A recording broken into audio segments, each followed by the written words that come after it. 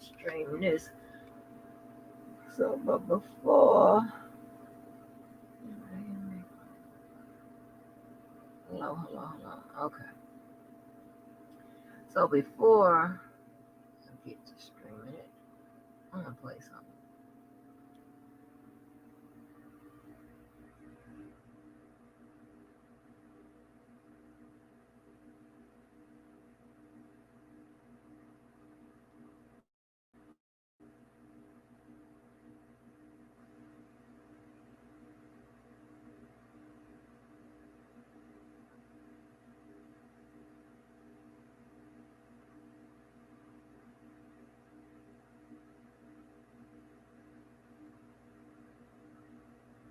I heard this from another channel. I thought this was funny. So I was gonna add it on the beginning of this.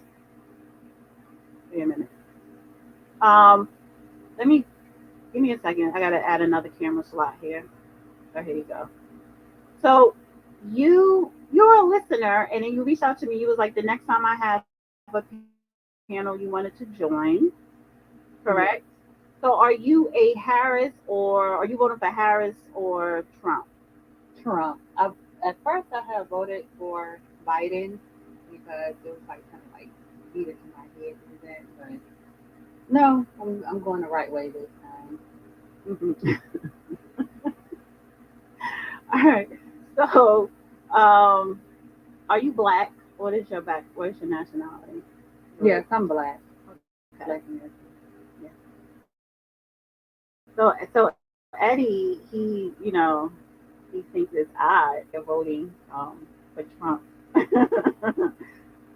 Yeah, I hear that a lot. Actually, I have fell out with a few friends during the first election. So, the first election for Joe Biden, the second when Trump was running the second time. So, but it is what it is at this point. All right. So I want to ask Eddie, Eddie, you are a guest here in Avia. But I wanted to ask you, have you always been a Democrat, and also why are you voting for Harris? Well, first of all, I can't lower myself low enough to even consider voting for him. I'm habitual blatant liar. Who mocks and makes fun of all different kinds of people, who's a blatant racist. I can't. I have too much moral standing in my soul to consider voting for a man of that character. Um, yeah, you can talk about policies, and I assume none of y'all can write a check for $10 million, which would be the real policies that the people that would support Trump would vote for.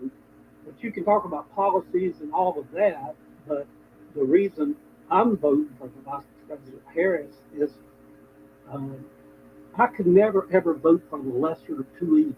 You hear that said a lot by people. If I take the time to go stand in line and vote, if I don't have some kind of reason that I support that person, I would not vote. So I vote for Vice President Harris, Governor, something that Donald Trump has never had a reputation of being. And I would even go a step further. I have family and friends of mine who are going to vote for Donald Trump. I don't perceive them as being decent people. Liars vote for liars. Trash votes for trash. You are who you vote for. And you can make all the excuses in the world for Donald Trump, but if he's seedy, if you vote for him, you're seedy. So I can't vote like that. The top of my chain list is someone has to be at least what I consider a decent human being. So what makes Trump not decent and Kamala decent? Well, just for instance, yesterday in Georgia, Donald Trump, he said that Joe Biden has not called the governor of Georgia. The governor of Georgia has not been able to hear from him, get in touch with him. A few minutes later, Governor Kemp came out and said Joe Biden called him the day before and had a very pleasant conversation, told him to call him if he needs anything. He blatantly lies about everything on a daily basis. And for people to say they love a liar is beyond me. Said if I shot somebody in the middle of Fifth Avenue and that Eddie Summers loves me so much he'd still go out and vote for me, I would never vote for anybody that would say that to me because I'm just not that kind of person. Well, yes, that's what I'm talking about. Now, if Eddie, that is a white man, and if he didn't have that ring on his finger, I'd be like, hey, Eddie, hey, that's what I'm talking about. That's what, that's what I'm talking about. Hey, purple, purple. That is what I am talking about. And it makes perfectly good sense. There's no way around it, and that is why it's such a divider. This topic amongst people, right? Okay, wait a minute. Here we go. In Florida and Georgia the next day. And here we see the vice presidential candidates there. Tim Walz standing a lone man behind his lectern. Ed, give us your last thoughts as we watch here as J.D. Vance is off in the wings for the moment. Oh, there he is. It's performance. That seems obvious, but no faux pause. And they're looking for a viral moment. There you have Governor Walz appears to be taking some notes. J.D. Vance doing the same as our colleagues. And maybe you're shaking hands before the cameras came. That's right. Well, we have the vice presidential debate coming up in a moment. It will be moderated by our own Nora O'Donnell and Margaret Brennan. Ohio Senator J.D. Vance and Minnesota Governor Tim Walz take the stage. Well, they've taken the stage, so stick with us here and join us also on our streaming channel, CBS News 24/7, for exclusive content you won't see anywhere else. Thank you for joining us. So, I mean, that white guy put it so plain and perfect. It is such a topic that is dividing Americans, right? It can't really be that way, but it is that way. It's not just the fact of, Biden, Harris versus Trump, right? It's the fact of, tonight, with just over a month to go until election, then only are you to become president of the United States? Democratic Governor Tim Walz of Minnesota and Republican Senator J.D. Vance of Ohio. Now, this is likely the final debate of this election cycle, and voting is already underway in 20 states. CBS News polling shows this remains a race either presidential candidate could win. The CBS News vice presidential debate starts now. Fight for every single vote, and we're going to take this country back. And we are ready to continue to build the future together. We're going to turn this whole country red with President Donald J. Trump's leadership. You know what's at the end of this little journey? Kamala Harris as the next president of the United States. This is a CBS News special, live from CBS News headquarters in New York. America Decides, the vice presidential debate. Good evening, I'm Nora O'Donnell, and thank you for joining us for tonight's CBS News vice presidential debate. We want to welcome our viewers on CBS, on other networks here in the U.S. and around the world. We have a consequential night ahead, and our focus is the issues that matter to you, the voter. Let's introduce the candidates. Minnesota's Democratic Governor Tim Walz and Ohio's Republican Senator J.D. Vance, tonight meeting for the first time. I'm Margaret Brennan. In order to have a thoughtful and civil debate, these are the rules that both campaigns have agreed to. Questions will be directed at one candidate who will have 2 minutes to respond. The other candidate will be allowed 2 minutes for rebuttal. Then each candidate will get another minute to make further points, with an additional 1 minute each at the discretion of the moderator. The primary role of the moderators is to facilitate the debate between the candidates, enforce the rules, and provide the candidates with the opportunity to fact-check claims made by each other. CBS News reserves the right to mute the candidates' microphones to maintain decorum. We have not shared the questions or topics with the campaigns. The stage is set. Governor, Senator, thank you for joining us. Let's get started. Tonight, our country is facing several unfolding crises. The Middle East is on the brink of war. Americans are suffering from the catastrophic impact of Hurricane Helene, and now a labor strike as 25,000 dock workers from Maine to Texas are picketing. We're going to begin tonight with the Middle East. Margaret. Thank you, Nora. Earlier today, Iran launched its largest attack yet on Israel, but that attack failed thanks to joint U.S. and Israeli defensive action. President Biden has deployed more than 40,000 U.S. military personnel and assets to that region over the past year to try to prevent a regional war. Iran is weakened, but the U.S. still considers it the largest state sponsor of terrorism in the world, and it has drastically reduced the time it would take to develop a nuclear weapon. It is down now to 1 or 2 weeks' time. Governor Walz, if you were the final voice in the Situation Room, would you support or oppose a preemptive strike by Israel on Iran? You have 2 minutes. Well, thank you. And thank you for those joining at home tonight. Let's keep in mind where this started. October 7th, Hamas terrorists massacred over 1,400 Israelis and took prisoners. Israel's ability to be able to defend itself is absolutely fundamental. Getting its hostages back, fundamental, and ending the humanitarian crisis in Gaza.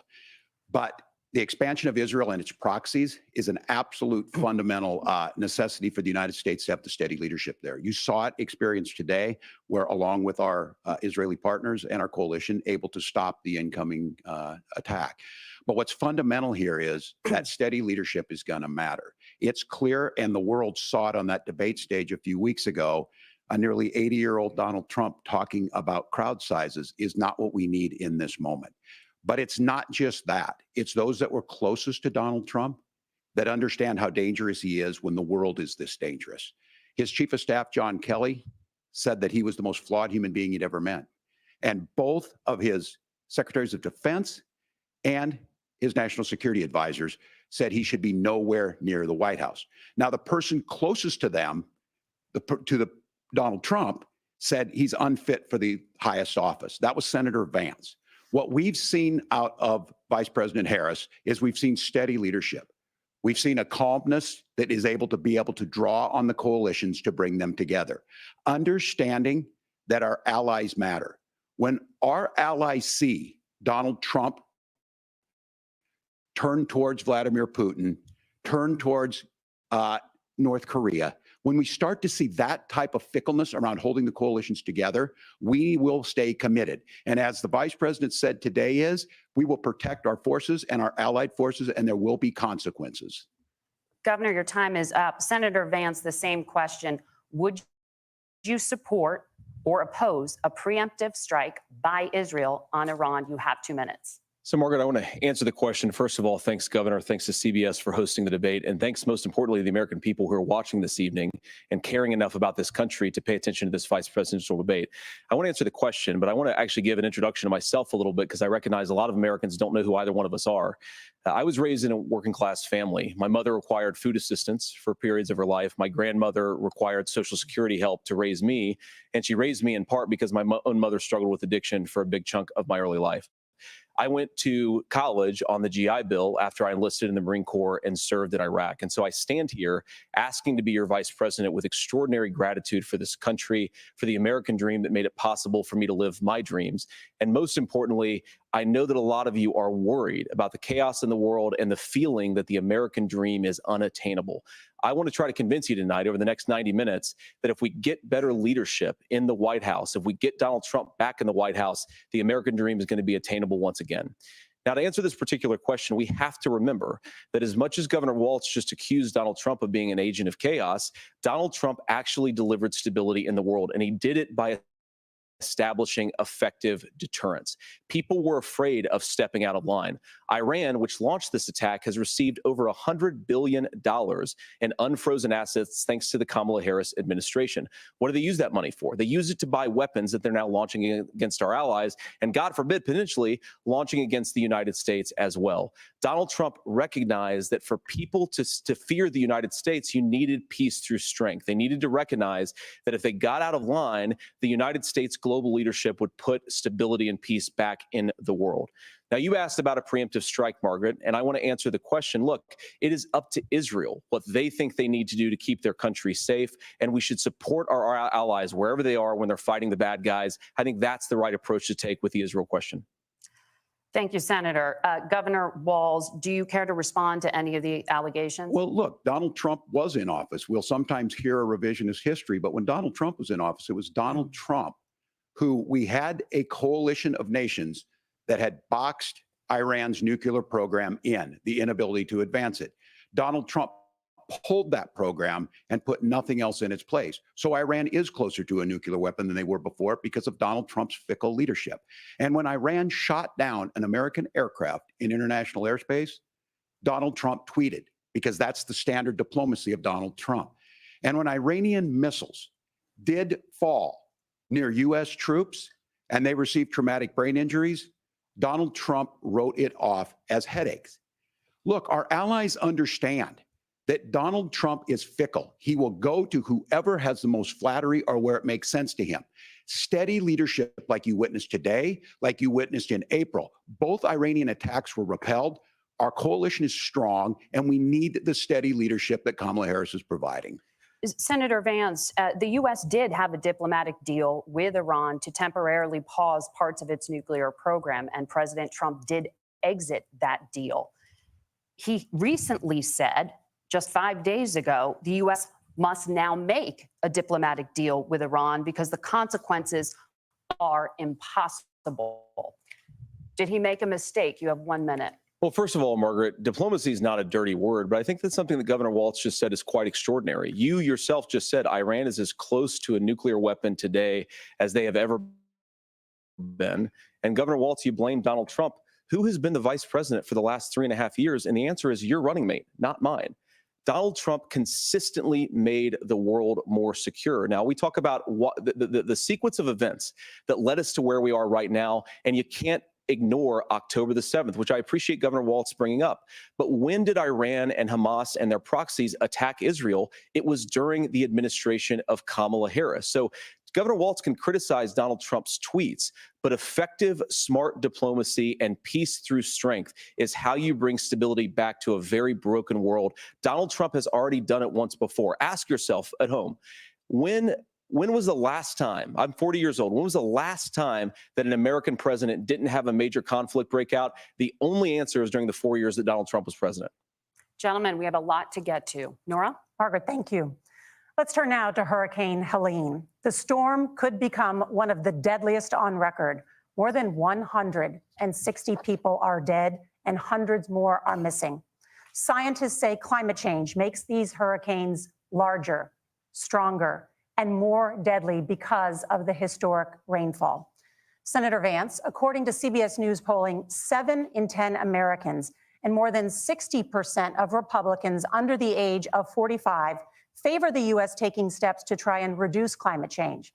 Senator, what responsibility would the Trump administration have to try and reduce the impact of climate change? I'll give you 2 minutes. Sure. So first of all, let's start with the hurricane because it's an unbelievable, unspeakable human tragedy. I just saw today actually a photograph of 2 grandparents on a roof with a 6-year-old child, and it was the last photograph ever taken of them because the roof collapsed and those innocent people lost their lives. And I'm sure Governor Walz joins me in saying our hearts go out to those innocent people, our prayers go out to them, and we want as robust and aggressive as a federal response as we can get to save as many lives as possible, and then of course afterwards to help the people in those communities rebuild. I mean, these are communities that I love. Some of them I know very personally in Appalachia, all across the Southeast. They need their government to do their job. And I commit that when Donald Trump is president again, the government will put the citizens of this country first when they suffer from a disaster. Now, Nora, you asked about climate change. I think this is a very important issue. Look, a lot of people are justifiably worried about all these crazy weather patterns. I think it's important for us, first of all, to say, Donald Trump and I support clean air, clean water. We want the environment to be cleaner and safer. But one of the things that I've noticed some of our Democratic friends talking a lot about is a concern about carbon emissions, this idea that carbon emissions drives all of the climate change. Well, let's just say that's true, just for the sake of argument, so we're not arguing about weird science. Let's just say that's true. Well, if you believe that, what would you want to do? The answer is that you'd want to reshore as much American manufacturing as possible, and you'd want to produce as much energy as possible in the United States of America because we're the cleanest economy in the entire world.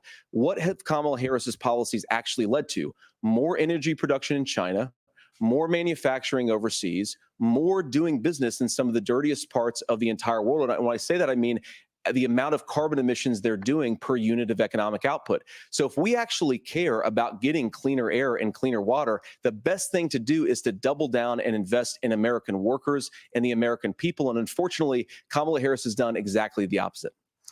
Governor Walz, you have 2 minutes to respond. Well, we got close to an agreement because all those things are happening. Look, first of all, it is a horrific tragedy with this hurricane. And my heart goes out to the folks that are down there in contact with the governors. I serve as co-chair of the Council of Governors as we work together on these emergency managements. Governors know no partisanship. They work together. So all of the governors and the emergency responders are on the ground.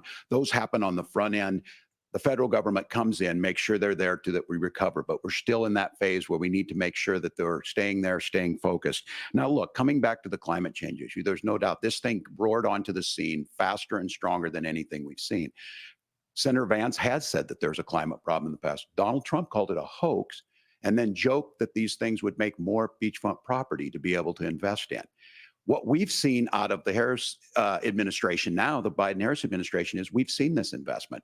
We've seen massive investments, the biggest in global history that we've seen in the Inflation Reduction Act, has created jobs all across the country. 2,000 in Jeffersonville, Ohio, taking the EV technology that we invented and making it here. 200,000 jobs across the country. The largest solar manufacturing plant in North America sits in Minnesota. But my farmers know climate change is real. They've seen 500-year droughts, 500-year floods back to back. But what they're doing is adapting, and this has allowed them to tell me, look, I harvest corn, I harvest soybean, and I harvest wind. We are producing more natural gas and more oil at any time than we ever have. We're also producing more clean energy.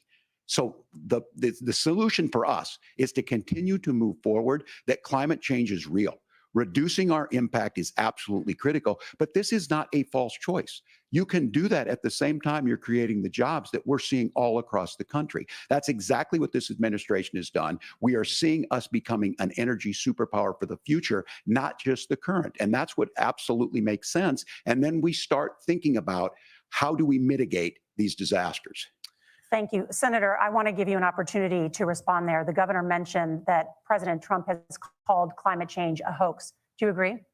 Well, look, what the president has said is that if the Democrats, in particular Kamala Harris and her leadership, if they really believe that climate change is serious, what they would be doing is more manufacturing and more energy production in the United States of America, and that's not what they're doing. So clearly, Kamala Harris herself doesn't believe her own rhetoric on this. If she did, she would actually agree with Donald Trump's energy policies. Now, something Governor Walz said I think is important to touch upon, because when we talk about clean energy, I think that's a slogan that often the Democrats will use here. And I'm talking, of course, about the Democratic leadership. And the real issue is that if you're spending hundreds of millions or even billions of dollars of American taxpayer money on solar panels that are made in China, number one, you're going to make the economy dirtier. We should be making more of those solar panels here in the United States of America. Some of them are, Tim, but a lot of them are being made overseas in China, especially the components that go into those solar panels. So if you really want to make the environment cleaner, you've got to invest in more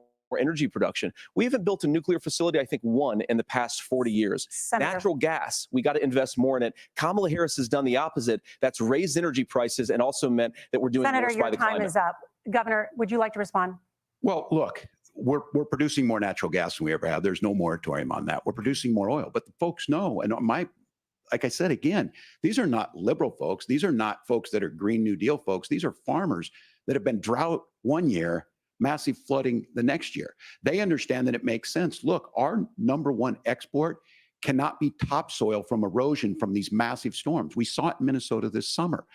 And thinking about how do we respond to that, we're thinking ahead on this. And what Kamala Harris has been able to do in Minnesota, we're starting to weatherproof some of these things. The infrastructure law that was passed allows us to think about mitigation in the future. How do we make sure that we're protecting by burying our power lines? How do we make sure that we're protecting lakefronts and things that we're seeing more and more of? But to call it a hoax and to take the oil company executives to Mar-a-Lago, say, give me money for my campaign, and I'll let you do whatever you want. We can be smarter about that. And an all above energy policy is exactly what she's doing, creating those jobs right here. Governor, your time is up. The overwhelming consensus among scientists is that the Earth's climate is warming at an unprecedented rate. Margaret. Thank you, Nora. We're going to turn now to immigration. The crisis at the U.S.-Mexico border consistently ranks as one of the top issues for American voters. Senator Vance, your campaign is pledging to carry out the largest mass deportation plan in American history and to use the U.S. military to do so. Could you be more specific about exactly how this will work?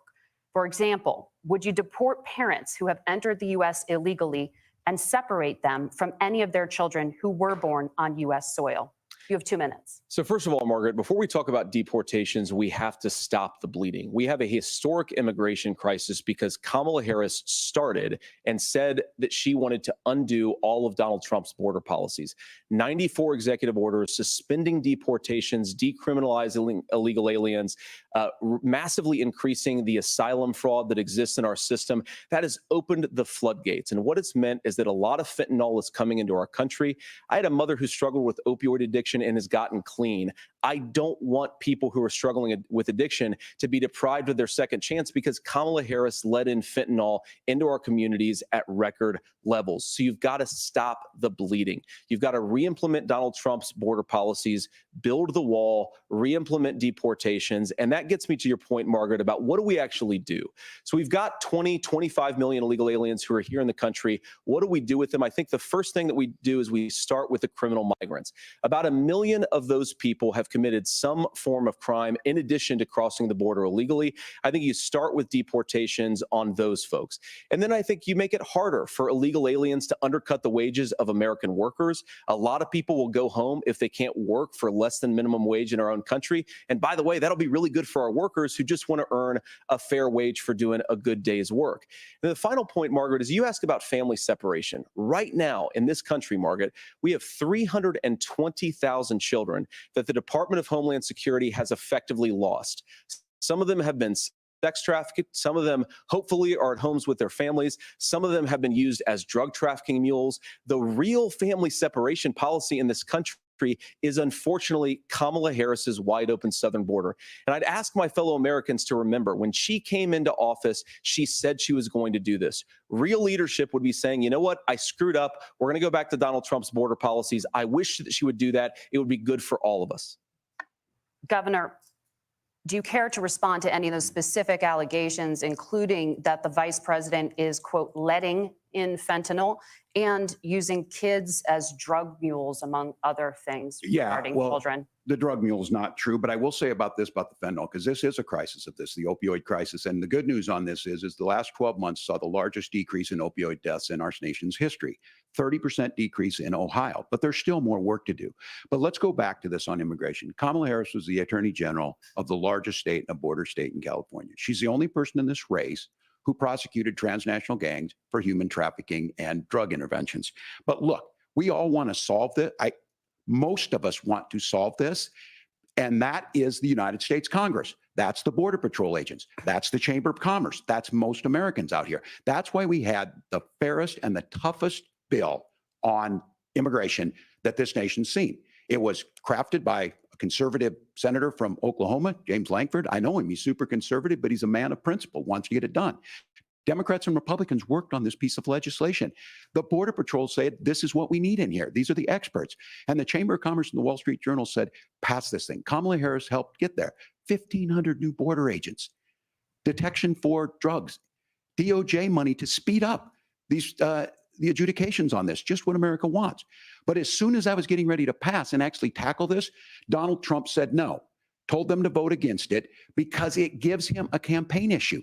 It gives him what would Donald Trump talk about if we actually did some of these things? And they need to be done by the legislature. You can't just do this through the executive branch. So look, we have the options to do this. Donald Trump had 4 years. He had 4 years to do this. And he promised you, America, how easy it would be. I'll build you a big, beautiful wall, and Mexico will pay for it. Less than 2% of that wall got built, and Mexico didn't pay a dime. But here we are again, 9 years after he came down that escalator, dehumanizing people and telling them what he was going to do. As far as the deportation plan, at one point, Senator Vance said it was so unworkable to be laughable. So that's where we're at. Pass the bill, she'll sign it. Governor, your time is up. Senator, the question was, will you separate parents from their children, even if their kids are U.S. citizens? You have 1 minute. Margaret, my point is that we already have massive child separations thanks to Kamala Harris's open border. And I didn't accuse Kamala Harris of inviting drug mules. I said that she enabled the Mexican drug cartels to operate freely in this country. And we know that they use children as drug mules, and it is a disgrace, and it has to stop. Look, I think what Tim said just doesn't pass the smell test. For 3 years, Kamala Harris went out bragging that she was going to undo Donald Trump's border policy. She did exactly that. We had a record number of illegal crossings. We had a record number of fentanyl coming into our country. And now that she's running for president, or a few months before, she says that somehow she got religion and cared a lot about a piece of legislation. The only thing that she did when she became the vice president, when she became the appointed border czar, was to undo 94 Donald Trump executive actions that opened the border. This problem is leading to massive problems in the United States of America. Parents who can't afford health care, schools that are overwhelmed. It's got to stop, and it will when Donald Trump is president. Senator, again. your time is up. Governor, what about our CBS News polling, which does show that a majority of Americans, more than 50%, support mass deportations? Look, we fix this issue with a bill that is necessary, but the issue on this is what happens when you don't want to solve it. You demonize it.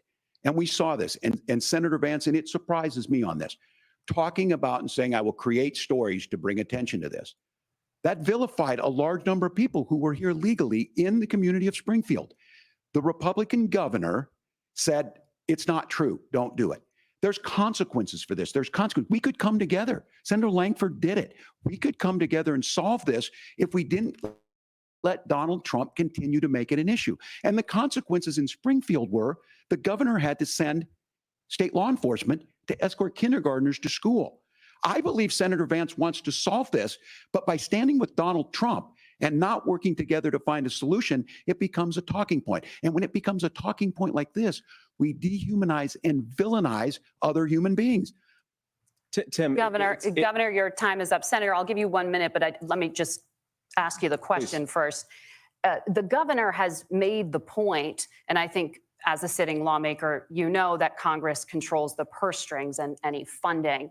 So you have said repeatedly that Donald Trump would, through executive action, solve this. Do you disagree that Congress controls the purse strings and would need to support many of the changes that you would actually want to implement? You have 1 minute. Look, Margaret, first of all, the gross majority of what we need to do at the southern border is just empowering law enforcement to do their job. I've been to the southern border more than our border czar, Kamala Harris, has been, and it's actually heartbreaking because the Border Patrol agents, they just want to be empowered to do their job. Of course, additional resources would help, but most of this is about the president and the vice president empowering our law enforcement to say, if you try to come across the border illegally, you've got to stay in Mexico, you've got to go back through proper channels.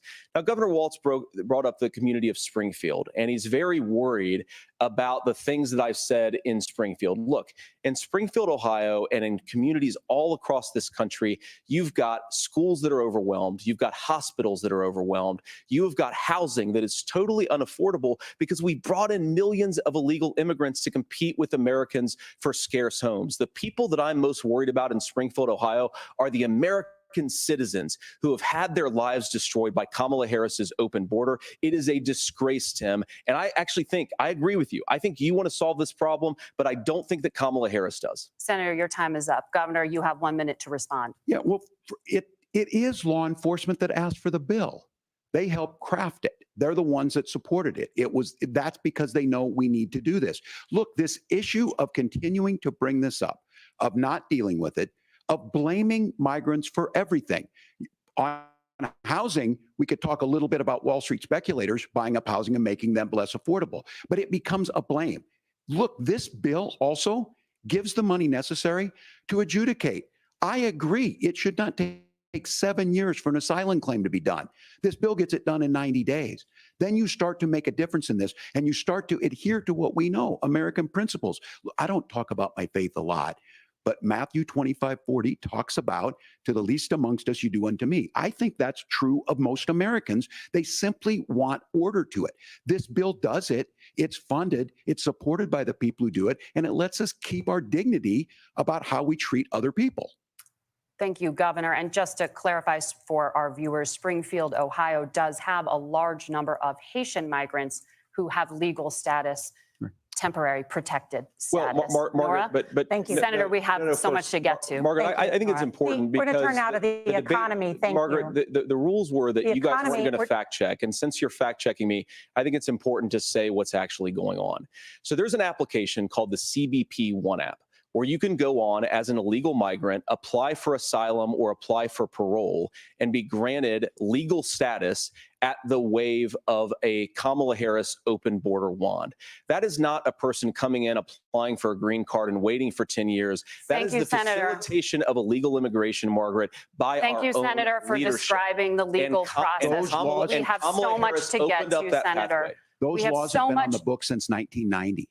Thank you, gentlemen. The we CBP want to have One app has not been on the books since 1990. It's something that Kamala Harris created, Margaret. Gentlemen, the audience can't hear you because your mics are cut. We have so much we want to get to. Thank you for explaining the legal process. Nora. Thank you, Margaret. The economy is a top concern for voters. Each of your campaigns has released an economic plan. So let's talk about the specifics. Governor Walz, Vice President Harris unveiled a plan that includes billions in tax credits for manufacturing, housing, and a renewed child tax credit. The Wharton School says your proposals will increase the nation's deficit by $1.2 trillion. How would you pay for that without ballooning the deficit? Governor, I'll give you 2 minutes. Yeah, thank you. And Kamala Harris and I do believe in the middle class because that's where we come from. We both grew up in that. We understand. So those of you out there listening tonight, you're hearing a lot of stuff back and forth, and it's good. It's healthy. That's what this is supposed to happen. You should be listening. How's this going to impact me? The bold forward plan that Kamala Harris put out there is talking about this housing issue. The one thing is there's 3 million new houses proposed under this plan with down payment assistance on the front end to get you in a house. A house is much more than just an asset to be traded somewhere. It's foundational to where you're at. And then making sure that the things you buy every day, whether they be prescription drugs or other things, that there's fairness in that. Look, the $35 insulin is a good thing, but it costs $5 to make insulin. They were charging $800 before this law went into effect. As far as the housing goes, I've seen it in Minnesota. 12% more houses in Minneapolis, prices went down on rent 4%. It's working. And then making sure tax cuts go to the middle class. $6,000 child tax credit, we have one in Minnesota, reduces childhood poverty by 1/3. We save money in the long run, and we do the right thing for families. And then getting businesses off the ground. The law as it stands right now is $5,000 tax credit for small business, increasing that to $50,000. Now, this is a philosophical difference between us. Donald Trump made a promise, and I'll give you this, he kept it. He took folks to Mar-a-Lago, said, you're rich as hell, I'm gonna give you a tax cut. He gave the tax cuts that predominantly went to the top class. What happened there was an $8 trillion increase in the national debt, the largest ever. Now he's proposing a 20% consumption or sales tax on everything we bring in.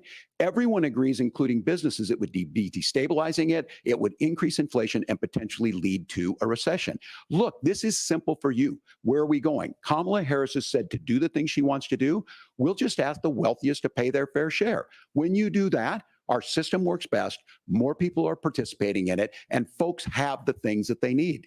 Senator, I want to give you a moment to respond on that. But similarly, the Wharton School has done an analysis of the Trump plan. and says it would increase the nation's deficit by $5.8 trillion. My question is the same for you. How do you pay for all that without ballooning the deficit? I'll give you 2 minutes. Well, first of all, you're going to hear a lot from Tim Walz this evening, and you just heard it in the answer. A lot of what Kamala Harris proposes to do, and some of it, I'll be honest with you, it even sounds pretty good. Here's what you won't hear, is that Kamala Harris has already done it. Because she's been the vice president for 3.5 years. She had the opportunity to enact all of these great policies. And what she's actually done instead is drive the cost of food higher by 25%, drive the cost of housing higher by about 60%. Open the American southern border and make middle-class life unaffordable for a large number of Americans. If Kamala Harris has such great plans for how to address middle-class problems, then she ought to do them now, not when asking for a promotion, but in the job the American people gave her 3.5 years ago. And the fact that she isn't tells you a lot about how much you can trust her actual plans. Now, Donald Trump's economic plan is not just a plan, but it's also a record. A lot of those same economists attack Donald Trump's plans, and they have PhDs, but they don't have common sense and they don't have wisdom, because Donald Trump's economic policies delivered the highest take-home pay in a generation in this country, 1.5% inflation, and to boot, peace and security all over the world. So when people say that Donald Trump's economic plan doesn't make sense, I say, look at the record. He delivered rising take-home pay for American workers.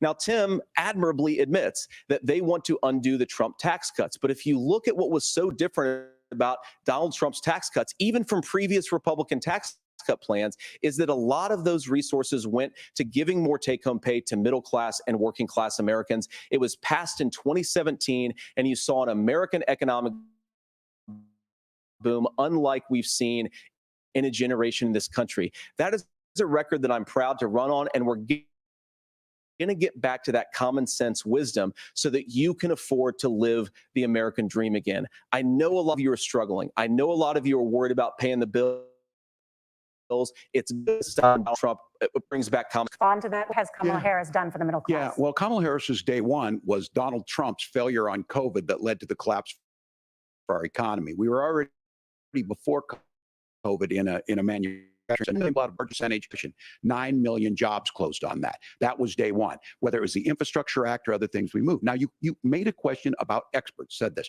I've made a note of this. Economists can't be trusted. Science can't be trusted. National security folks can't be trusted. Look, if you're going to be president, you don't have all the answers. Donald Trump believes he does. My pro tip of the day is this. If you need heart surgery, listen to the people at the Mayo Clinic in Rochester, Minnesota, not Donald Trump. And the same thing goes with this. And I ask you out there, teachers, nurses, truck drivers, or whatever, how is it fair that you're paying your taxes every year and Donald Trump hasn't paid any federal tax in the last 15 years, and the last year as president? That's what's wrong with the system. There's a way around it, and he's bragged about that. We're just asking for fairness in it, and that's all you want. You have a minute. Governor, you say trust the experts. But those same experts for 40 years said that if we shipped our manufacturing base off to China, we'd get cheaper goods. They lied about that. They said if we shipped our industrial base off to other countries, to Mexico and elsewhere, it would make the middle class stronger. They were wrong about that. They were wrong about the idea that if we made America less self-reliant, less productive in our own nation, that it would somehow make us better off, and they were wrong about it. And for the first time in a generation, Donald Trump had the wisdom and the courage to say to that bipartisan consensus, we're not doing it anymore. We're bringing American manufacturing back. We're unleashing American energy. We're going to make more of our own stuff. And this isn't just an economic issue. I mean, I've got 3 beautiful little kids at home, 7, 4, and 2, and I love them very much, and I hope they're in bed right now. But look, so many of the drugs, the pharmaceuticals that we put in the bodies of our children are manufactured by nations that hate us. This has to stop, and we're not going to stop it by listening to experts. We're going to stop it by listening to common sense wisdom, which is what Donald Trump governed on. Senator, your time is up. Governor Walz, can you address that? I mean, voters say they trust Donald Trump on the economy more. Why? Well, if you're listening tonight and you want billionaires to get tax cuts, you heard what the numbers were. Look, I'm a union guy on this. I'm not a guy who wanted to ship things overseas, but I understand that, look, we produce soybeans and corn. We need to have fair trading partners. That's something that we believe in. I think the thing that most concerns me on this is Donald Trump was the guy who created the largest trade deficit in American history with China. So the rhetoric is good. Much of what the senator said right there, I'm in agreement with him on this. I watched it happen too. I watched it to my communities, and we talked about that. But we had people undercutting the right to collectively bargain. We had right to work states made it more difficult. We had companies that were willing to ship it over, and we saw people profit. Folks that are venture capital in some cases, putting money into companies that were overseas. We're in agreement that we bring those home. The issue is Donald Trump is talking about it. Kamala Harris has a record, 250,000 more manufacturing jobs just out of the IRA. May I respond to that? Yes. So appreciate that. So if you notice, what Governor Walz just did is he said, first of all, Donald Trump has to listen to the experts.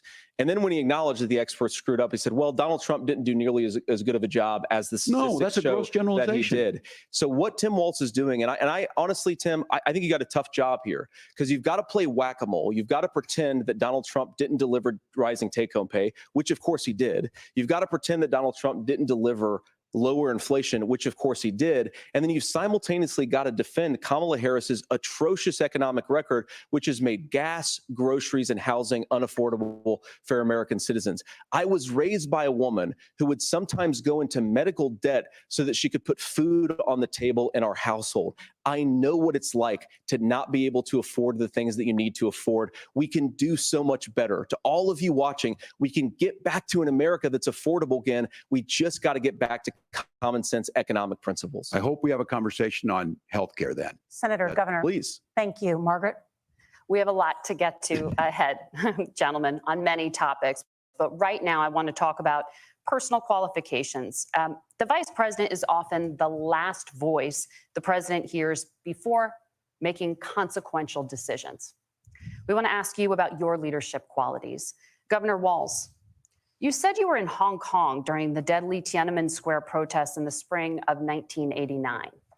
But Minnesota Public Radio and other media outlets are reporting that you actually didn't travel to Asia until August of that year. Can you explain that discrepancy? Yeah, well, and to the folks out there who didn't get at the top of this, look, I grew up in small rural Nebraska, town of 400, town that you rode your bike with your buddies till the streetlights come on, and I'm proud of that service. I joined the National Guard at 17, worked on family farms, and then I used the GI Bill to become a teacher, passionate about it, a young teacher. My first year out, I got the opportunity in the summer of '89 to travel to China.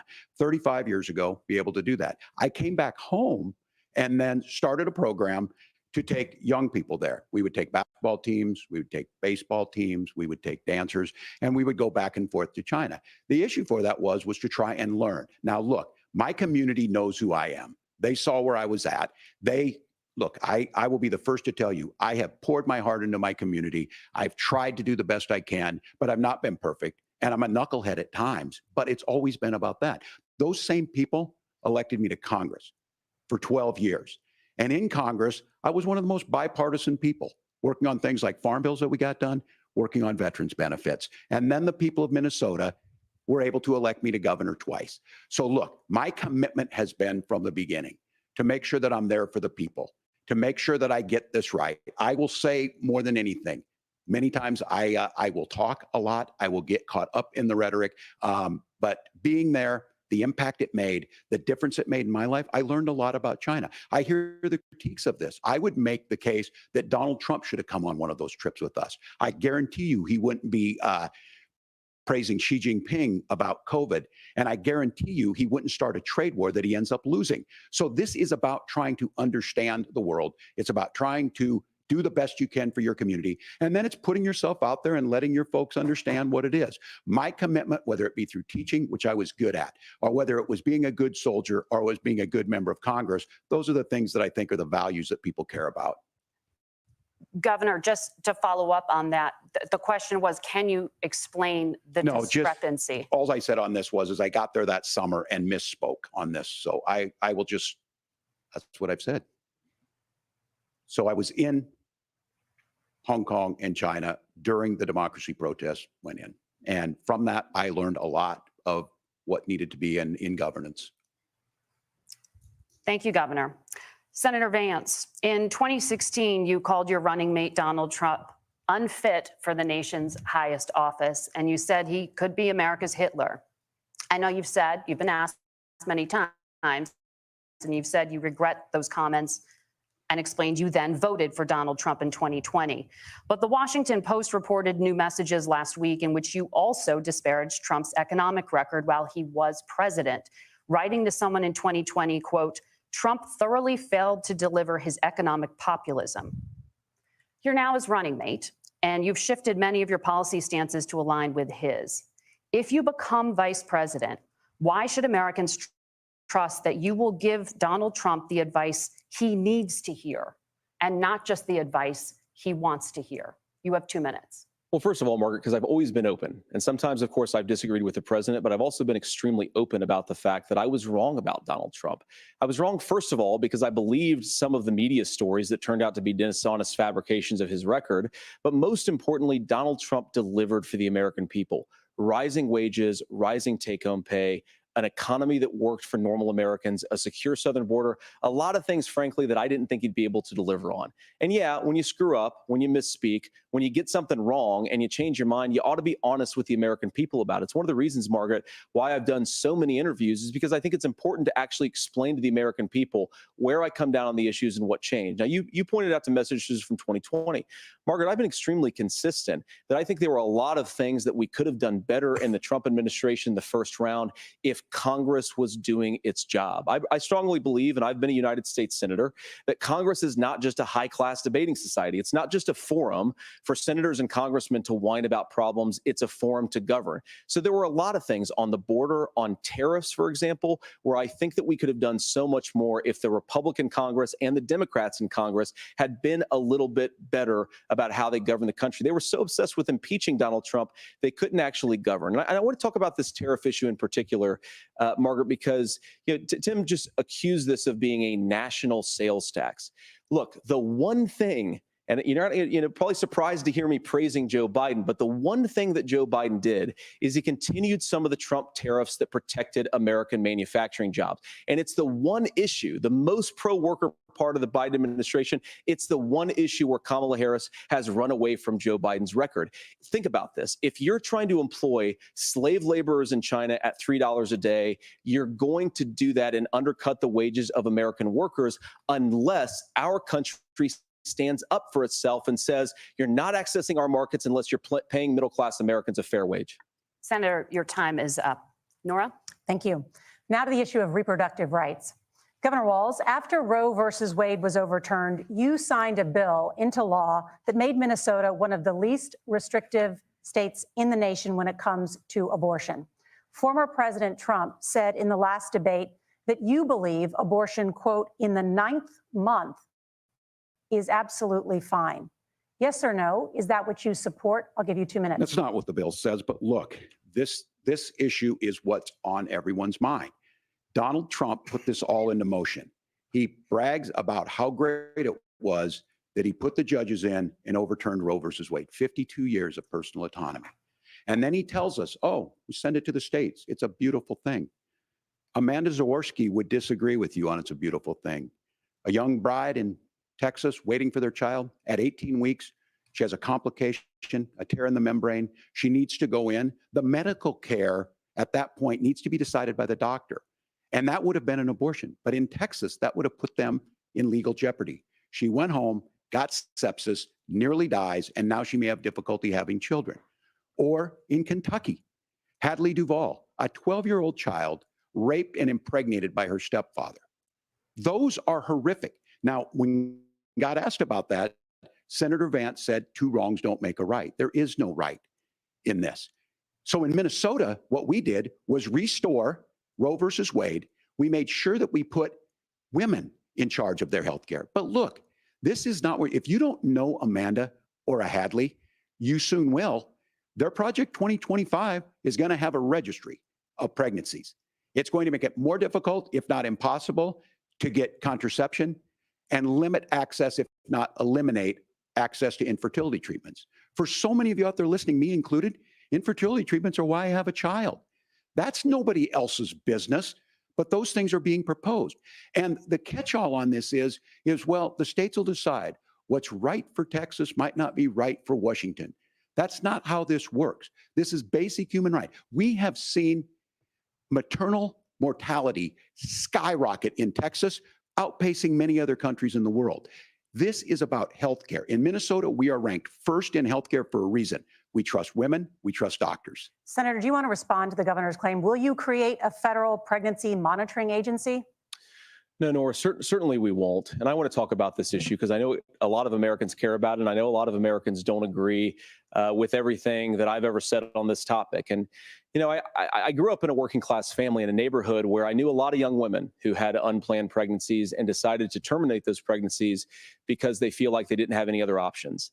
And, you know, one of them is actually very dear to me. And I know she's watching tonight, and I love you. And she told me something a couple years ago that she felt like if she hadn't had that abortion, that it would have destroyed her life because she was in an abusive relationship. And I think that what I take from that as a Republican who proudly wants to protect innocent life in this country, who proudly wants to protect the vulnerable, is that my party, we've got to do so much better of a job at earning the American people's trust back on this issue where they frankly just don't trust us. And I think that's one of the things that Donald Trump and I are endeavoring to do. I want us as a Republican Party to be pro-family in the fullest sense of the word. I want us to support fertility treatments. I want us to make it easier for moms to afford to have babies. I want it to make it easier for young families to afford a home so they can afford a place to raise that family. And I think there's so much that we can do on the public policy front just to give women more options. Now, of course, Donald Trump has been very clear that on the abortion policy specifically, that we have a big country and it's diverse. And California has a different viewpoint on this than Georgia. Georgia has a different viewpoint from Arizona. And the proper way to handle this, as messy as democracy sometimes is to let voters make these decisions, let the individual states make their abortion policy. And I think that's what makes the most sense in a very big, a very diverse, and let's be honest, sometimes a very, very messy and divided country. Governor, would you like to respond and also answer the question about restrictions? Yeah, well, the question got asked and Donald Trump made the accusation that wasn't true about Minnesota. Well, let me tell you about this idea that there's diverse states. There's a young woman named Amber Thurman. She happened to be in Georgia, a restrictive state. Because of that, she had to travel a long distance to North Carolina to try and get her care. Amber Thurman died in that journey back and forth. The fact of the matter is, how can we as a nation say that your life and your rights, as basic as the right to control your own body, is determined on geography? There's a very real chance, had Amber Thurman lived in Minnesota, she would be alive today. That's why the restoration of Roe versus Wade. When you listen to Vice President Harris talk about this subject and you hear me talk about it, you hear us talking exactly the same. Donald Trump is trying to figure out how to get the political right of this. I agree with a lot of what Senator Vance said about what's happening. His running mate, though, does not, and that's the problem. Governor, your time is up. Senator, let me ask you about that. He mentioned, was, I think, referring to a national ban. In the past, you have supported a federal ban on abortion after 15 weeks. In fact, you said if someone can't support legislation like that, quote, you are making the United States the most barbaric pro-abortion regime anywhere in the entire world. My question is, why have you changed your position?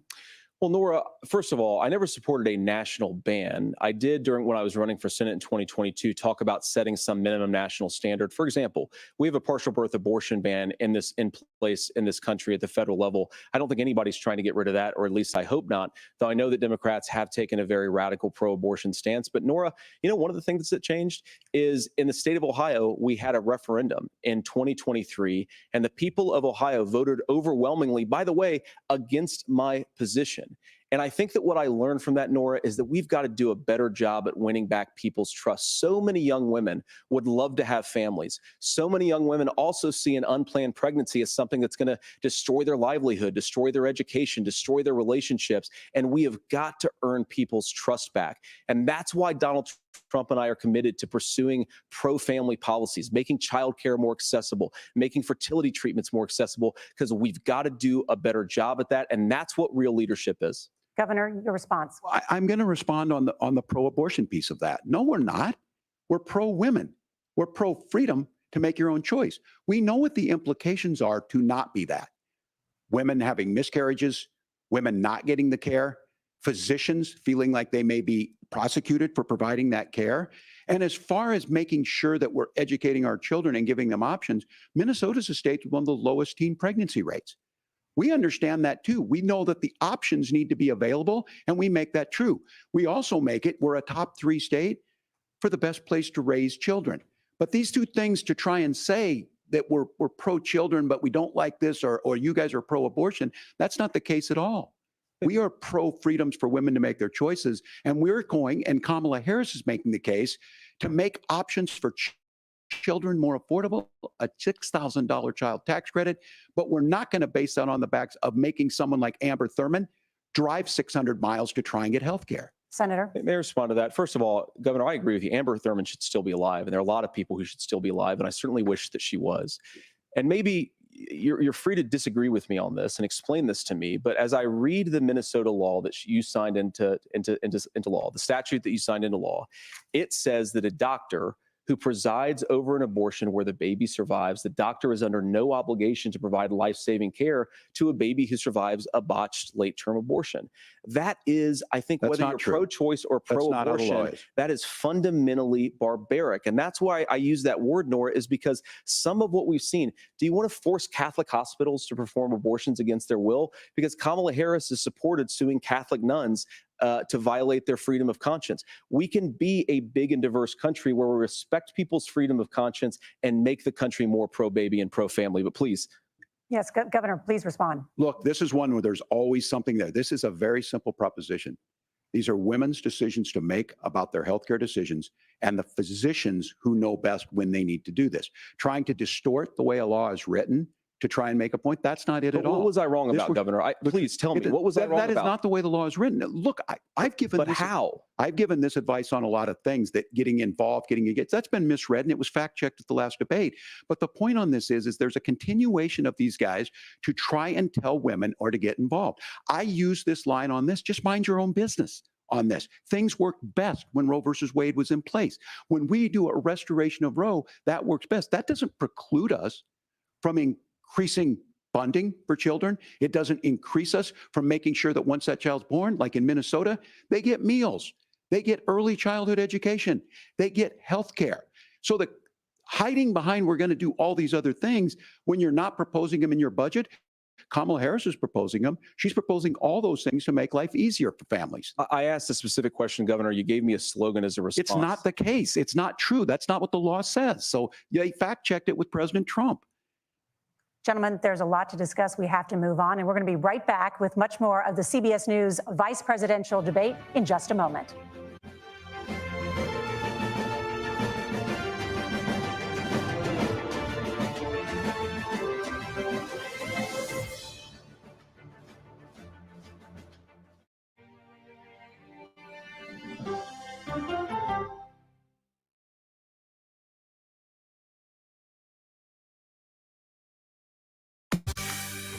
On our places, bright, shiny faces. When you wake up in the morning, we want to be your go-to team. Nate has one of the quickest minds I've ever seen. Tony has a way of making people feel comfortable. Gailey has this unbelievable knack to ask the question that you're asking at home. I've been told I could talk to a tree, and that's pretty much true.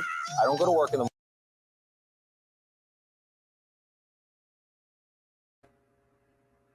Kelly, what's your take so far while we're on this little break?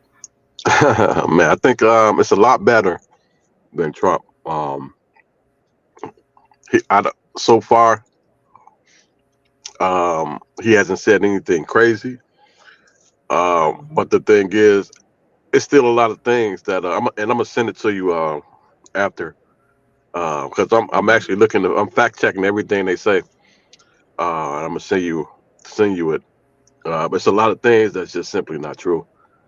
And that's the problem I have. Okay, I email it to you. What's your email? Do you on the ball or something? Yeah, at Gmail. Yeah. Oh, okay, I email it to you. But yeah, with Vance, I feel like it's some things that just simply not true. And that's the problem I have when on certain topics. Like, why? It's one thing to exaggerate certain things. It's one thing to just blatantly just fabricate it.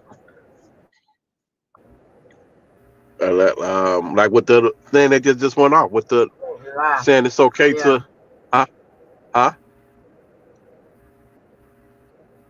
Can you hear me? No, go ahead.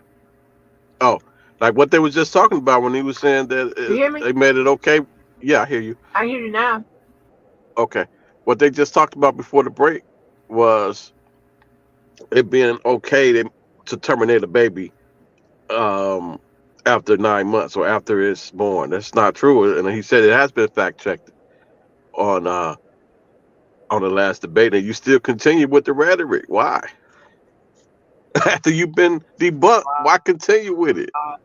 I think they so used to rallies Right. where people they so used to going to their rallies where people are not informed and they don't know how to adjust from a rally to a debate where certain things just not going to work. Certain things just not going to work.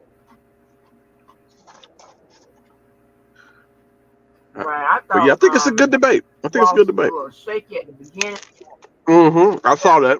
He was like, Good debate, I'm like, yeah, he nervous. He's nervous. He settled in though. I know, oh Lord. Yeah, Yep, and I saw I that. guess he got the memo like when you struggling, go to your talking points, and then come on back and I felt the recover. same way about Kamala though. Okay. I felt the same about I felt the same way about She did the same. Kamala She did the same thing. in the beginning.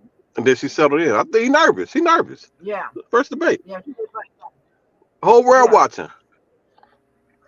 She did. Mm-hmm. But I didn't detect that from Vance. I didn't detect.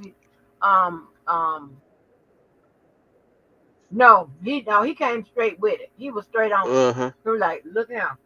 Okay, I'm crazy and you know it. I'm gonna go with it. Crazy and you know it. Yeah. And I think that's because of the interviews. Like JD Vance do way more interviews, so he's used to these type of questioning. Yep. As opposed to Walz, he haven't done a lot of interviews, and I think you should do interviews or at least more of them before you do any debate, because they kind of ask similar questions.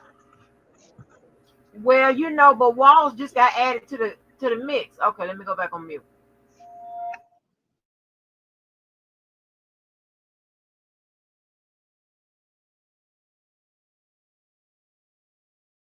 We want to turn now to America's gun violence epidemic.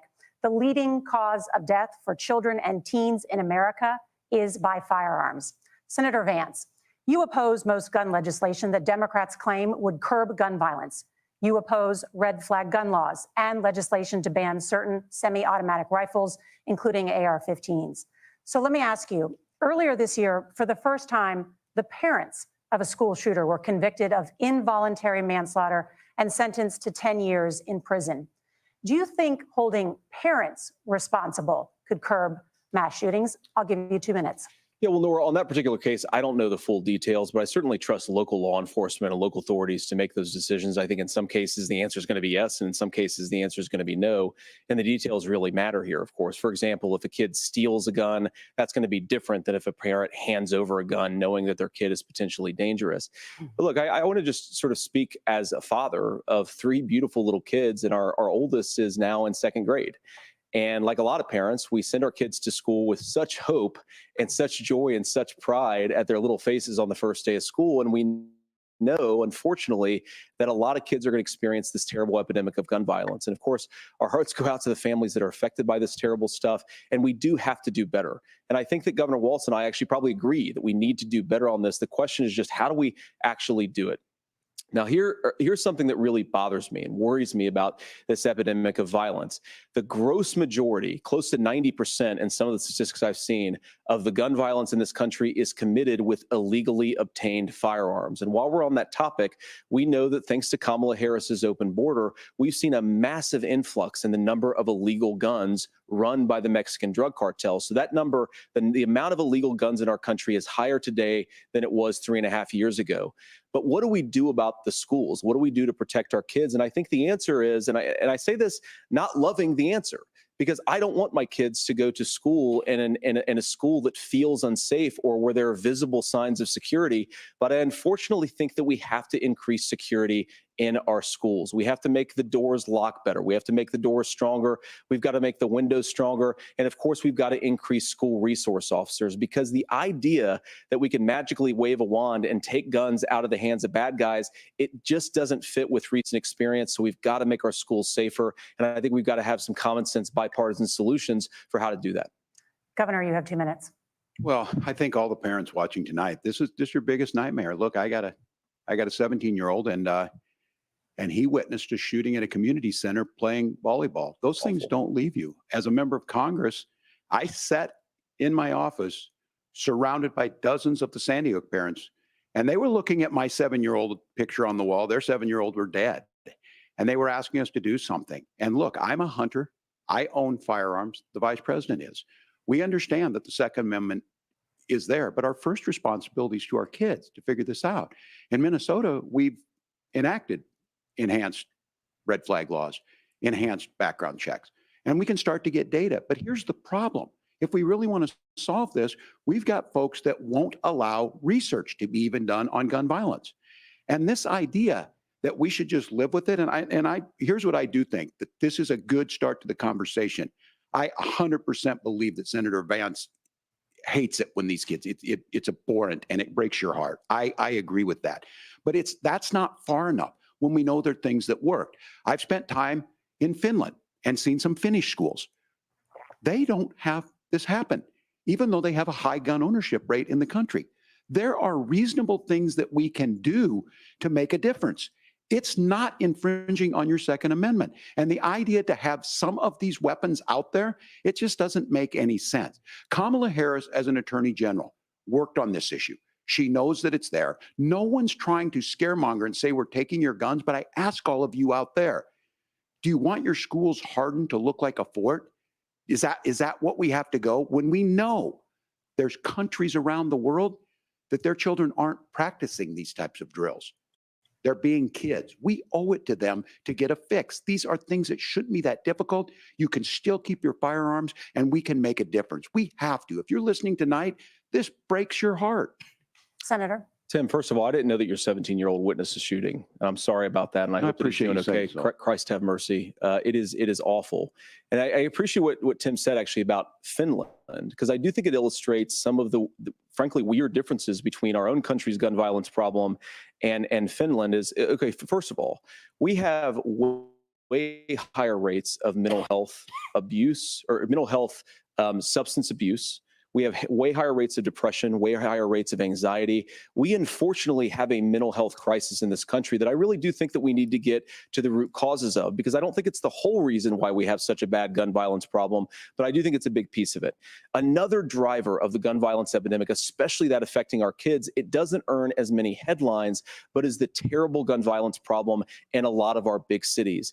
And this is why we have to empower law enforcement to arrest the bad guys, put them away, and take gun offenders off the streets. I think there's a whole host of things that we can do here, but I do think at our schools, we've got to talk about more security. Senator, thank you. Governor, you previously opposed an assault weapons ban, but only later in your political career did you change your position. Why? Yeah, I sat in that office with those Sandy Hook parents. I've become friends with school shooters. I've seen it. Look, the NRA, I was an NRA guy for a long time. They used to teach gun safety. I'm of an age where my shotgun was in my car so I could pheasant hunt after football practice. That's not where we live today. And several things I want to mention on this is talking about cities and where it's at. The number one where the most firearm deaths happen in Minnesota are rural suicides. And we have an epidemic of children getting guns and shooting themselves. And so we have, and we should look at all of the issues, making sure folks have health care and all that, but I want to be very careful. This idea of stigmatizing mental health, just because you have a mental health issue doesn't mean you're violent. And I think what we end up doing is we start looking for a scapegoat. Sometimes it just is the guns. It's just the guns. And there are things that you can do about it. But I do think that this is one, and I think this is a healthy conversation. I think there's a capacity to find solutions on this that work, protect Second Amendment, protect our children. That's our priority. Gentlemen, thank you. Margaret?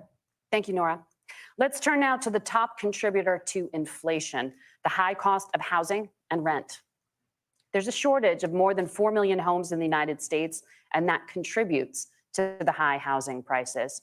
Governor Walz, The Harris campaign promises a $25,000 down payment assistance for first-time home buyers and a $10,000 tax credit. They also promise to build 3 million new homes. Where are you building these homes, and won't handing out that kind of money just drive up prices higher? No, it's not handing out. We have, first, let me say this issue of housing, and I think those of you listening on this, the problem we've had is that we've got a lot of folks that see housing as another commodity. It can be bought up, it can be shifted, it can be moved around. Those are not folks living in those houses. Those of you listening tonight, that house is a big deal. I bought and owned one house in my life. My mom still lives in the house where I was. And when I think of a house, I'm thinking of Christmas services after midnight mass where you go with your family.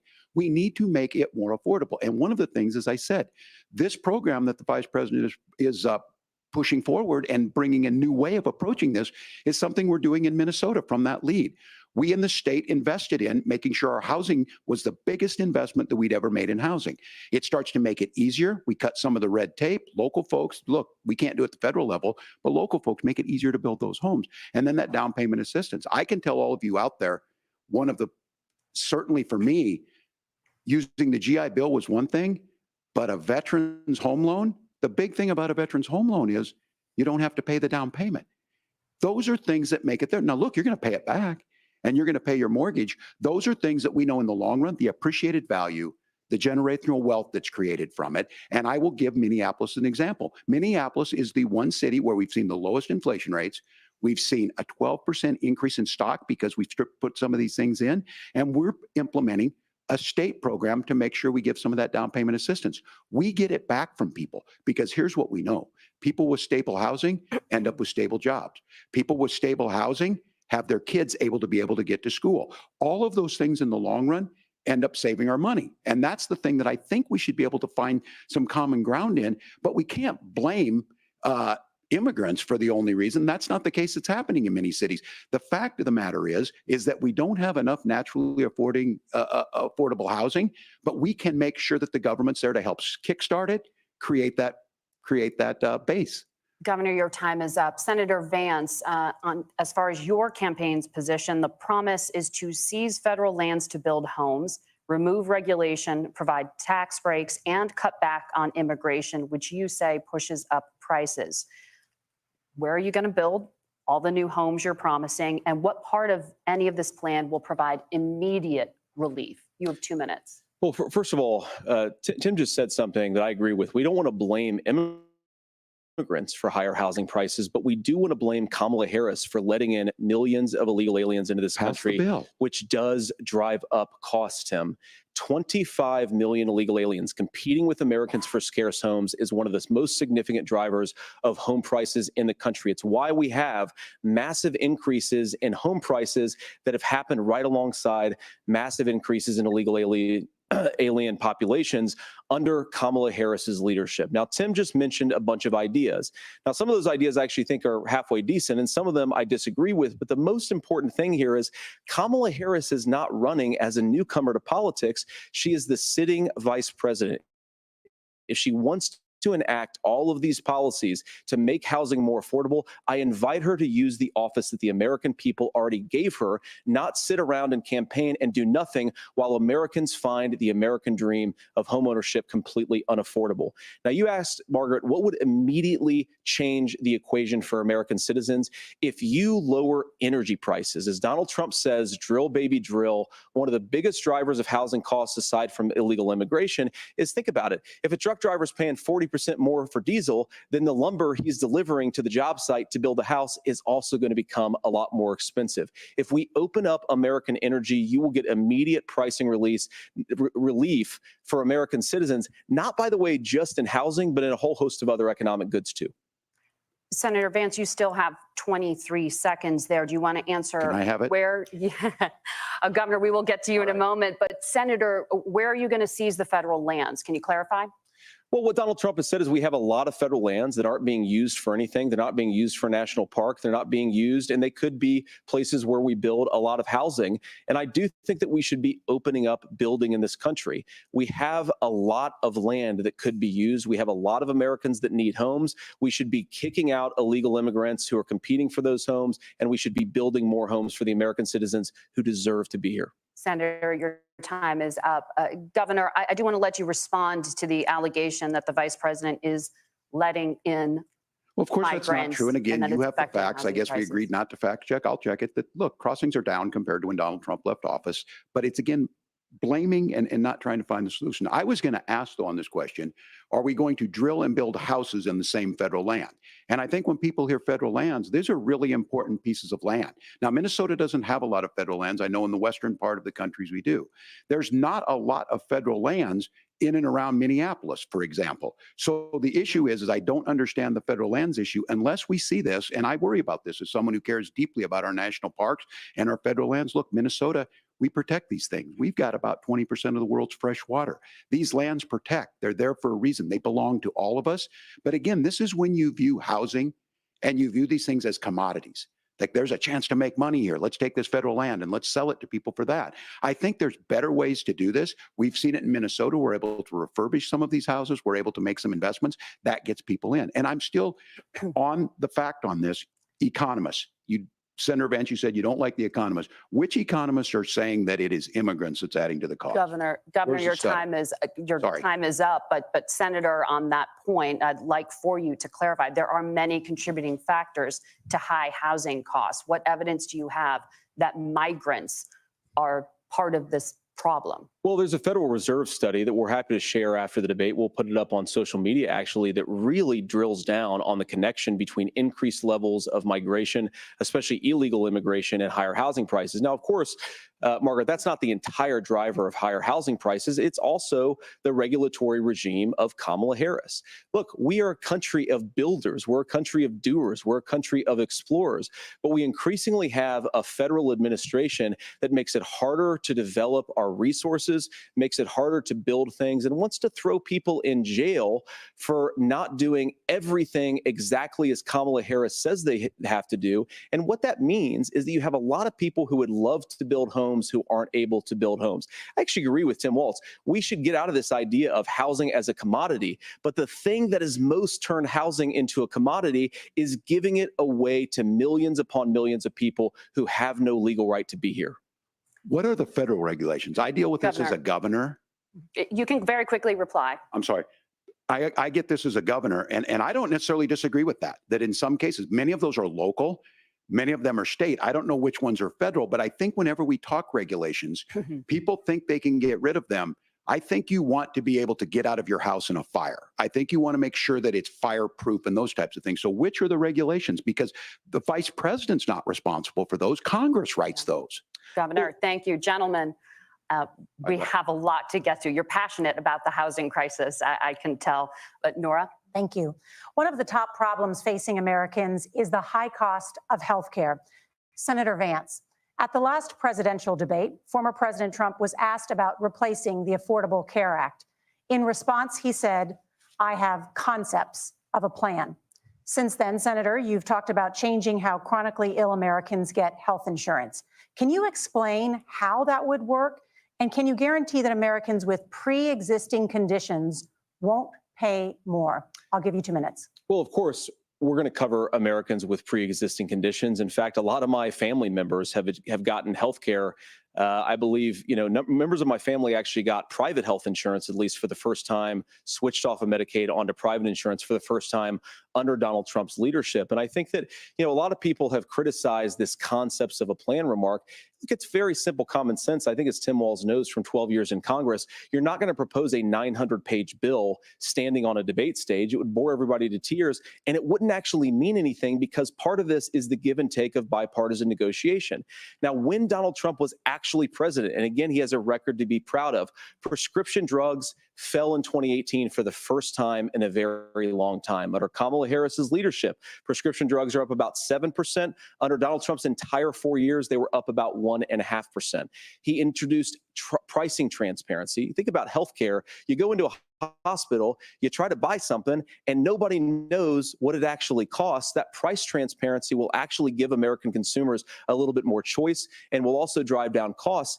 And we talked about, the reinsurance regulations is what I was talking about. Look, Donald Trump has said that if we allow states to experiment a little bit on how to cover both the chronically ill, but the non-chronically ill, it's not just a plan. He actually implemented some of these regulations when he was president of the United States. And I think you can make a really good argument that it salvaged Obamacare, which was doing disastrously until Donald Trump came along. And I think it's an important point about President Trump. Of course, you don't have to agree with everything that President Trump has ever said or ever done. But when Obamacare was crushing under the weight of its own regulatory burden and healthcare costs, Donald Trump could have destroyed the program. Instead, he worked in a bipartisan way to ensure that Americans had access to affordable care. It's not perfect, of course, and there's so much more that we can do, but I think that Donald Trump has earned the right to put in place some better healthcare policies. He's earned it because he did it successfully the first time. Governor? All right, here's where being an old guy gives you some history. I was there at the creation of the ACA. And the reason it was so important is I come from a major healthcare state, home of the Mayo Clinic, home to Medical Alley, 3M, Medtronic, all of those. We understand healthcare. It's why we're ranked first on affordability and accessibility and quality of healthcare. And so what I know is under Kamala Harris, more people are covered than they have before. And those of you listening, this is critical to you. Now, Donald Trump all of a sudden wants to go back and remember this. He ran on the first thing he was going to do on day one was to repeal Obamacare. On day one, he tried to sign an executive order to repeal the ACA. He signed on to a lawsuit to repeal the ACA, but lost at the Supreme Court. And he would have repealed the ACA had it not been for the courage of John McCain to save that bill. Now, fast forward, what that means to you is you lose your pre-existing conditions. If you're sitting at home and you got asthma, too bad. If you're a woman, probably not. Broke your foot during football, might kick you out. Your kids get kicked out when they're 26. Kamala Harris negotiated drug prices for the first time with Medicare. We have 10 drugs that will come online, the most common ones that'll be there. But look, this issue, and when Donald Trump said, I've got a concept of a plan, it cracked me up as a fourth grade teacher because my kids would have never given me that. But what Senator Vance just explained might be worse than a concept, because what he explained is pre-Obamacare. And I'll make this as simple as possible because I have done this for a long time. What they're saying is, if you're healthy, why should you be paying more? So what they're going to do is let insurance companies pick who they insure, because guess what happens? You pay your premium, it's not much. They figure they're not going to have to pay out to you. But those of you a little older, gray, got cancer, you're going to get kicked out of it. That's why the system didn't work. Kamala Harris will protect and enhance the ACA. Governor, thank you. Senator, you have not yet explained how you would protect people with pre-existing conditions or laid out that plan. Well, look, we currently have laws and regulations in place right now that protect people with pre-existing conditions. We want to keep those regulations in place, but we also want to make the health insurance marketplace function a little bit better. Now, what Governor Walz just said is actually not true. A lot of what happened, and the reason that Obamacare was crushing under its own weight, is that a lot of young and healthy people were leaving the exchanges. Donald Trump actually helped address that problem, and he did so in a way that preserved people's access to coverage who had pre-existing conditions. But again, something that these guys do is they make a lot of claims about if Donald Trump becomes president, all of these terrible consequences are going to ensue. But in reality, Donald Trump was president. Inflation was low. Take-home pay was higher. And he saved the very program from a Democratic administration that was collapsing and would have collapsed absent his leadership. He did his job, which is govern in a bipartisan way and get results, not just complain about problems, but actually solve them. Governor, did enrollment under the Affordable Care Act go up under the Trump administration? It's higher now that we've seen it go up. Look, people are using it. The system works. And the question about this of young people, whatever, that's the individual mandate piece of this. And Republicans fought tooth and nail saying, well, Americans should be free to do this. Well, then what happens? So you think the individual mandate's a good idea? I think the idea of making sure the risk pool is broad enough to cover everyone, that's the only way insurance works. When it doesn't, it collapses. You are asking pre-ACA where we get people out. Look, people know that they need to be on health care. People expect it to be there. And when we are able to make it, and we are making it this way, when we incentivize people to be in the market, when we help people who might not be able to afford it get there, and we make sure then when you get sick and old, it's there for you. Because I heard people say, well, I don't want to buy into Medicare or whatever. Good luck buying health care once you get past 70. So look, the ACA works. We can continue to do better. Kamala Harris did that. The way she made everything better was negotiating those 10 drugs on Medicare for the first time in American history. Thank you, Margaret. Can I address that? I apologize. We're out of time. We have a number of subjects to discuss. Margaret? Let's talk about families in America. There is a child care crisis in this country, and the United States is one of the very few developed countries in the world without a national paid leave program for new parents. Governor Walz, you said that if Democrats win both the White House and Congress, this is a day one priority for you. How long should employers be required to pay workers while they are home taking care of their newborns? You have 2 minutes. Yeah, well, that's negotiable, and that's what Congress worked. But here's what the deal is. Americans sitting out there right now, you may work for a big company. Look, we're home in Minnesota to some of the largest Fortune 500 companies. Kamala Harris knows that in California. Those companies provide paid family medical leave. One is, I think they're moral and they think it's a good thing, but it also keeps their employees healthy. We in Minnesota passed a paid family medical leave. You have a child, and I had to go back to work 5 days after my kids were born. This allows you to stay home a certain amount of time. What we know is that gets the child off to a better start. The family works better. We stay in their employers. We get more consistency in that. So Kamala Harris has made it a priority. We implemented it in Minnesota, and we see growth. That's how you become a pro-business state. But the negotiations on it, and here's the issue. Those big companies are able to offer it. Those of you out there who don't have it, just imagine what happens if you get cancer or your child gets sick. We know what happens. You end up staying home. In some cases, that means no paycheck because you've got no protection on that. This is the case of an economy that Donald Trump has set for the wealthiest amongst us. He's willing to give those tax breaks to the wealthiest. He's willing to say, bust those unions up, do whatever. What we're saying is the economy works best when it works for all of us. And so a paid family medical leave program, and I will tell you, go to the families or go to the businesses and ask them. As far as childcare on this, you have to take it at both the supply and the demand side. You can't expect the most important people in our lives to take either our children or our parents to get paid the least amount of money. And we have to make it easier for folks to be able to get into that business and then to make sure that folks are able to pay for that. We were able to do it in Minnesota, and I'm still telling you this. We were listed as the best state. We're still in crisis on this. A federal program of paid family medical leave and help with this will enhance our workforce, enhance our families, and make it easier to have the children that you want. Governor, your time is up. Senator, do you support a national paid leave program? And if so, for how long should employers be mandated to pay their employees while they are home taking care of their newborn? You have 2 minutes. Yeah, well, first of all, Margaret, a number of my Republican colleagues and some Democrats, too, have worked on this issue. And I think there is a bipartisan solution here because a lot of us care about this issue. I mean, look, I speak from this very personally because I'm married to a beautiful woman who is an incredible mother to our 3 beautiful kids, but is also a very, very brilliant corporate litigator. And I'm so proud of her. But being a working mom, even for somebody with all of the advantages of my wife, is extraordinarily difficult.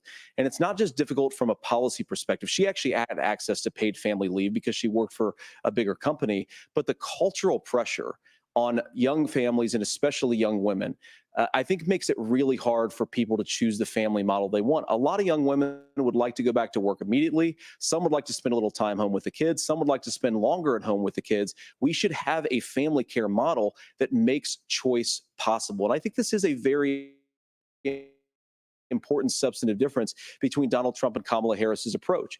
I mean, look, if you look at the federal programs that we have that support paid family leave right now, the Community Development Block Grant, and there's another block grant program that spends a lot of money from the federal government. These programs only go to one kind of childcare model. Let's say maybe together with families in your neighborhood to provide childcare in the way that makes the most sense. You don't get access to any of these federal monies. We want to promote choice in how we deliver family care and how we promote childcare. Because look, It is unacceptable. And, of course, Tim and I have been on the campaign trail a lot the past 7 or 8 weeks. And one of the biggest complaints I hear from young families is people who feel like they don't have options, like they're choosing between going to work or taking care for their kids. That is an incredible burden to put on American families. We're the only country that does it. I think we could do a heck of a lot better. Senator, thank you. You have also said, Senator Vance, many things about the American family. The Federal Reserve says parents will spend nearly as much on childcare as they do on housing each month. So I want to get your thoughts on this. President Trump recently said, as much as childcare is talked about as being expensive, it's relatively speaking not very expensive compared to the kinds of numbers we'll be taking in. Is President Trump committed to the $5,000 per child tax credit that you have described? You have 1 minute. Well, what President Trump said, Margaret, I just want to defend my running mate here a little bit, is that we're going to be taking in a lot of money by penalizing companies for shipping jobs overseas and penalizing countries who employ slave laborers and then ship their products back into our country and undercut the wages of American workers. It's the heart of the Donald Trump economic plan. Cut taxes for American workers and American families, cut taxes for businesses that are hiring and building companies in the United States of America, but penalize companies and countries that are shipping jobs overseas. That's the heart of the economic proposal. And I think what President Trump is saying is that when we bring in this additional revenue with higher economic growth, we're going to be able to provide paid family leave, childcare options that are viable and workable for a lot of American families. Can you clarify how that will solve the childcare shortage? Well, because as Tim said, a lot of the childcare shortage is we just don't have enough resources going into the multiple people who could be providing family care options. And we're going to have to, unfortunately, we're going to have to spend more money. We're going to have to induce more people to want to provide childcare options for American families, because the reason it's so expensive right now is because you've got way too few people providing this very essential service. Thank you, Senator. Governor Walz, your ticket also has some child care tax credit proposals. Do you think Congress will agree to the $6,000 credit for newborns and $3,000 credit for children over the age of 6, as your campaign has promised? Is that realistic? Well, if these members of Congress are listening to anybody, I can tell you, and this is the biggest issue. Everybody listening tonight knows. I mean, I'm sure they were shocked to hear it's not that expensive. And let's be clear, whether it's $5,000 or $6,000, that pays you about 3 or 4 months.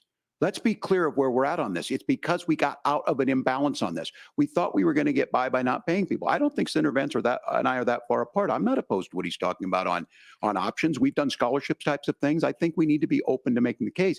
But the issue here is, the question you asked is, you're not going to pay for it with these tariffs. That's just adding another $4,000 on the family and taking less. So not only do they not get the money to pay for that, they're $4,000 in the hole. That's Wharton School. That's his alma mater. And so I think the issue here is, those members of Congress, I can't believe they're not. When I go to businesses, sure, they'll talk about taxes sometime, but they will lead with childcare and they will lead with housing, because we know the problem is, especially in a state like Minnesota, we need more workers because our economy is growing, but we need the workforce. Governor, thank you. We need to move on. Nora? Let's talk about the state of democracy, the top issue for Americans after the economy and inflation. After the 2020 election, President Trump's campaign and others filed 62 lawsuits contesting the results. Judges, including those appointed by President Trump and other Republican presidents, looked at the evidence and said there was no widespread fraud. The governors of every state in the nation, Republicans and Democrats, certified the 2020 election results and sent a legal slate of electors to Congress for January 6th. Senator Vance, you have said you would not have certified the last presidential election and would have asked the states to submit alternative electors. That has been called unconstitutional and illegal. Would you again seek to challenge this year's election results, even if every governor certifies the results? I'll give you 2 minutes. Well, Nora, first of all, I think that we're focused on the future. We need to figure out how to solve the inflation crisis caused by Kamala Harris's policies, make housing affordable, make groceries affordable, and that's what we're focused on. But I want to answer your question because you did ask it. Look, what President Trump has said is that there were problems in 2020, and my own belief is that we should fight about those issues, debate those issues peacefully in the public square. And that's all I've said. And that's all that Donald Trump has said. Remember, he said that on January the 6th, the protesters ought to protest peacefully. And on January the 20th, what happened? Joe Biden became the president. Donald Trump left the White House. And now, of course, unfortunately, we have all of the negative policies that have come from the Harris-Biden administration. I believe that we actually do have a threat to democracy in this country, but unfortunately, it's not the threat to democracy that Kamala Harris and Tim Walz want to talk about. It is the threat of censorship. It's Americans casting aside lifelong friendships because of disagreements over politics. It's big technology companies silencing their fellow citizens. And it's Kamala Harris saying that rather than debate and persuade her fellow Americans, she'd like to censor people who engage in misinformation. I think that is a much bigger threat to democracy than anything that we've seen in this country in the last 4 years, in the last 40 years. Now, I'm really proud, especially given that I was raised by two lifelong blue-collar Democrats, to have the endorsement of Bobby Kennedy Jr. and Tulsi Gabbard, lifelong leaders in the Democratic coalition. And of course, they don't agree with me and Donald Trump on every issue. We don't have to agree on every issue, but we're united behind a basic American First Amendment principle that we ought to debate our differences. We ought to argue about them. We ought to try to persuade our fellow Americans. Kamala Harris is engaged in censorship at an industrial scale. She did it during COVID. She's done it over a number of other issues. And that, to me, is a much bigger threat to democracy than what Donald Trump said when he said that protesters should peacefully protest on January the 6th. Governor? Well, I've enjoyed tonight's debate, and I think there was a lot of commonality here. And I'm sympathetic to misspeaking on things, and I think I might have with the senator. Me too, man. There's one though that this one is troubling to me, and I say that because I think we need to tell the story. Donald Trump refused to acknowledge this, and the fact is that I don't think we can be the frog in the pot and let the boiling water go up. He was very clear. I mean, he lost this election, and he said he didn't. 140 police officers were beaten at the Capitol that day. Some with the American flag, several later died. And it wasn't just in there. In Minnesota, a group gathered on the state capitol grounds in St. Paul and said, we're marching to the governor's residence and there may be casualties. The only person there was my son and his dog, who was rushed out crying by state police. That issue, and Mike Pence standing there as they were chanting, hang Mike Pence. Mike Pence made the right decision. So, Senator, it was adjudicated over and over and over. I worked with kids long enough to know, and I said as a football coach, sometimes you really want to win, but the democracy is bigger than winning an election. You shake hands, and then you try and do everything you can to help the other side win. That's what was at stake here. Now, the thing I'm most concerned about is the idea that imprisoning your political opponents, already laying the groundwork for people not accepting this. And a president's words matter. A president's words matter. People hear that. So I think this issue of settling our differences at the ballot box, shaking hands when we lose, being honest about it, but to deny what happened on January 6th, the first time in American history that a president or anyone tried to overturn a fair election and the peaceful transfer of power. And here we are 4 years later in the same boat. I will tell you this, that when this is over, we need to shake hands this election, and the winner needs to be the winner. This has got to stop. It's tearing our country apart. Margaret? Senator Vance, did you want to respond to that? Yeah, well, look, Tim, first of all, it's really rich for Democratic leaders to say that Donald Trump is a unique threat to democracy when he peacefully gave over power on January the 20th, as we have done for 250 years in this country. We're going to shake hands after this debate and after this election. And of course, I hope that we win, and I think we're going to win. But if Tim Walz is the next vice president, he'll have my prayers, he'll have my best wishes, and he'll have my help whenever he wants it. But we have to remember that for years in this country, Democrats protested the results of elections. Hillary Clinton in 2016 said that Donald Trump had the election stolen by Vladimir Putin because the Russians bought like $500,000 worth of Facebook ads. This has been going on for a long time. And if we want to say that we need to respect the results of the election, I'm on board. But if we want to say, as Tim Walz is saying, that this is just a problem that Republicans have had, I don't buy that. Governor. January 6th was not Facebook ads. And I think a revisionist history on this. Look, I don't understand how we got to this point. But the issue was that happened. Donald Trump can do it. And all of us say there's no place for this. It has massive repercussions. This idea that there's censorship to stop people from threatening to kill someone, threatening to do something, that's not censorship. Censorship is book banning. We've seen that. We've seen that brought up. I just think for everyone tonight, and I'm going to thank Senator Vance. I think this is the conversation they want to hear. And I think there's a lot of agreement. But this is one that we are miles apart on. This was a threat to our democracy in a way that we had not seen. And it manifested itself because of Donald Trump's inability to say. He is still saying he didn't lose the election. I would just ask that. Did he lose the 2020 election? Tim, I'm focused on the future. Did Kamala Harris censor Americans from speaking their mind in the wake of the 2020 COVID situation? That is a damning non-answer. It's a damning non-answer for you to not talk about censorship. Obviously, Donald Trump and I think that there were problems in 2020. We've talked about it. I'm happy to talk about it further. But you guys attack us for not believing in democracy. The most sacred right under the United States democracy is the First Amendment. You yourself have said there's no First Amendment right to misinformation. Kamala Harris wants to use the power of government and big tech to silence people from speaking their minds. That is a threat to democracy that will long outlive this present political moment. I would like Democrats and Republicans to both reject censorship. Let's persuade one another. Let's argue about ideas, and then let's come together afterwards. You can't yell fire in a crowded theater. That's the test. That's the Supreme Court test. Tim, fire in a crowded theater. You guys wanted to kick people off of Facebook for saying that toddlers shouldn't wear masks. Senator, the governor does have the floor. Fire in a crowded theater.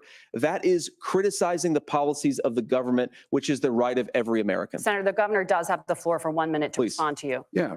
Well, I don't run Facebook. What I do know is I see a candidate out there who refused, and now again, and this I'm pretty shocked by this. He lost the election. This is not a debate. It's not anything anywhere other than in Donald Trump's world. Because look, when Mike Pence made that decision to certify that election, that's why Mike Pence isn't on this stage. What I'm concerned about is, where is the firewall with Donald Trump? Where is the firewall if he knows he could do anything, including taking an election, and his vice president's not going to stand to it? That's what we're asking you, America. Will you stand up? Will you keep your oath of office, even if the president doesn't? And I think Kamala Harris would agree. She wouldn't have picked me if she didn't think I would do that, because of course that's what we would do. So America, I think you've got a really clear choice on this election of who's going to honor that democracy and who's going to honor Donald Trump. Governor, your time is up. Thank you, gentlemen. We will be right back with both of our candidates. The CBS News vice presidential debate continues.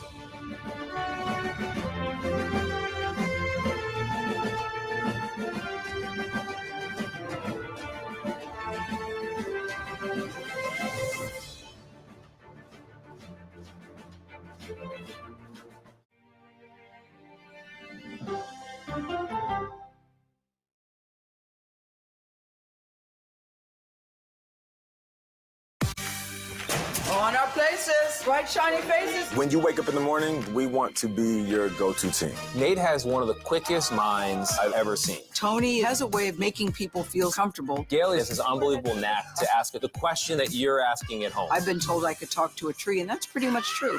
I don't go to work in the morning. I go for coffee with my two good friends, and we talk about the world. Your morning routine just got better. CBS Mornings.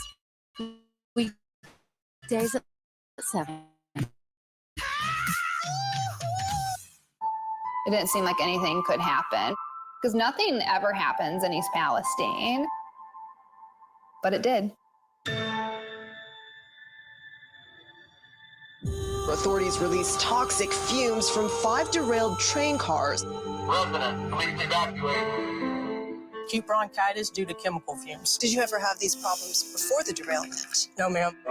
This neighborhood's not safe no more. We can assure the community that there's not vinyl chloride entering their communities. Then why are there so many people feeling these various symptoms of bloody noses or difficulty breathing and bronchitis? That's a hard question to answer. We're talking about one of the most blatant releases of a mixture of some of the most toxic chemicals that we've seen in America. I feel like now I have a duty to warn other communities. If my daughter has to watch me die of cancer, at least it saves someone else.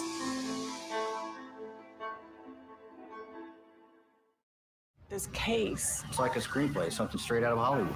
But it's not fiction. It's 48 hours. Human remains found this week. 4 families shattered. There's no physical evidence. The mystery would haunt investigators for years.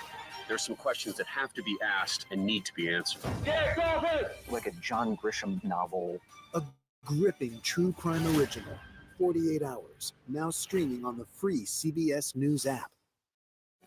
Stories that inform. Or you can be really old at 60, and you can be really young at 85. Inspire. How do we unlock the power within ourselves to be who we want to be? And brighten your day. The best part of fame is making people feel good. Always send the people home happy. Make every day a little more like Sunday morning.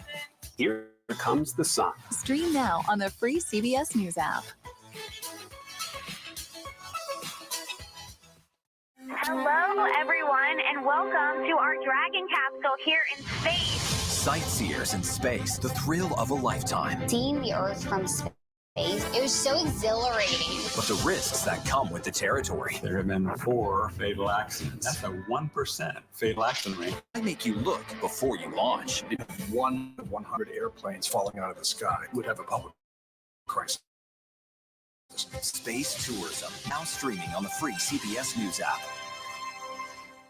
She's the first Black woman on the Supreme Court, and she's determined she won't be the last. My parents had raised me to believe that I could do anything I wanted to do.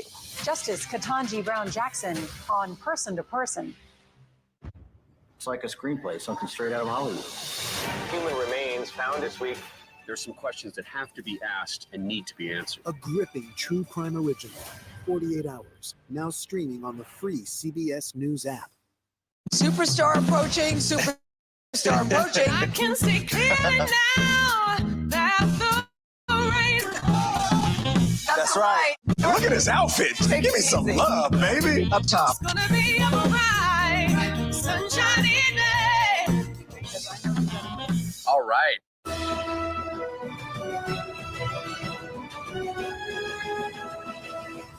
Welcome back to the CBS News Vice Presidential Debate. It is now time for the closing statement. Senator Vance won the virtual coin toss and elected to go last. So, Governor Walz, you are first. You have 2 minutes. Well, thank you, Senator Vance. Thank you to CBS News. And most importantly, thank you to all of you. If you're still up and the folks who miss Dancing with Our Stars, I appreciate it. But look, the support of the democracy matters. It matters that you're here. And I'm as surprised as anybody of this coalition that Kamala Harris has built. From Bernie Sanders to Dick Cheney to Taylor Swift, and a whole bunch of folks in between there. And they don't all agree on everything, but they are truly optimistic people. They believe in a positive future of this country and one where our politics can be better than it is. And I have to tell you, that better than it is the sense of optimism that there can be an opportunity economy that works for everyone, not just to get by, but to get ahead. And the idea that freedom really means something, not the freedom of government to be in your bedroom or exam room, but the freedom for you to make choices about yourself. Now, look, we all know who Donald Trump is. He's told us, and as Maya Angelou said, believe him when he told you that. His first inaugural address talked about American carnage. And then he spent 4 years trying to maybe do that. Senator Vance tonight made it clear he will stand with Donald Trump's agenda. He will continue to push down that road. Excuse me. Kamala Harris gives us a different option. Now, I'll have to tell you, I'm going to be careful about the quotes, but there's one that Senator Vance said that does resonate with me. He said, Donald Trump makes the people I care about afraid. A lot of America feels that way. We don't need to be afraid. Franklin Roosevelt was right. All we have to fear is fear itself. Kamala Harris is bringing us a new way forward. She's bringing us a politics of joy. She's bringing real solutions for the middle class, and she's centering you at the heart of that. All the while asking everyone, join this movement, make your voices heard. Let's look for a new day where everybody gets that opportunity and everybody gets a chance to thrive. I humbly ask for your vote on November 5th for Kamala Harris. Governor Walz, thank you. Senator Vance, your closing statement. Well, I want to thank Governor Walz, you folks at CBS, and of course the American people for tuning in this evening. And one of the issues we didn't talk about was energy. And I remember when I was being raised by my grandmother, when she didn't have enough money to turn on the heat some nights because Ohio gets pretty cold at night and because money was often very tight. And I believe, as a person who wants to be your next vice president, that we are a rich and prosperous enough country where every American, whether they're rich or poor, ought to be able to turn on their heat in the middle of a cold winter night. That's gotten more difficult thanks to Kamala Harris's energy policies. I believe that whether you're rich or poor, you ought to be able to afford a nice meal for your family. That's gotten harder because of Kamala Harris's policies. I believe that whether you're rich or poor, you ought to be able to afford to buy a house. You ought to be able to live in safe neighborhoods. You ought to not have your communities flooded with fentanyl. And that too has gotten harder with Kamala because of Kamala Harris's policies. Now, I've been in politics long enough to do what Kamala Harris does when she stands before the American people and says that on day one, she's going to work on all these challenges I just listed. She's been the vice president for 3.5 years. Day one was 1,400 days ago, and her policies have made these problems worse. Now, I believe that we have the most beautiful country in the world. I meet people on the campaign trail who can't afford food, but have the grace and generosity to ask me how I'm doing and to tell me they're praying for my family. What that has taught me is that we have the greatest country, the most beautiful country, the most incredible people anywhere in the world. But they're not going to be able to achieve their full dreams with the broken leadership that we have in Washington. They're not going to be able to live their American dream if we do the same thing that we've been doing for the last 3.5 years. We need change. We need a new direction. We need a president who has already done this once before and did it well. Please vote for Donald Trump. And whether you vote for me or vote for Tim Walz, I just want to say I'm so proud to be doing this, and I'm rooting for you. God bless you, and good night. Senator Vance, thank you. And thank you both for participating in the only vice presidential debate of this election cycle. I'm Margaret Brennan. And I'm Nora O'Donnell. And a reminder, there are just 35 days until Election Day. Please get out and vote. And for all of us here at CBS News, thank you and good night.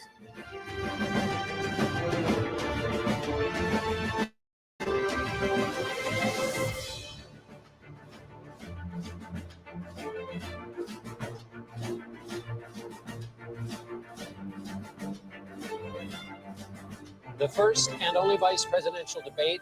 This election is now complete. It was a cordial debate of the kind that people mostly say they want. You notice here the two candidates lingering on the stage. That's quite a difference from the presidential debate, in which it was not even sure that Vice President Harris and Donald Trump would shake hands. It was a debate in which the line, "I appreciate what Tim said about Finland," was one of the many ways in which Senator Vance agreed with the governor. The governor agreed right back. But that's the tone and the kind of theater review of this. I'll pick out two issues. On the question of the top of the news today, which is the Middle East and the kinds of foreign policy surprises that hit any president. Tim Walz made the case that Donald Trump's temperament is unfit for any kind of surprise, cited the members of the Trump administration who have attested to that. Vance came back and said there were no wars during the Trump administration. On the economy, I'll make a political point, which is that what Vance did was something Donald Trump was incapable of doing during his presidential debate, which is repeatedly saying, if Kamala Harris was going to do these things, why didn't she in office? Now, whether voters buy that or not, Tim Walz mentioned the Inflation Reduction Act and a variety of other items under Biden. But returning to that political point has worked in the past for Donald Trump against Hillary Clinton. We'll see if it works this time. I'd like to make a final point on tone. The J.D. Vance on that stage was very different than what people may have seen in podcasts. But then there was an air of unreality about it. He talked about bipartisan solutions with nuance of a kind we never saw during the Trump administration. He talked about Donald Trump almost as the defender of the Affordable Care Act. Donald Trump tried to kill the Affordable Care Act. And then I think at the very end of the debate, we saw something extraordinary. Tim Walz asked J.D. Vance, did you get the email, Ed? The election. He was incapable of answering that simple yes/no question. J.D. Vance can only get so far from the man at the top of the ticket, and that was on display in that one moment, although J.D. Vance was a different kind of person than we've seen in many instances. John, I think what you're saying is so important. It kind of recap it at the same time, kind of recap it. meaner, And then because of the expectation that was hanging over these candidates heading into tonight. Vance came to the state lowest ability rating. Okay, All yeah, four candidates at the top of the I was ticket. And I think thinking many on people it, came in and expecting him to I be don't know, Donald Trump's attack dog tonight. I can That's not hey, necessarily turn it down. soft from Pause him. it. There was We don't need that no some more. compassionate moments even. You mentioned the word You don't have to put it up, cordiality. We saw that but from I him. can't hear you with her. You don't have to put it up. But now what I was saying is it kind of recap it. The questions that was asked.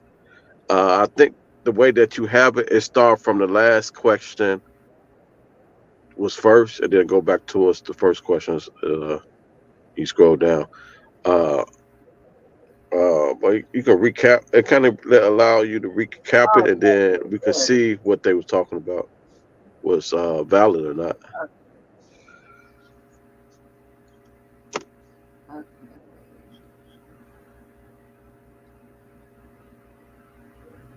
But I think I like this debate. I think this is how debate should go. Yeah. It's nothing crazy. It's very it wasn't a lot of over talking. Even though they over talk, I feel like it was more so of an interjection than over talking someone, as we've seen in past debates. But it was. I think this debate was. I wish your debates would be ran like this. I think it was very orderly, and I think this is the ideal way debate should go. You wish my debates be run like that. Your debates get, it go left real quick. Baby, I don't have no debates. I can't help because I click the button. Yeah, it's not even. You can't even call it a debate. A fight. You're like, oh my God. But yeah, now, I always have to look for, I of course I like what everybody was saying, but my problem. Well, here's the thing. I still got to think about, us having the edge, right? But I think, oh my gosh, I think that JD Vance, he made himself look more human and more realistic right. than in the past. He more political correct. Huh? He more political correct. He more so to stay on script, as opposed to Trump. Once he go off script, ain't no telling what the hell gonna come out his mouth. Right. Well, he seemed more reasonable than he has been on the campaign trail.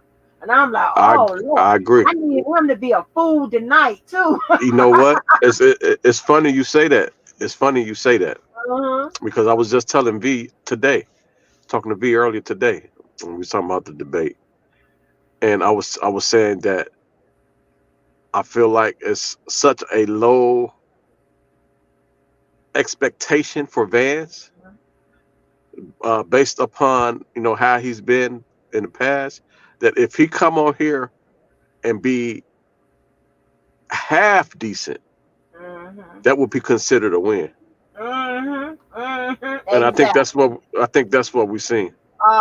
You're exactly right. I'm like, oh Lord. I'm like, man, say something about the cats or something.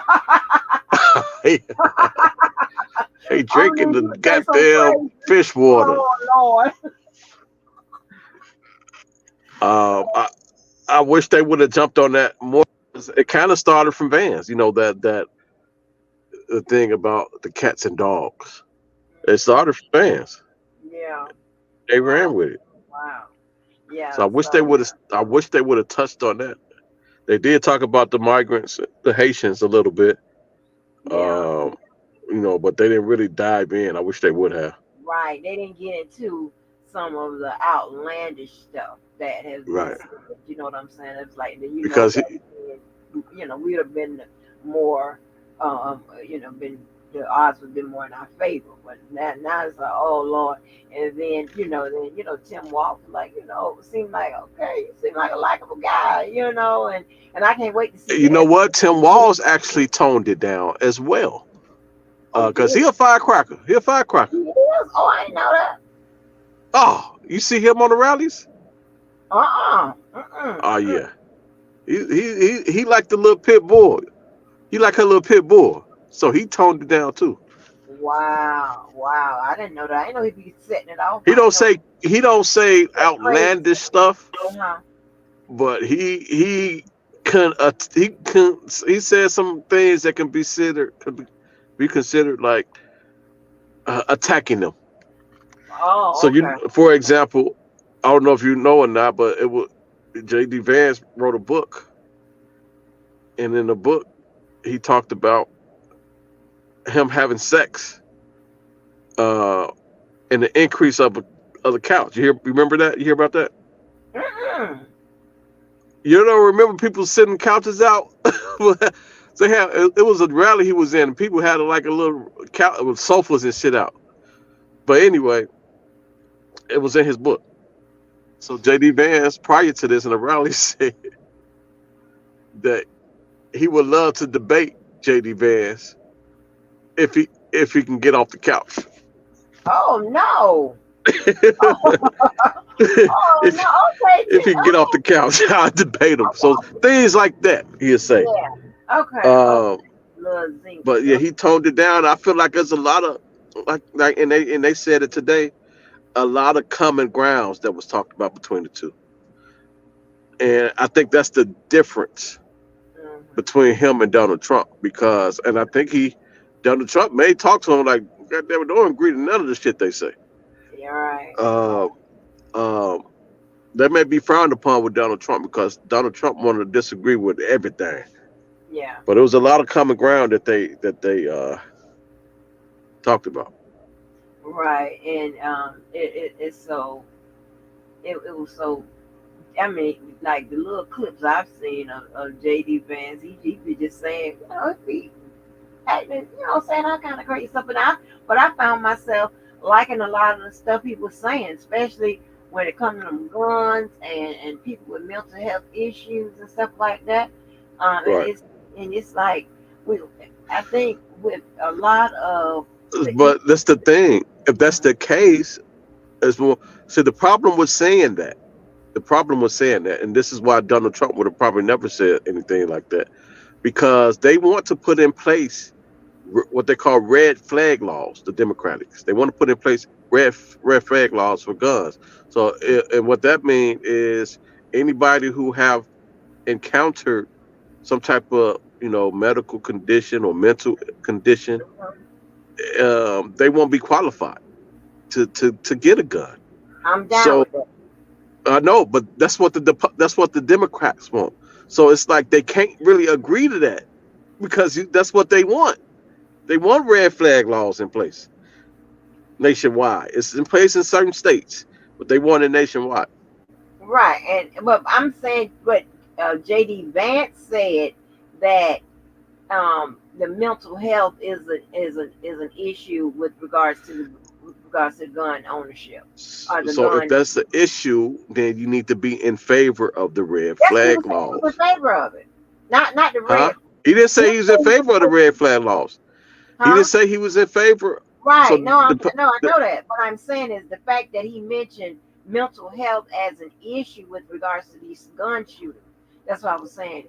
That he put those two together. A lot of times they don't like to put mental health together with anything because they think that you're stigmatizing mental health. You're stigmatizing that. To a degree, because like you said, all mental health people are not violent. We know that. Right. So to a degree. But I know that they need to understand that we know that. All right. And there are people, and here's the thing, right? Some people are just too sensitive, oversensitive. You can't say this. You can't say this. You can't do this. You can't do this. I don't got time for that. Like, we can't walk around. How do you feel coming from a person that got all type of nut chucks and artillery and shit? How do you feel about the gun laws? I feel that we need to have common sense gun reform, which means we got to do something about them, them people with that mental health. Because in my opinion, you got to be crazy if you think it's okay to get a gun and go shoot up some school or train or somebody's job. You got to be crazy. That ain't a reasonable person with good sense wouldn't think to do that. What about to unalive the president? Is that somebody that's crazy? Yeah. Mentally? Mm-hmm. So those type of guns that's being used for those situations, they trying to ban assault rifle. Mm-hmm. So that's what they're trying to get rid of, assault rifle and military type style guns. So Okay. But what I'm do you saying think is, assault rifle ban should be? what I'm saying is, you got to take care of the problem overall. Just because you ban a AR-15 doesn't mean nobody can go and get a 380 and could accomplish the same thing. Might not be on a greater scale, but they still Right. be because they're gonna find a way. The thing is, Well, I think you won't be able. You got to be a hell of a shooter to try to unalive the president on top of the roof no. with a 9mm in your That's hand. a one-off. I'm talking With a about 9mm in your hand, 500 yards away. That's not what I'm talking about. You making it like situational. I'm talking about overall. I'm talking about the overarching problem. I'm talking the overarching problem. I'm not just talking about somebody going to. I mean, if you get close enough to the president and you crazy and you shoot him, it happened. We seen that on. Well, we didn't see it, but that happened with Jack Ruby shot the dude that shot Kennedy. He was right up on him and shot him. Right there. With a gun, right? So that was a regular gun. That wasn't no AR. And he was alive. But wait a minute. He didn't die. And it was a regular gun. Had it been an assault rifle, he probably would have been unalive. The one that got shot in the stomach. Dude, that man, Lord, what the man name is? Now, why I'm drawing a blank? The dude that Jack Ruby shot, he did die. The one that killed Kennedy, he did die. I did not know he died. I thought he survived it. Oh no, I'm not talking about Kennedy. I'm thinking somebody else. Oh. Wait. Which one was right up on? Okay, I'm thinking of one was in the car. I'm not talking about that one. That's Who was what that? I'm talking about. That's Jack Kennedy, ain't it? That's Jack Kennedy. I'm talking. Hold on, let me get the man's name. So maybe. No. That's not Kennedy. I'm thinking of a different president. Different president. Where he was in the crowd. I gotta Google it. He was in the crowd, and he right on him and shot him. His name escapes me. I know something wrong with me. Lee Harvey Oswald. Jesus. Yeah. Lee Harvey Oswald is one that Jack Ruby killed with the gun right up on him. Now Lee Harvey Oswald, he used some type of rifle, a long range rifle to kill Kennedy in the car.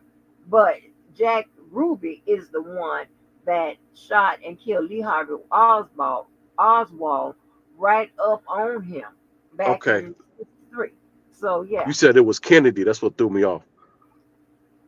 Yeah. That's what. Okay. Jack. So in your what you saying is they should get rid of all guns then? No, I'm not saying they should get rid of all guns. I see. What is it with y'all in this understanding from Chicago? What is it? I know you ain't. I know you're not clapping your hands. Yes, I am, because I don't understand why y'all. It's very simple. I'm not saying nothing that is not plain English. I said the overarching problem to me is mental health. If you can go get and mental health people with certain mental health conditions should not be allowed to purchase a gun. That doesn't mean we stigmatizing you. That means that you might not be ready yet. Okay, you might not ever be ready. And if you just ban AR-15s, okay, you can go get another gun. You can go get a knife. That's what I'm saying. We're gonna have to try to lessen the casualties some kind of way. These people. So I mean. So you said just put a damper in it. So you got to start somewhere. Right. And I'm saying is you got to be crazy to go pick up any gun.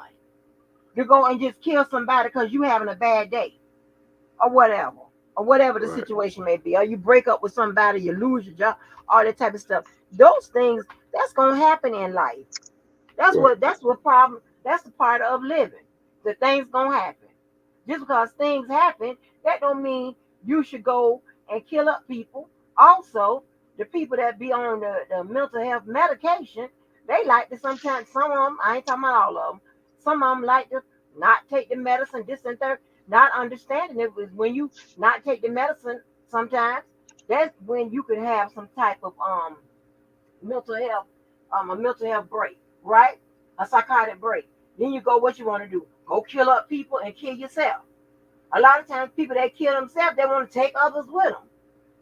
You know. So my thing is, it's like if you just, flag it, just like the life insurance companies use use a Hmm. system, you know, when they're deciding who to insure or not, they use a system that looks at your prescriptions.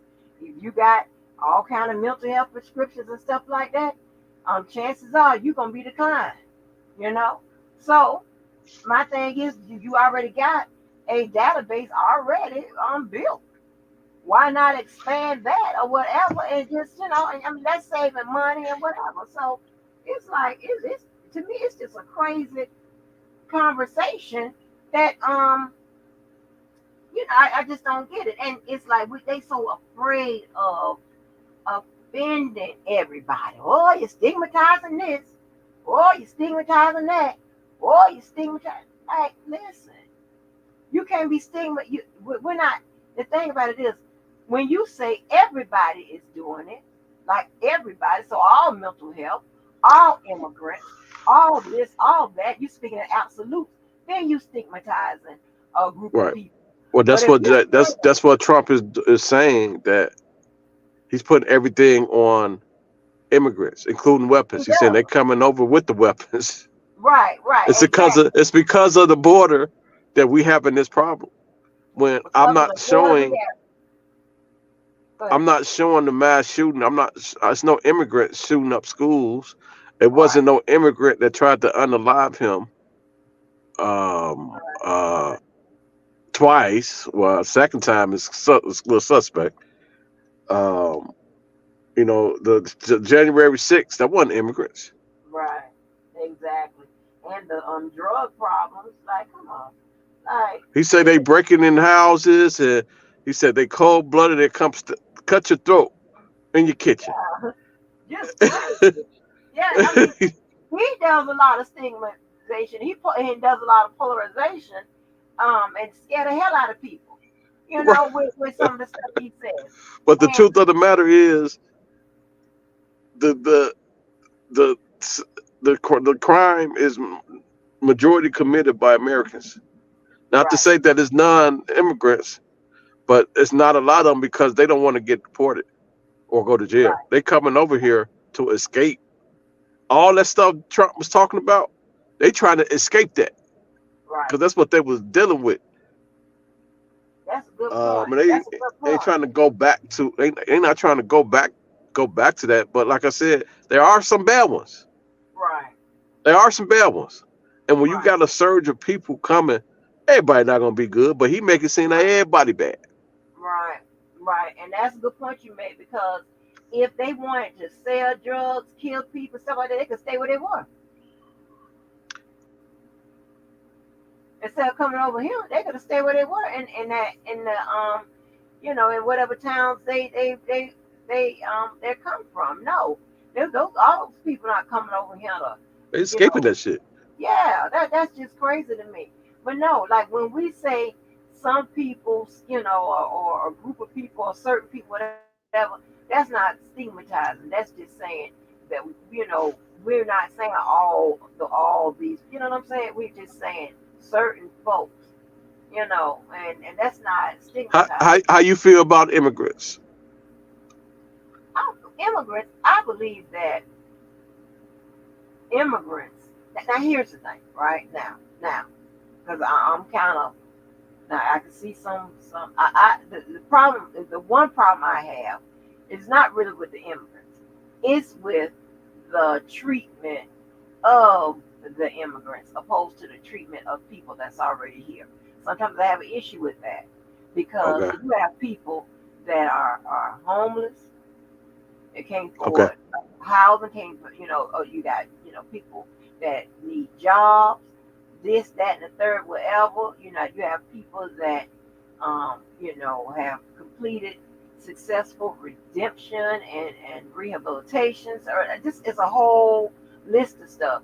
And yet they are being held back, further back. And what happens is, if they were criminals, they revert back to crime. Some of them, if you know what I'm saying, if they're homeless, they still gonna remain homeless. So my thing is, then you have immigrants who come over, and it's like voila, and they get on. Now, granted, it does depend on the person, right? I get that, but my thing is, I think the equal opportunity, in both, for both sets of groups of people should be the should be the standard, right? Now, but I'm all for them coming over because I see that they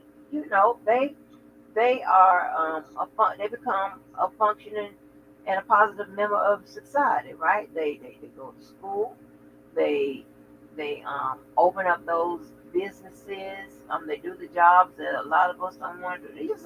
It's a benefit to me. Overall, it's a benefit. I think the opportunity is equal. I think the difference is the mindset of let's say a homeless person or an immigrant. Because I've seen immigrants in Chicago. Anybody in Chicago would tell you. I've seen, especially in the beginning, they were sleeping on the sidewalk. Hundreds of them sleeping on the sidewalk in front of the police station. Whoa. Every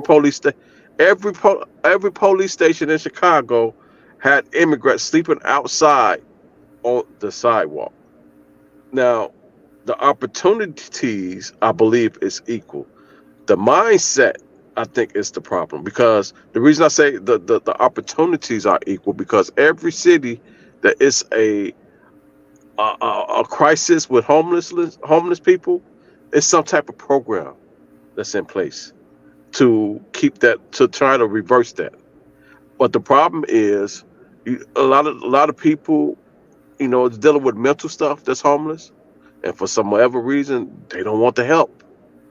They would rather beg. You can get the same, because these immigrants came over homeless.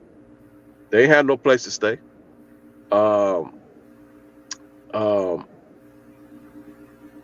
Now they're able to get a job that the government has assisted in, and I'm a firm believer that anything the government do for you ain't free, including the help with the money that they're giving out, with the assistance to helping these migrants.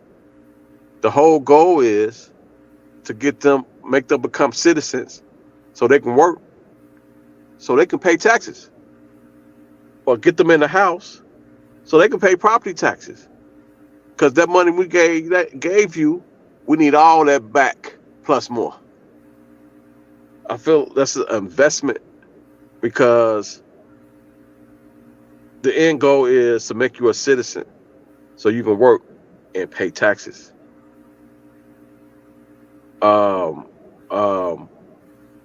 Homeless people, they don't want to work. You can't tell me right now, especially in these major cities. I want to speak in absolute, or however you say, what's the wording? Absolute. You say? I want to speak in absolute. But you can't tell me in majority of these major cities, somebody that's homeless can't take a shower and go get a job at McDonald's, go get a job at Amazon, go get a job Uber Eats, They don't want to. Uber Eats will hire a homeless person, give them an ID and a bike. You can give an immigrant a bike, a bike, and an Uber Eats bag, and they gonna get busy. Hold on. First of all, I did say that the opportunity, equal opportunity, and I did say also that it is dependent on the mindset as well. But what I'm saying is, first of all, when when immigrants come over, if you're talking about them being an asset, being and as far as being an investment, they don't automatically get that status to, and start That's paying why I said taxes. investment, and that's why I said investment, because whenever you invest in But something, they you don't don't get it in the automatically beginning. come over and then start with it, and be in a, pay back. So I No, mean, that's the a end long goal. time. I know. I said that's the end goal. Okay. That's the So end goal. right. So now here's the thing. I know for a fact that there are that everybody that's homeless and jobless isn't homeless and jobless just because they want to be. I know that for a fact.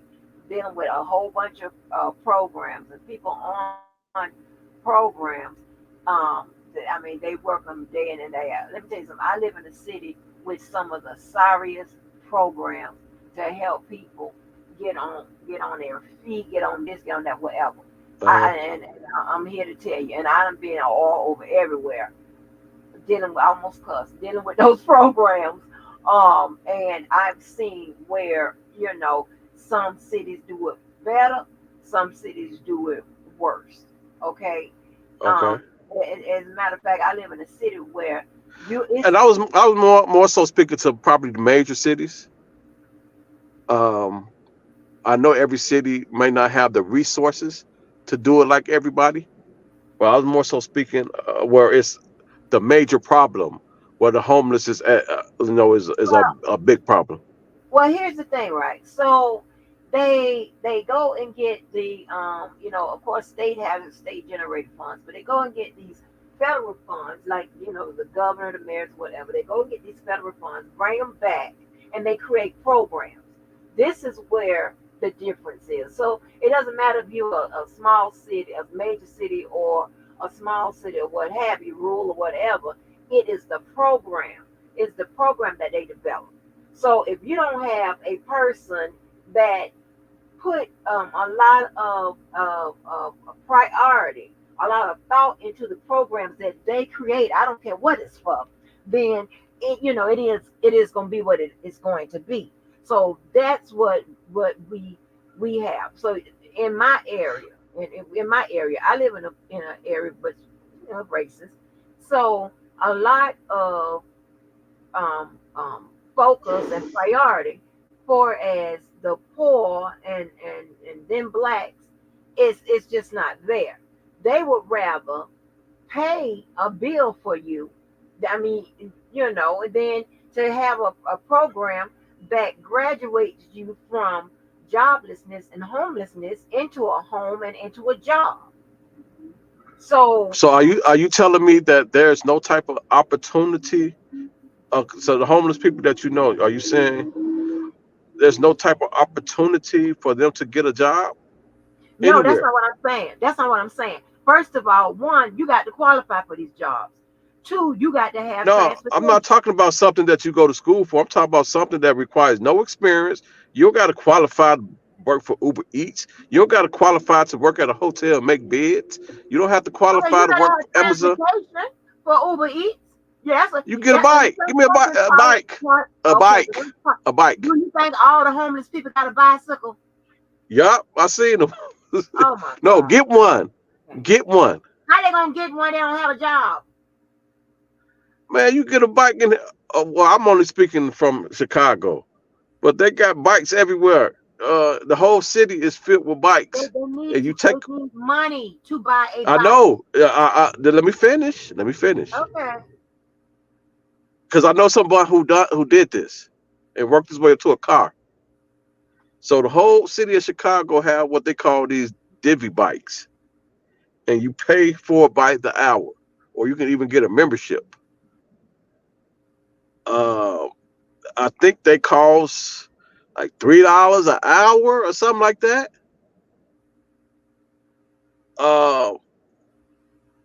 So you on the corner panhandling, get your. I'm pretty sure you can get $3 an hour panhandling to get you a bike, so you can invest that $3 to make yourself better. I'm just saying that, you know, and that's just one example. But the point that I'm really trying to make is they are every homeless person that you can think of in any city is in a position, whether they can do it on their own or through some type of program, to get themselves cleaned up, as far as take a shower, groomed, get something presentable on, and get some type of job. Whether it's at Walmart, whether it's at a hotel, whether it's at McDonald's. If you could say, "Sir, can I have 25 cents?" You could say, "Welcome to McDonald's. How may I help you?" Oh my God.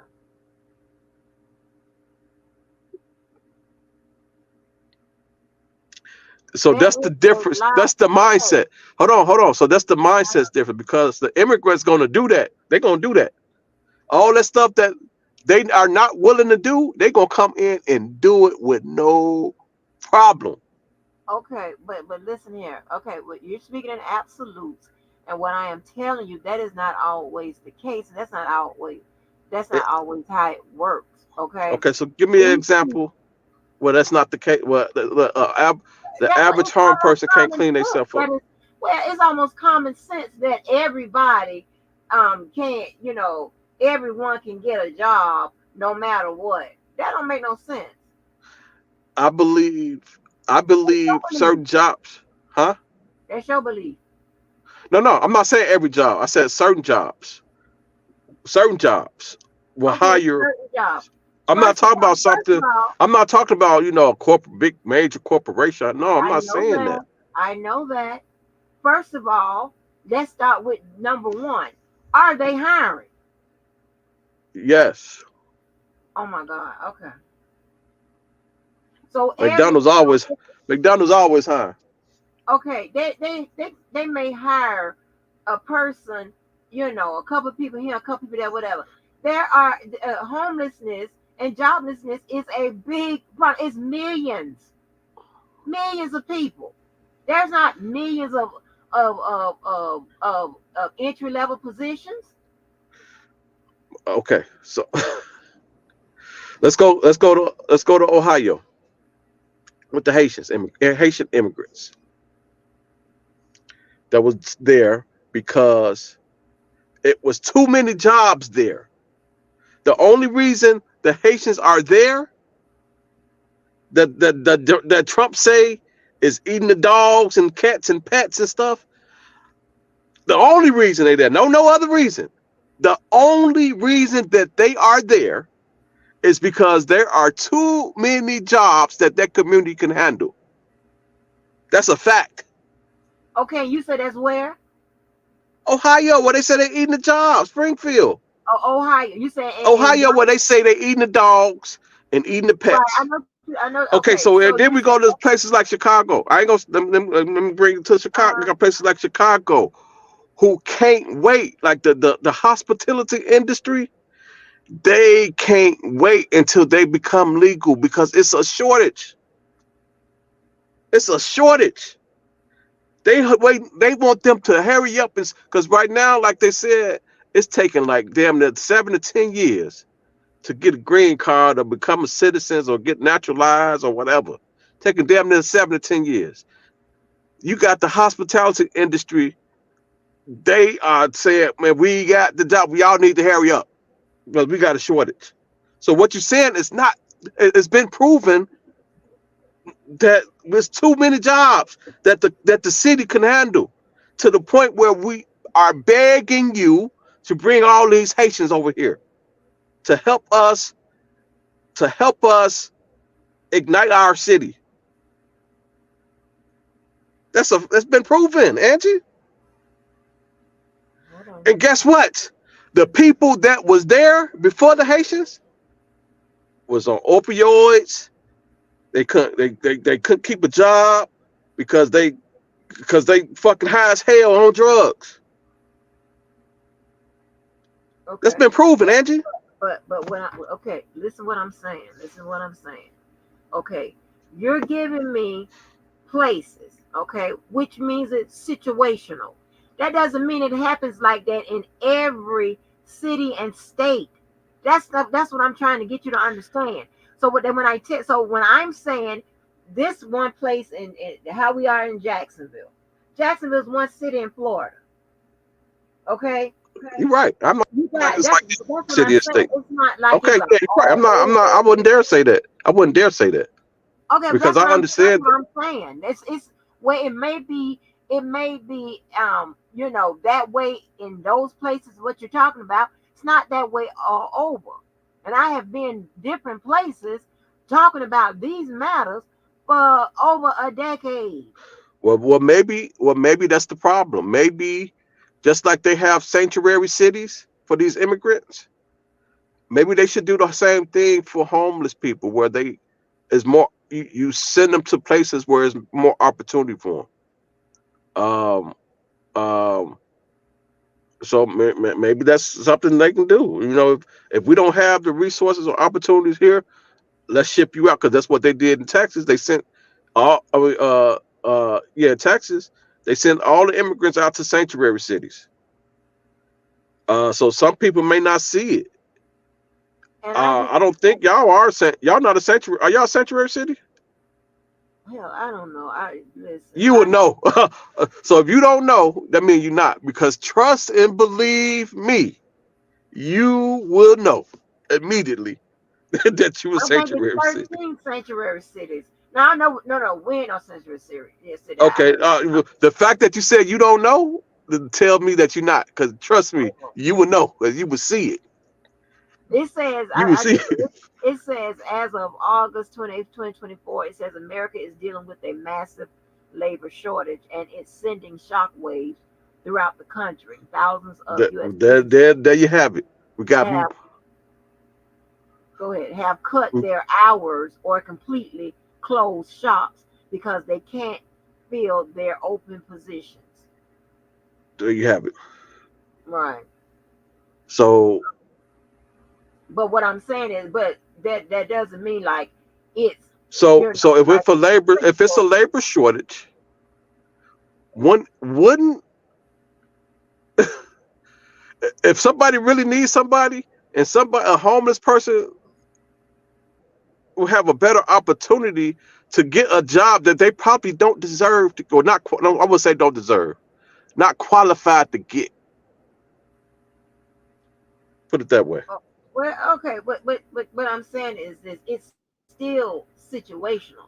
It might be. I said I agree, and that's why I said. And I agree. You got to start. And that's why I said maybe they should reroute them to the places where they can be utilized. Right. You got to start looking at the elements and the variables. So what I'm saying is, just say here in Florida, right here in just Jacksonville, just say there probably are more professional jobs that's available, but we have a lack of people that would be qualified for those jobs. So those jobs sit open, or they restructure. Right, I get you, because it's a doctor shortage. So I get you. Yeah, they restructure the qualifications. A nurse shortage. Wow, I didn't know that. I'd be tempted. I'm like, man, maybe I should go back to be a nurse. I'm like, man, but I would have to do an extra 2 full years, because I don't think I have that can take the place of some. You be a bottomist. You be a bottomist and get. They'll tell them to take a year and get paid. Nah, I ain't doing that. I ain't messing with. I'm scared of needles. I don't like needles be going into me, and I'm not doing that. I'm not gonna get up. I'm not doing that. They ain't going to you. You put them in the shit. Well, you know what? But to be a nurse, you got to do that anyway. So Right, but they have people that do that. That's all they do. I know. And those are the like phlebotomists can get my veins, you know. But I have to when I go You got to them the heroin. You got them heroin veins. yeah. Listen. Listen, they have to. Hey, listen. I'm made of heroin. They have to get me. I'm a sonogram stick. I tell them straight up, I'm a sonogram. They be like, oh, let me go get the machine. They are like, they go I get the seen that. machine. I seen that where they put the light, something with a light, they can find the vein. They show put up. like, you know how like a woman that's pregnant and they put the gel. Oh no, they got something else out. They got something else out now that it's like it's like some type of light that can see through your skin and it shows the vein. What? Yeah. Wait a minute, I think they tried that one time. You right. They tried that one time, and I saw it was like a little green, or some kind of little light on my skin, like a little green light. Well, yeah, they got that where I was, but yeah, no, they usually go and get that sonogram, go and roll it on, you know, and then they okay, here we go, and they give somebody like from ICU or a paramedic to come on and get me. Baby, I'm hard. I'm a hard stick. And I'm easy to blow. I'm easy to blow veins. Like, oh no. A lot of times I be having it all in my hands and stuff and around my wrist because I'm hard to get. I'm hard to get. That's crazy. I be so mad. Because I'm scared of them. It hurt me so bad. I be crying and hollering like a baby. And one time I went to do blood work with my daughter, and I went back there, and I was hollering and screaming and stuff like that back there. And when I came from back there, the whole waiting room turned around and looked, and my daughter just held her head and just started shaking. I don't care, and so it hurt. Ooh, that job be hurting. Ooh, and I be trying not to cuss. I'm like, ooh. But I can only speak for what I see. So you're right. It's not everywhere, but at least in Chicago, from what I see, majority of the people that's homeless on drugs, got something mental going on, or fucking alcoholic or all the above. Yeah, they got a situation like Right. So they got a situation in California where they rather be homeless because they don't want to deal with the like some of the shelters rules and regulations, and they don't want to give up like right, because when you need some crack, you can't be in by 8. You got to get that. Got to feed that. Oh, you think that's what it is? See, I don't be knowing about all of that. Oh, that's why they want to stay out there like that. Because when you talk when to they them, hit you, it hits you. Shit, you rather there's so many abandoned buildings out here. They'll stand in the bando. They'd rather stand in the bando than go to a motherfucking homeless shelter because they turn into a crack house. When you ask them the question, they don't give you the straight answer. Let me tell you something else. California has a program where they'll take they graduate you from homelessness to house, right? But the thing about it is they gonna tap out your check. So if you getting like a veterans check or whatever, they want to tap out of that. Them people rather stay and also with the housing. It's you got some type of rules and regulations, whatever, that you got to follow. But still, you in a place, the places are very nice. You able to, you understand what I'm saying? And you can rebuild your life from there. And a lot of them, because they say, well, I don't want to do the rules, and we don't. I knew somebody who stayed with their mama who had them rules, and they had their mother had rules like if you ain't in by 9 o'clock, don't come here. And they would rather not be in by 9 o'clock and rather go sleep over a stranger house. I know somebody who all he did, and he did this shit young. I think he still do this shit now at adult. All he did was go to the club to find a girl so he can go over their house and spend the night because he didn't want to go home. Oh wow. He was doing that shit since he was a teenager. And that's your boy. That's my nigga. That's my nigga right there. Oh Lord. I mean, everybody got some flaws. Well, that's one of my main niggas right there, boy. Well, shit. I got all type of friends, you know. I got friends that. But in the other categories, he must be ranked pretty high. He actually is. I ain't gonna lie to you. He actually. Right. I would say the other category. What you mean? I said ranked high in the other category, meaning like he must be a real good person or something like that. Oh. No, I thought you talking about. The other category. Something talk about sexual because he'll let them know out the gate. I do eat the box. Oh, okay. he let them know that in the first 10 minutes of talking to him. Oh, that's like. I remember he told me. I was like, man, I thought one time he came over my crib. I said, I thought you was over old girl house. He said, yeah, man, I did. She ended up kicking me out. I said, what happened? He said, I didn't get a chance to knock her down. He said, if I would have knocked her down, I would have stayed, but I never got the opportunity to knock her down. I'm so glad I don't get them type of people that come talking sex to me. You know what I'm saying? I'm so glad I don't get all of that. I am. But let me tell you something. But now let me tell you, now sometimes like at the club and it's very, very, this has happened maybe, I can think maybe about twice. You know, you walking out the doors or whatever, and they were like, you know, what y'all finna do tonight or whatever. I instantly get pissed off because I know what you're thinking, and I'm like, baby, this ain't what it is. Okay, you need to go over there and find you a hoe and ask some questions too. This ain't what it is. Don't worry about what I'm doing tonight. I'm going home, going to bed, going to sleep. Everybody got a little hoe in them now, Angie. Huh? No, Everybody got a little. When mine came out, a little hoe came out since I've been on him. I ain't really got no hoe on me.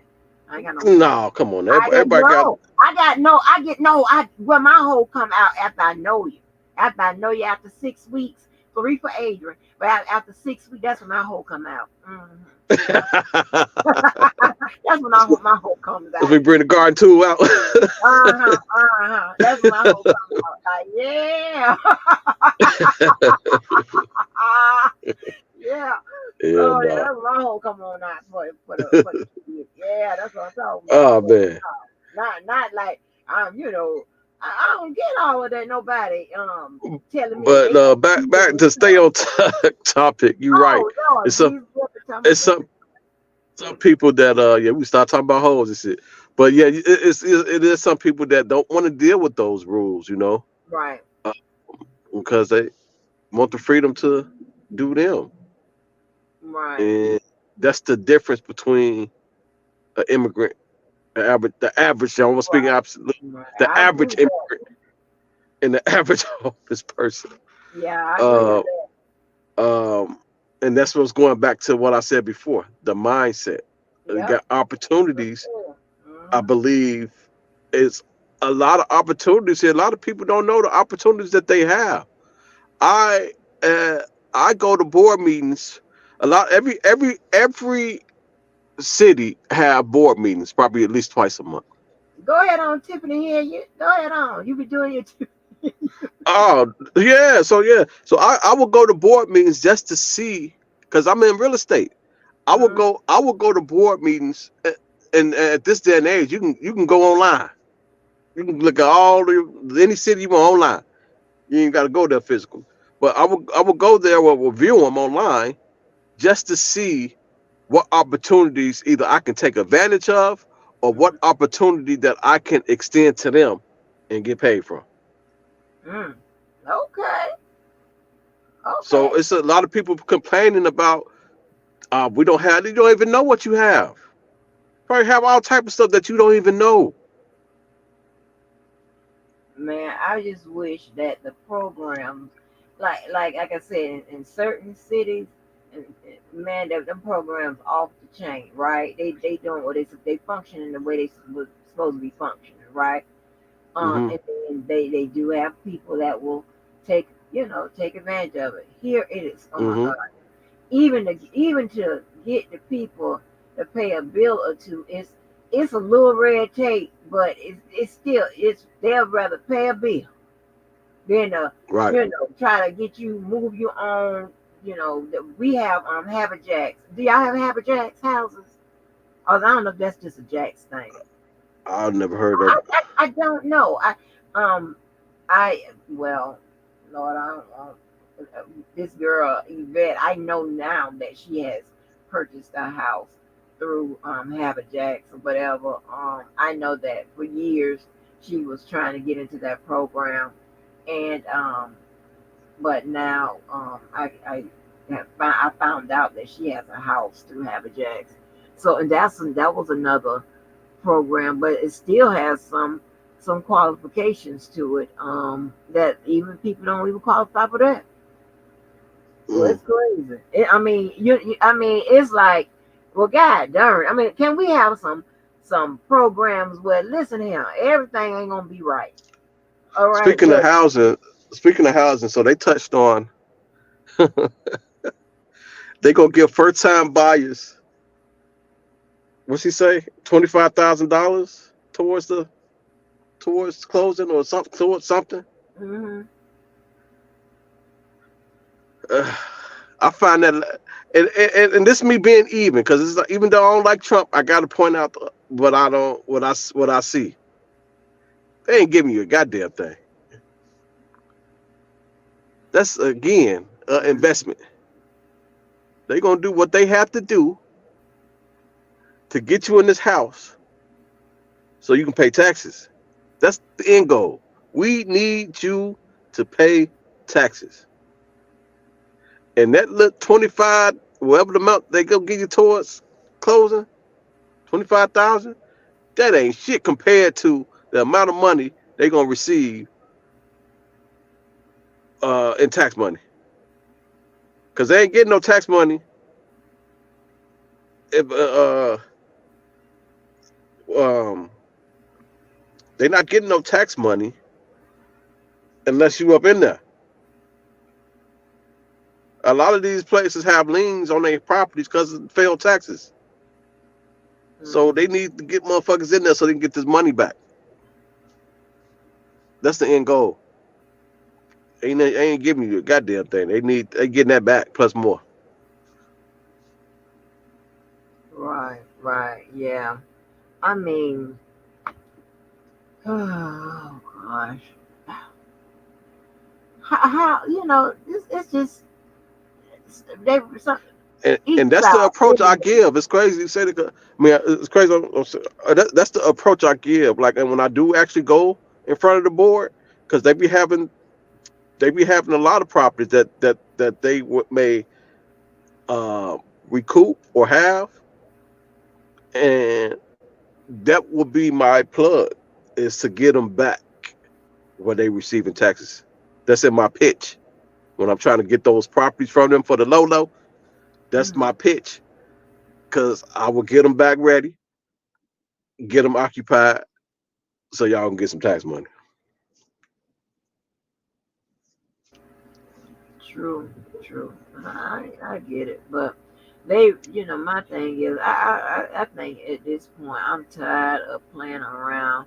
They need to sit down and come up with comprehensive programs to combat some of these issues that plague America. I mean, I'm tired of foolishness. You understand what I'm saying? You got to really structure this stuff right. Well, the people that do that is Congress. Go to your congressmen. Go to your Congress leaders. Attend those town halls and stress that. That's the only way it's gonna happen. If they bring it, you don't know who you're talking to. I know that. Okay, my bad. I'm just My putting it bad. out. Okay, I told Okay. y'all there's a All lot right. you don't know. It's a lot Okay. you don't know. Listen, my other nickname, I got a whole bunch of nicknames. My other nickname is the mayor. Now you think they come on now? It's the reason they call All me that. right. Okay. Another I'm just saying in general though. In general, people complain about this. What you should do. This what they ought to do. If y'all have this, yeah. bring that to a town hall. Yeah, we done brought them. We have town halls every month. Listen, I be freedom fighting, but it's crazy though. It's crazy that every 4 years we talking about the same shit. Like that's what I'm saying, and it's like you know why? Because nobody has seriously sat down and come, crafted a plan that works for both sides and have input from all sides, and that they can put forth and get it passed. Like this is crazy. Right. Come on. That's right. And And I like that though. I will say that I like the bipartisan part. I like it for everybody not to be on the same page, but gotta kind of work together, because that means that one side can't run them up. Right. We got to work together. We got to make this bipartisan. I think that's how it should be. I like that part of it. Yep. That's your checks and balances. That's your watchdog. That's everything all in one. By having both sides, work on the matters together, not in as a this side and that side. And the only problem with that is when you have that type of situation, a lot of things not gonna get passed. That's the only problem with it. That's why you need good leadership. Straight down the line, you need good leadership. If you don't have a leadership that encourages that train of thought, then it's less likely to occur. You need good leadership that foster the idea of, listen, I'm gonna need you to get with that person or whatever. Because you don't see. Let me tell you something. One side ain't gonna have all the good ideas and stuff like that. You understand what I'm saying? Right, if you go and talk to the other side, and then you gonna get something like, oh wow, that's a good idea. Like, and how do we pay for it? How do we fix it first? How do we pay for it? And get to working on it. Like all that one-sided mess and all of that is just crazy. And I think that Trump brings too many distractions and added drama and foolishness and all of that to the White House. I don't think this is. I don't think Trump is the average. I'm trying to say, Republican Party. Because you have a lot of people that's in the Republican Party that's actually going to the other side and saying they don't recognize this as a party that they're used to. I think Trump represent that fucking racist supremacy shit. Right. That's his base. That man divides families. I mean, you actually have families. That's a family of politicians, right? Like, they're going to support their people that like just say Wonder Woman. Wonder Woman's sister is a Republican. She's going to support Democrats. Like, what is going on? She's voting against her sister. And the people, that's crazy. I think the people who do support him, they're not all bad people. I think the people who do support him, majority of them are just not really informed. They're not informed. And some of them, I find some of them morally corrupt. That's just what I'm saying. You have a good portion of them morally corrupt, because a lot of the problem is not just the shit that Trump is saying. The motherfucker who's cheering for the shit, went down there and said you gonna deport the Haitians to Venezuela. First of all, they legal. And if you're gonna deport them, they should go to Haiti, not fucking wherever the fuck you said. And then you got the crowd saying, send them back, yelling, send them back. I'm like, what the fuck? Right. I'm saying they morally corrupt. What the fuck is going on? These are legal people. They are legal. Yeah. It's one thing to say, some people say, oh, they should get in the way that these people are legal. They protected. Right. And then most of them was brought in under his administration. Like I think like 7,000 of them was brought in when he was here. And when you say shit like send them back, I feel like it's a 2-for-1 on some racist shit. Yep. First you get they black. Yep. And then they immigrants. That's 2-for-1. Right. Racial undertones. And check this out right here. And Trump is an opportunist. And see, I don't like them type people because he has been a celebrity troll since I don't know, since we don't know when. He all in Don King's face, all up in this person. He was a he loved Democrats when the Democrats was in power and was winning. You know what I'm saying? He was a Hillary Clinton and Bill Clinton lover then.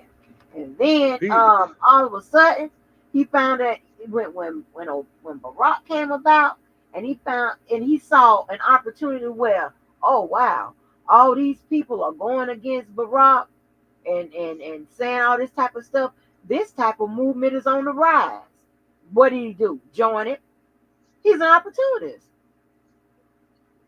It is definitely a different Trump now. I agree, because he was he's on tape. He's on tape, older tape, saying I think this was like back in the 90s, saying that the Democrats are the party that always fixes shit. Wow. He's on tape saying that. And at one point, now he's so crazy now. I'm not sure, but at one point I'm like, this man ain't really racist. He's a goddamn opportunist. But that was early on. I'm just gonna say I changed that. But this is because if you practice something for a long time, you eventually get it right. Okay, so I'm pretty sure he's a racist.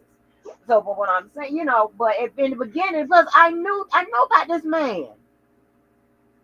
I know about this man. This man been in Florida forever. I know about him. Like, what happened? I'm trying, boy,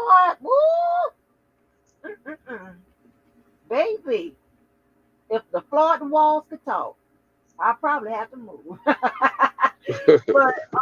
what I'm saying is, well, I thought I was watching like some type of Hitler movement when I'm hearing this whole chat saying, yelling, send them back. Like these are like, what the fuck? Yeah. From his first run, when like they had people in the audience that was tripping, them build the wall, mobbed their ass, huh? You talk about the first one? They was yelling, "Build the wall." Well, but no, when they was running, hollering, "Build the wall." But you remember, like it would be certain people in the audience that be wanting to, flip them off or whatever, go against what he was saying. Them crowds get them. Them crowds will get them.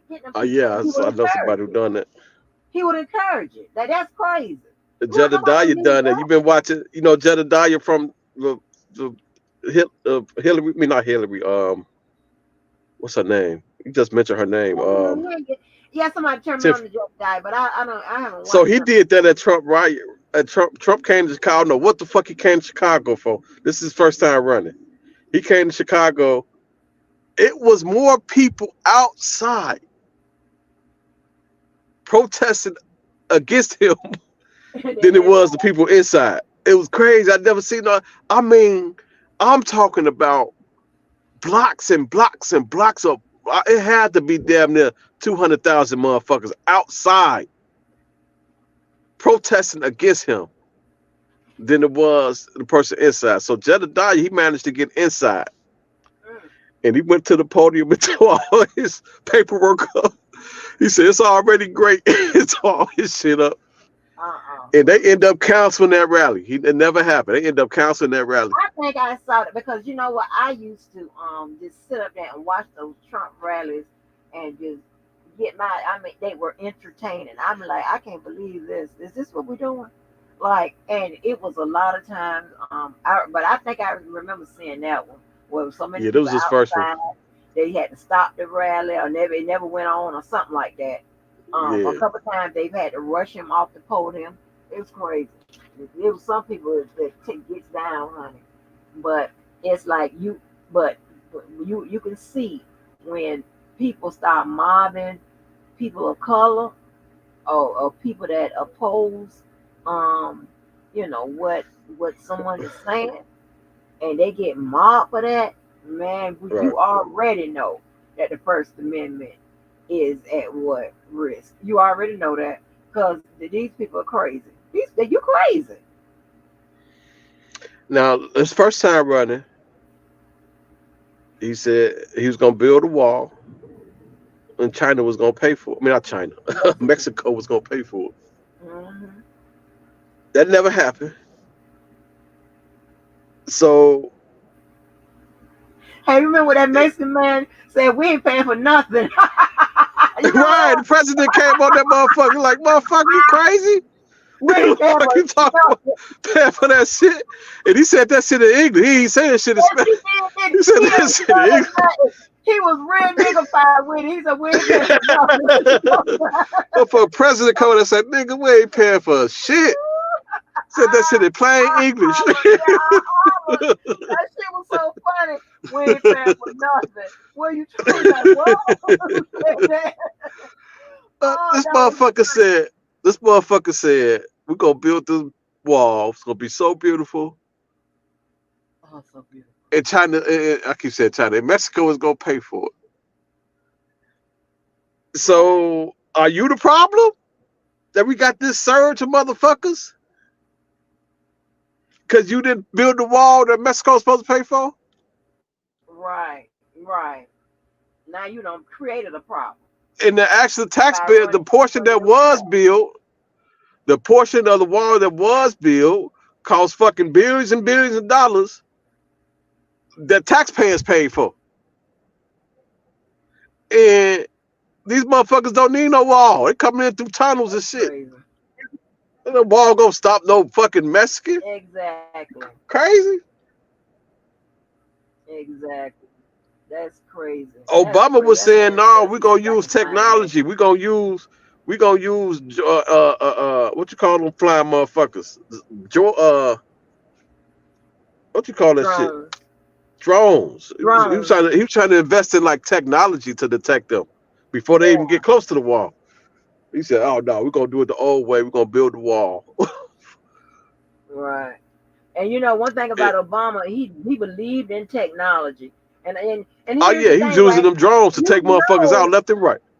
Yeah, you know that we are, with our technological advancement in America, you know that is where you should put a whole bunch of focus on, right? And because technology, that helps in healthcare, it helps with the military, vast number of places. Obama was so smart. You understand what I'm saying? But they ain't like all that. That man don't say that too loud. Motherfuckers say motherfuckers hate Obama, boy. Yeah, they hate him, boy. I think people just. You know what though? You know what? I used to hate Bush, but when Trump was in office, man, I was like, man, I need Bush. Listen here, and when Bush, Obama, and Clinton get together, baby, I love baby. That's baby. Yeah, you see that? Yeah, you would never see that. You would never see that with Trump. Nobody fuck with that motherfucker. You see, Obama you see all these old presidents chilling. Mm-hmm. Right. They would, man. When I tell you, it's a picture. It's a picture with Biden. It's a picture with Biden, Bush. This one, both Bush. This was both Bush was other Bush was alive too. We got both Bushes, and you got Clinton, and Obama, all together at the table, laughing. Exactly. And that type of stuff like that, I'm like, yeah, that's what I'm talking about. That's what I'm talking about. You know, unity, working together, not that foolishness that Trump talking about. You know, he walking along. Ain't nobody want to be bothered up with his one suit wearing having ass. Nobody got time for that. But I can You say though, know, I can only go back from when I can only judge like who I vote for based on when I was around, and my earliest is um uh, uh, um Clinton. Clinton, he was the only the last president to balance the budget, no deficit. You get Bush coming, he fuck all that up immediately. right. Gas went up. That's when the gas went up crazy because of the war, and it never went down since. It never been down since. Then you got the fucking house crisis and shit, and you get after Bush, you get Obama come in and inherit some fucked up shit, and you get that together. You get the fucking houses crisis together. He bailed out the motherfucking what industry was that? I think it was the car industry. And you get shit back together, and you pass that on to Trump. Trump came in a good situation. So you have Republicans inheriting good situations. You got Democrats inheriting fucked up situations. Right. So now Trump come in, he inherit a good ass situation. Right. By the time he left office, I could want no toilet tissue. I couldn't wipe my ass. Fucking mishandled the goddamn crisis. Every goddamn president have dealt with some type of crisis like this. Every president. COVID, this ain't COVID first time. COVID came back first time it was fucked up. It was SARS. That's all. That's all. I mean, it was SARS. It didn't get to this point. You sound like dark skinned people from Texas. Boy, them dark skinned people from Texas, they'll tell you it was SARS. I'm like, okay. It was SARS. Okay. SARS came around. SARS is COVID. SARS is COVID. So this is nothing new. We dealt with this before, and it didn't get mishandled to that point. To this point, when you was in office. So God forbid if you take office again, and something else happen, we got to deal with this again. Because you mishandle. Now you got the Democrats come in again now in a fucked up situation. Couldn't wipe your ass. It wasn't no motherfucking food. You talking about gouge and price gouge and shit. It wasn't no food to buy. Exactly. It was crazy. No food to buy. I remember in the grocery store where the shelves was empty for us to take like the bleach and the top. I'm like, what the hell? It was empty. What the hell? And you talking about you got to pay for $5 for eggs. You couldn't buy if eggs was $10, it wasn't there for you to purchase. Well, no, you couldn't wipe your ass. You couldn't do shit. What the fuck? I mean, no paper. It was no paper products. I'm like, huh? What we gonna do? Now this shit has been brought back to normal. This shit has been brought back to normal because it was fucking crowd. Never experienced nothing like this. So that's why I base who I vote off, because this is what I've seen with my own eyes. I have seen the Democrats getting inherit shit that's fucked up and getting it back right, pass it over back to the Republicans. They fuck it up, and it's just been a back and forth. That's what I've seen. There's facts to prove it. Right. Right. It's wild. Yeah, but yeah, Clinton. You must be voting for Clinton on his second run. I voted for his first I run. wasn't able to vote. I wasn't old enough to vote. Yeah, I voted. The first time I voted was for Clinton back in '92. My mom The was. only time, on the time I was the very first time that I voted, it was Obama. But when I was old enough to vote, it was when Bush was running, and I didn't vote then. I wasn't really into it like that until I got older. But I wasn't. I wasn't old enough at the time. Yeah, I voted for. The first time I voted was in '92, and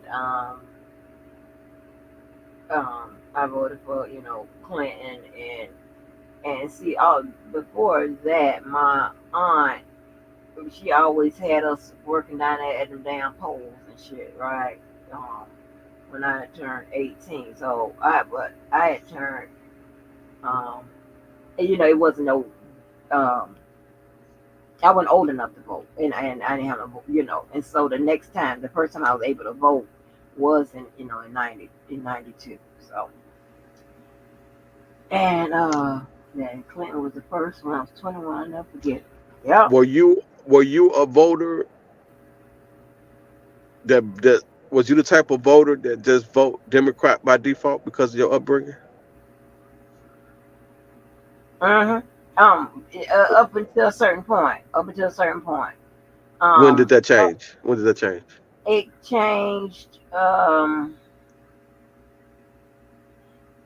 let me tell you, I've always voted Democrat. Okay, I had some, I had some independent ideas. Let me say that. All right, Okay, so you switched to and independent. I had some independent ideas. Um, After 9/11. Okay, I had some independent ideas after 9/11. However, I also knew that sinking a vote into an independent was wasting a vote because it was either going to be always Democrat or Republican. I didn't want to waste Depending no on where vote. you at, yeah. Yeah, Depending on I where didn't you want at. to waste no vote. You know what I'm saying? So I would just Right. go ahead and lean with my party. But I started developing independent um, ideas about politics, concepts about politics after 9/11. That kind of had me open up a little bit because baby, all I knew, and I'm trying to tell you, my family, I'm telling you, the quickest way to get kicked out of the family was say that you like the Boston Celtics, say anything about that you like Ronald Reagan, and what was the other one? Oh yeah, talking about and you gonna vote Republican. That was the quickest way to get kicked out. They weren't explaining it to you, whatever. That's a no no. Don't come in and talk about no Ronald Reagan. Don't come in, Don't that's like Damn. and I didn't even know why they didn't like the Boston Celtics. So I was quietly and secretly, because I was a basketball fan. I was like, let me tell you something. Who was what the dude name is? Larry Bird, um, Robert Parrish, Dennis, Dennis A, Danny Ainge, Dennis, I forgot what Dennis' name is, and Kevin McHale. That's that team, right? I would have to be silent and kind of cheering for them when they weren't playing the Bulls or something like that. I had to be silent, kind of cheering for them because them some bad white, black. That was bad, right? But Yeah, baby, yeah, you can't deny that. huh? You can't deny that. Yeah, that was bad, right? We couldn't say nothing, but baby, when we would get outside away from the family, we would like talk about it. Oh man, blah blah blah blah blah blah blah, blah. Right? And so but they weren't playing that. And then when I later on I found out that Boston, had a little racism problem. I said, oh okay, that's why they ain't like them. I said, oh okay. But that was wasn't up for a discussion. I wish you would come in and talk about some damn Larry Bird. Like what? Yeah, you better get out of here. So they also said that, she's promising to do these things when she get in office. How come you ain't do them in the past 3 years? How you feel about that? Um, the past. Because he said that it's crazy because Trump said Trump closed that way in his closing, and JD Vance closed that way as well. Right. Now, here's the thing, right? Um, and let me tell you something. After that Hillary shit, that shit took the wind out of me. I ain't want to be bothered with no politics or nothing no more. But my thing is, I don't know what her attempts was. Okay, I don't know really. What was her attempts? I know she did a lot. I know she be doing a lot with the with um mortality rate in black women during pregnancy. I know she was working on things of that nature. But so really what her list of things that she accomplished or she, was one of the authors of a bill or whatever, that I can't Yeah, tell you that straight. part. That Yeah. part. So but I posted, like I said, I posted what they run on or whatever. Maybe I should go back and find out what they actually completed, And right? that's what I was finna. That was gonna be my answer as a vice president. You know, you can't create policies. You can't sign bills into law. You can't Right. govern. They asking her questions that they should be asking Biden. Yeah, but you can't. But think about it. You can't throw Biden under the bus either. You can't throw Biden under the bus, but you are. So she may have some influence of but at the end of the day, she don't sign shit in law. She don't govern. She don't create policies as a vice president. The president do Right. that. Right. But for So the debate, for the and debate, you can't throw your vice. You can't. right. I understand what you So said. You can't yeah, throw him under the you can't throw bus, him under the bus. So they and you should have don't have had to a throw him under. prepared You don't. answer. They You should don't have have had to throw him under the bus right. because look, going back to what I said earlier. Look at what look at what he inherited. It was fucked up. Yeah. You want him to do all this shit in fucking in 2 days? Yeah, and then All this listen, shit. that All could this have shit been can't be up. done in 4 years. All this shit can't be done in 8 years. Sometimes this shit take damn near 10 years to see To its undo. full fruition. But you know what? And what you said is a good answer. So they should have anticipated that question because I already had it, and they should have given a good answer. I mean, throw it back on them. Well, it was Hey, he closed on it, so he couldn't respond because it was his closing. So it wasn't no responding out there. Trump closed on it, and Vance closed on it, and they both went last.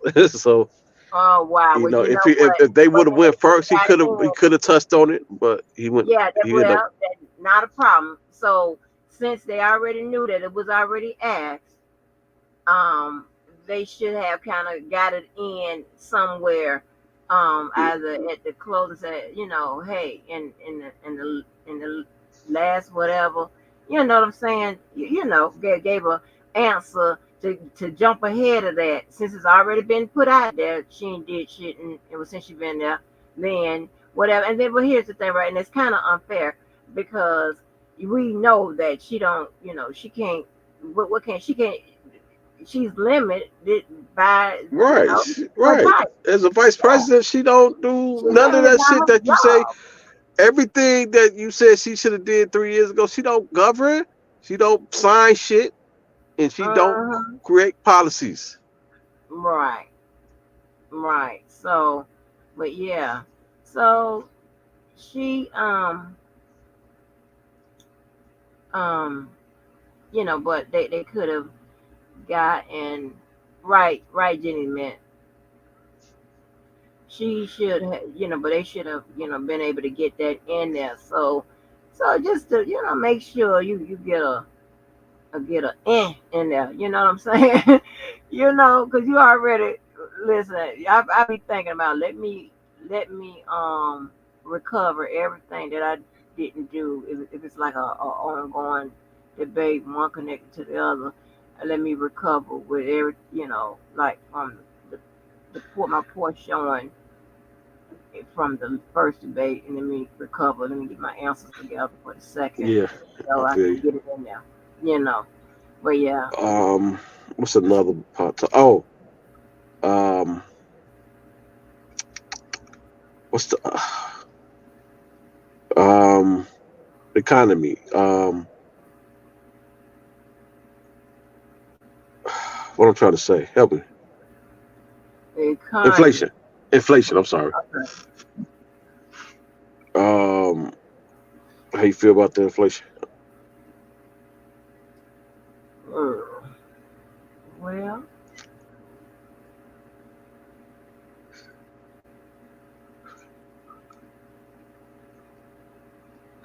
I think since you hesitating, yeah, go ahead. Because you know what? Because this gonna sound crazy.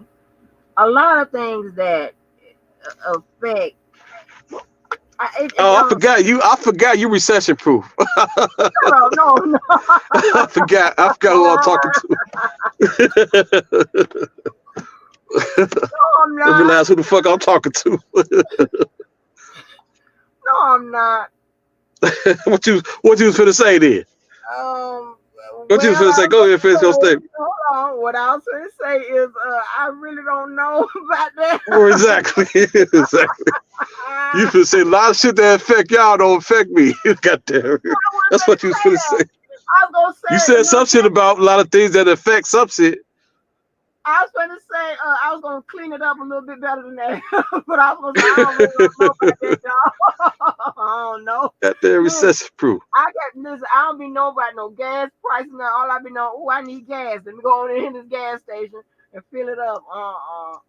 So a lot of that stuff I don't be knowing. Like, I think the inflation is something that is going to happen. Yeah. You know, it's been happening before you was born. But I think it is celebrated because of the pandemic. And then especially when you get when you give a bunch of people a lot of money at the same time, that's going to impact inflation as well. But shit, when I was in high school, it's like in the late '90s, I used to go to make. My mother used to give me fucking $25 to last me the whole week. And now, shit, $25 lasts me a fucking day, barely. Right. Right. I used to go to McDonald's. I used to go to McDonald's for my lunch, and then after school, I still had a motherfucker enough money to give me a fucking slice of pizza on the way home on the train. $5. I spent damn near $5 a day back in the late '90s. Shit, not now. Yeah. Yeah. You're right. You're right. Because that was like, I don't know how much my daughter used to pay. So when you talk about inflation, you talking about something that was always projected to happen. Mm-hmm. Like it's going to happen. It's no way around it. Now it did accelerate, but I think the acceleration came because you got supply and demand that kind of influence it as well. So like I said, when you got all the PPP loans going out, and you got the stimulus checks, and you got all those things that people was getting during the COVID situation. A lot of people had a lot of money at that time, more money that they probably had in a while. Mm-hmm. And what they do, they contributed to inflation because now you got the demand there, but not the supply. Right.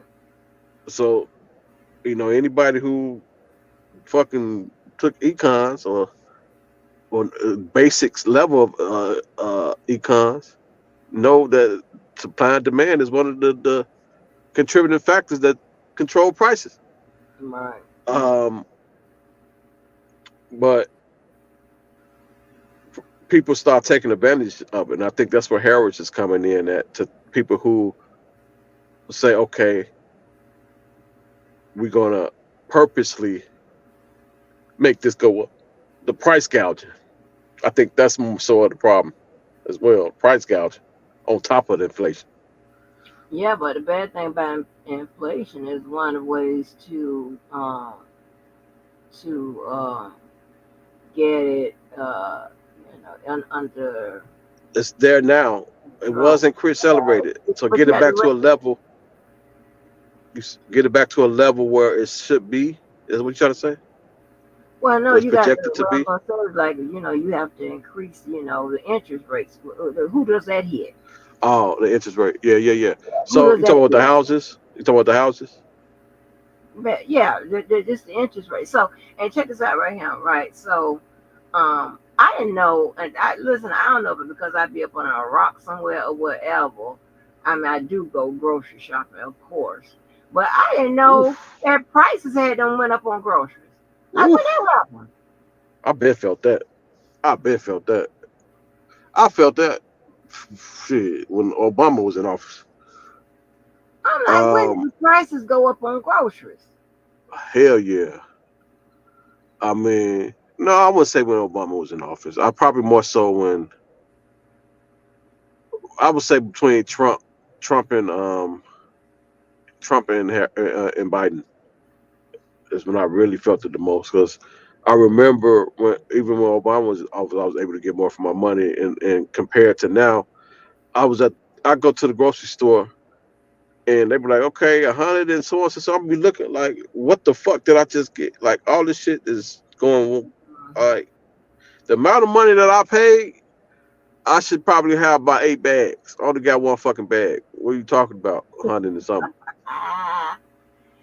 Hey, and the thing about it is right now, me when I was on that steak kick when I kept eating all them different steaks, and then I tried to figure out which ones I want, so I kept buying those. I'm like, Lord have mercy. Why would I like the ribeye, which is pretty expensive, right? Yes, And this I is was ridiculous. like, oh my God, I was like two of these little steaks in this pack. I don't get steak unless it's on sale. I gotta have my steak. Don't get me wrong. And I don't do the prime. I can't, do the prime or the white ragu. That shit is just waste of money to me. But I do the choice. And I get that when it's on sale. It's called a choice. I've never heard of it. So you got different grades. You got select. Oh, you talking about the grades? Oh, yeah. okay. You got select. You got choice. You got prime, and you got ragu. Oh, okay. Yeah, Now the prime and the ragu is just this price wise is just disrespectful, especially the ragu. How much that be? Shit. I'm just picking up steak. Ragu, like a 16-ounce. Okay, so let's say you get a 16-ounce of steak that's just choice, not prime. 16-ounce, one ribeye. That will probably be like maybe like for 16-ounce for maybe like $12 maybe. Oh, okay, that ain't that. I mean, that ain't About 12, anywhere between $12 and $15. Now you go to prime. That same steak is probably about 20-25. Then you got a ragu. That motherfucker about $60 to $90. Same steak. Okay, well, I know I'm not picking up ragu. It must be prime because sometimes. And then check this out.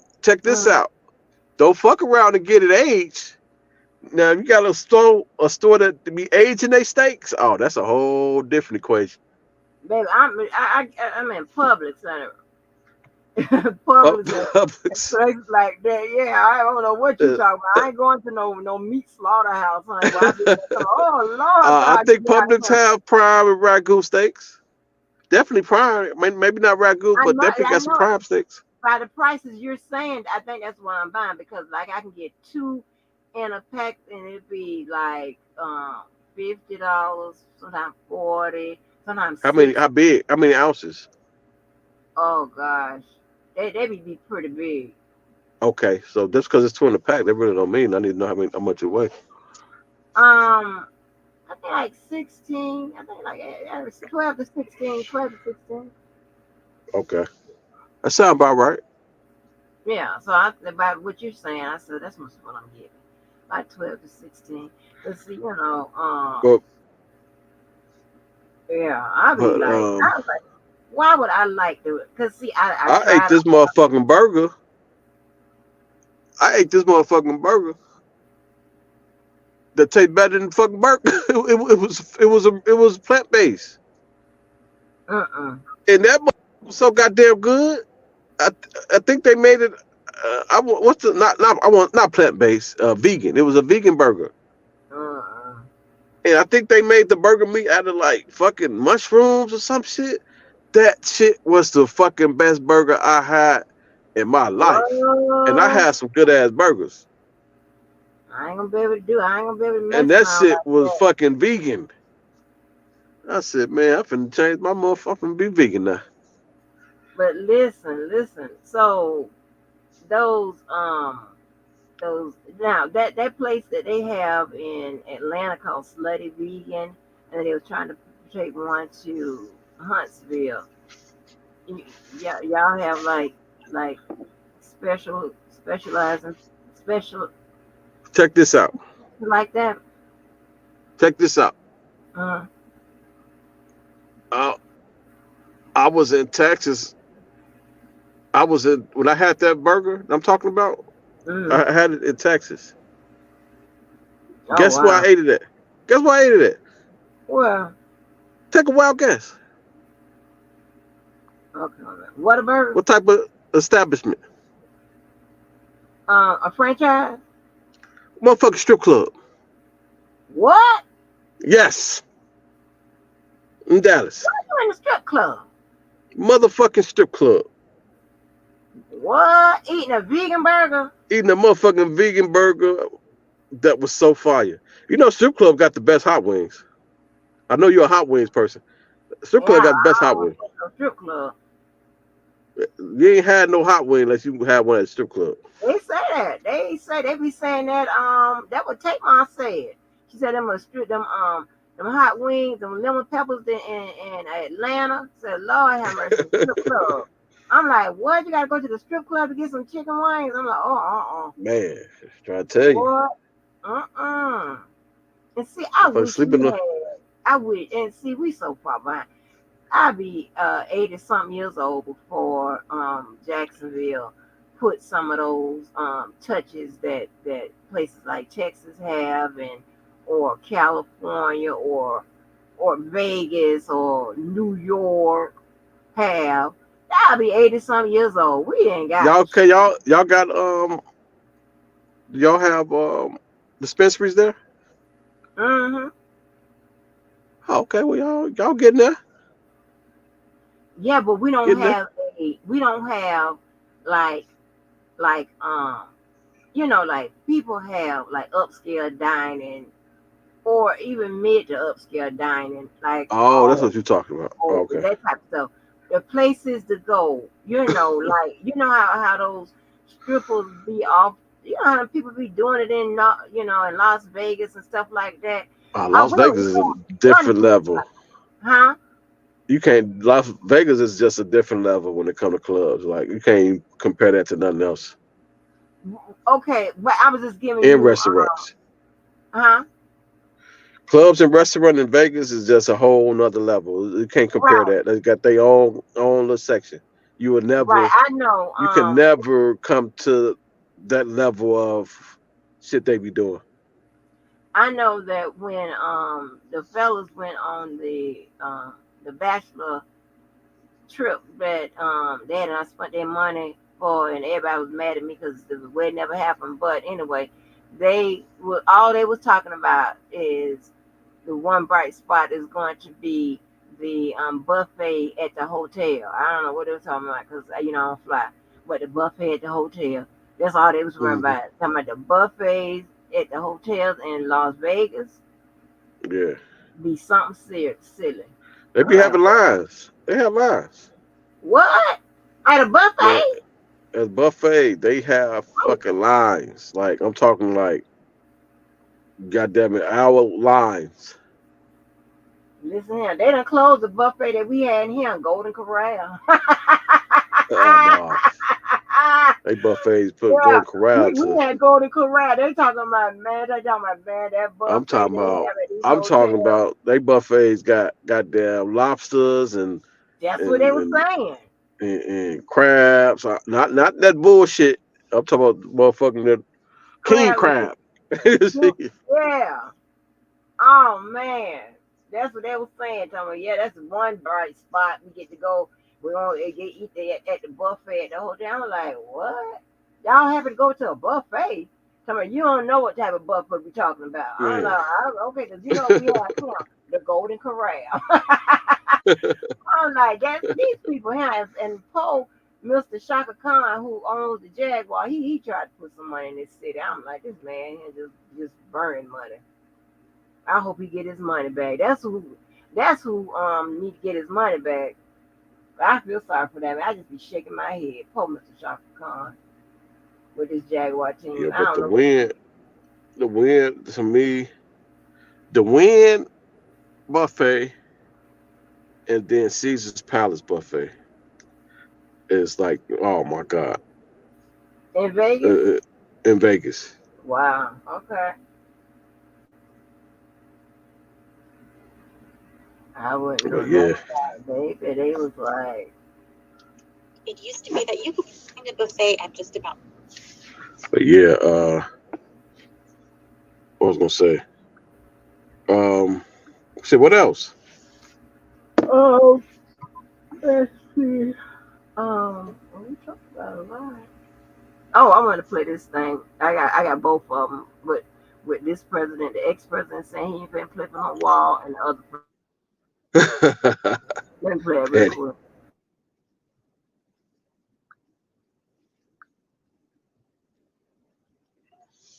Today, Trump's taking heat from across the border.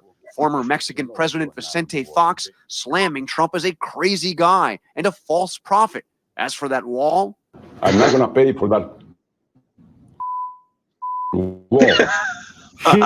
He should pay for it. He's got the money. Trump, who's been dinged for his own foul language. I would bomb the out of him. I was going to say they're full of but I won't say that. And you can tell them to go themselves. Is now tweeting former president of Mexico horribly used the F word when discussing the wall. Oh, he God. must apologize.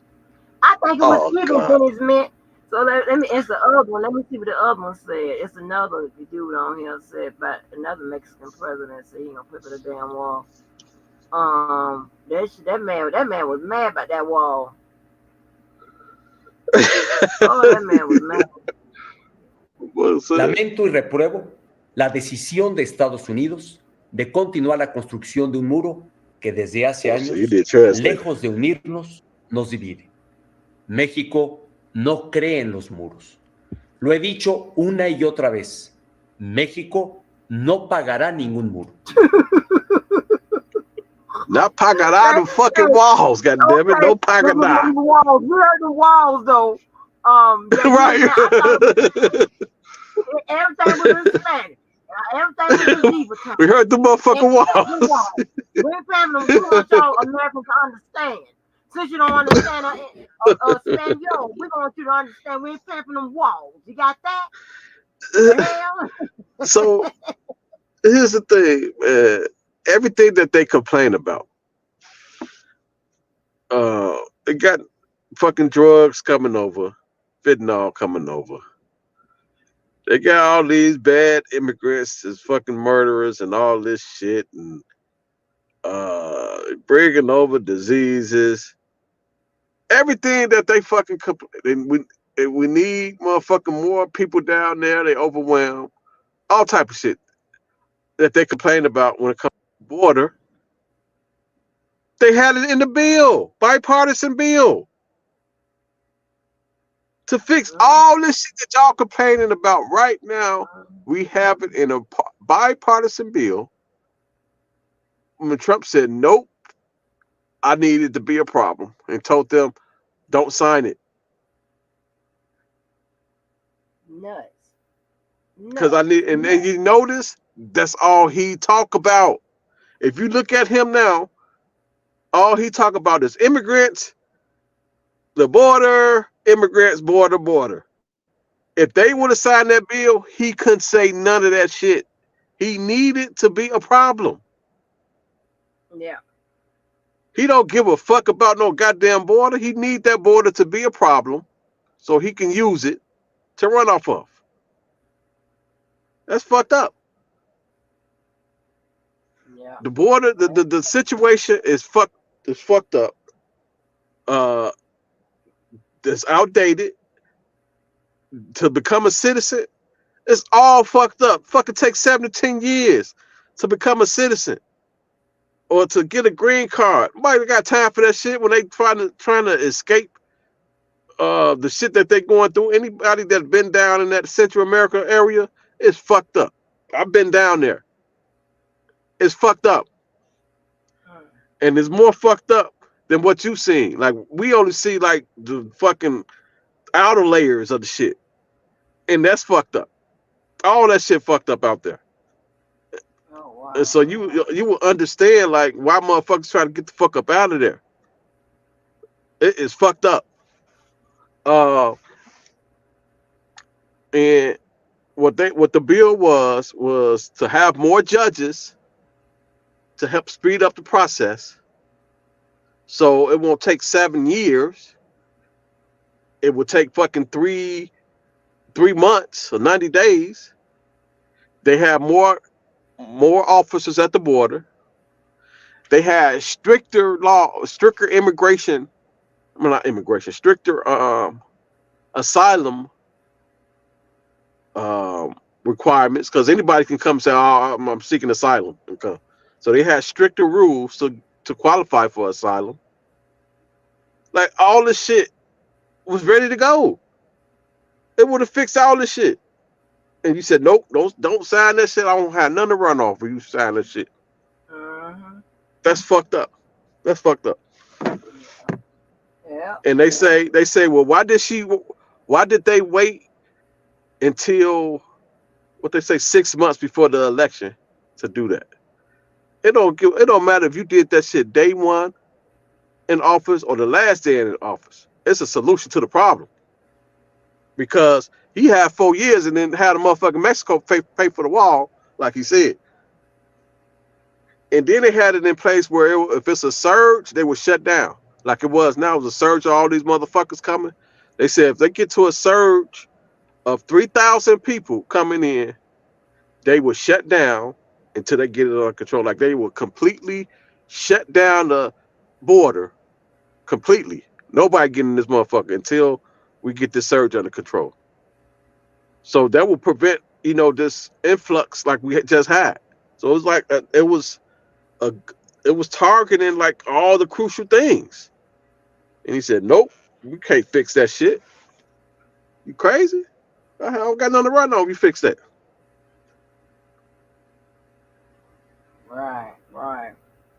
That's crazy though. Yeah, and that's what I'm saying. That the way he thinks and the way he does things lets you know this man is an opportunist. He don't give a damn about that. He was doing this shit to get out of jail. He is running. He ain't running for fucking making America great again. He make his fucking citizens great. Right. Well, Jenny, I think it was even. I really do. What's even? The debate? Oh yeah. I think it's even until you look at. I think at first glance it's even until you look at the fact check. Because it wasn't even at first glance. It wasn't even at first glance with that first debate with Biden and Trump. Yeah. Clearly, I saw immediately like, oh shit, this old ass motherfucker. Shit. This shit embarrassing. Yeah, I started crying. What up, Adam? I almost started crying. And then it wasn't even at first glance with Harris. The second with Harris, especially start talking about they eating dogs and shit. But this one, at first glance, I believe it's even until you look at the answers and validate and see if it was actual factual, and then you see it's not even. But the average person not gonna do that. Right. Yeah, that was crazy, honey. Oh Lord, and you know what? I remember in debates, honey, how I be looking. I had my shit together. I be burning a hole in the side of your face. They used to hate to see me on the other side. They used to hate to see my ass, and they know my ass was I come to take your ass out. I come to destroy. I was on the debate team, but it was for religious purposes. Oh, for real? Yep. Oh, little Kelly was up there.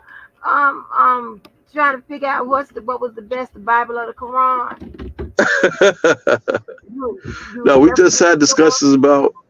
Well, actually, we did have debate Islam. They do use Quran, but majority of the debate was the deity of Jesus. That's mainly we talked about, versus the Quran versus the Bible, or in the light of the Quran, or in light of the Bible. Put it that way. Who you the saying? Deity of Jesus. The deity of Jesus. Oh, the deity. Oh, okay. I'm sorry. I'm like, who? What you said? Who Jesus? What Jesus? Jesus? What it say? I'm like, I'm glad Atmos is in here. Our biblical translator, Atmos. Whether Nazareth TV sent Walz won and that Vance did not answer. Oh, we got hit the link, Adams. Yeah. Everybody turned to Psalms. We used to say that shit when Adams coming. As you get through cursing. Everybody be quiet. Everybody turn to Jesus. The Psalms. Okay, you like, damn, Abby, stop coming here. I'm trying to curse. I'm coming here. I'm trying to curse. Here he comes. Lord have mercy. All right, oh, no. You might not know this guy. I don't know if you've seen him, but his name is Jeff Short. He's a pastor. He done called me a couple times. I'm like, oh, Lord, Mr. Jeff. Jesus Christ. I'm sorry. I be trying to be good. Well, they be trying to bring me out. They won't leave me alone. And I'm like, oh, Lord, Mr. Jeff. Help me. Man. Oh, that's what I'm talking about. I've been one time.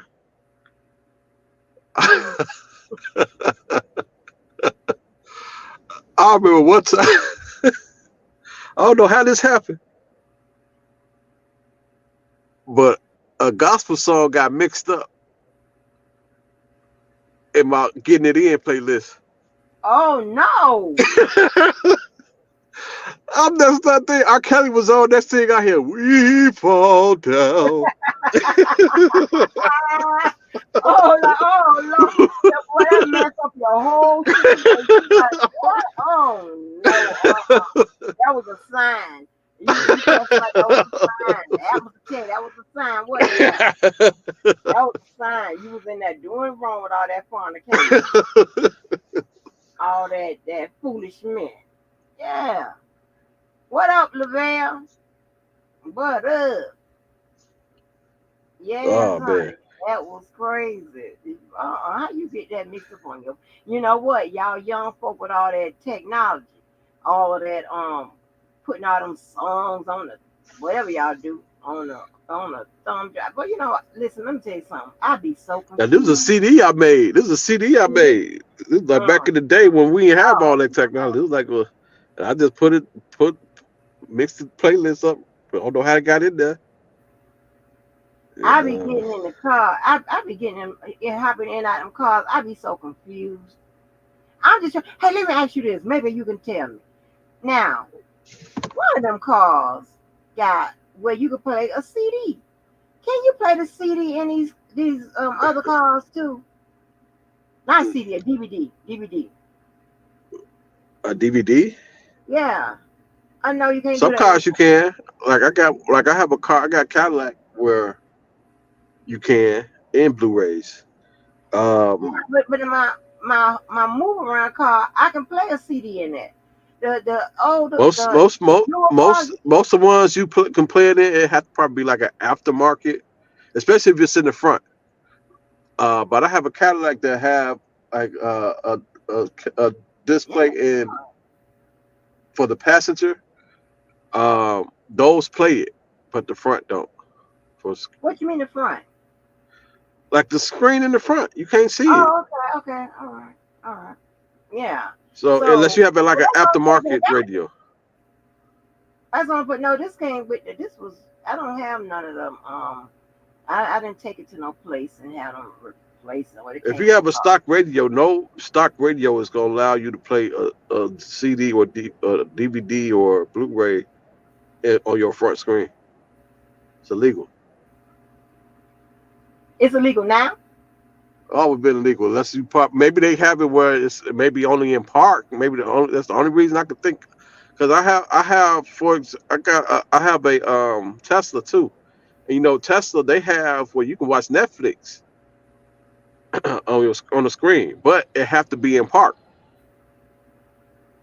Yes, a lot going on with all of that, but I'm telling you, there is.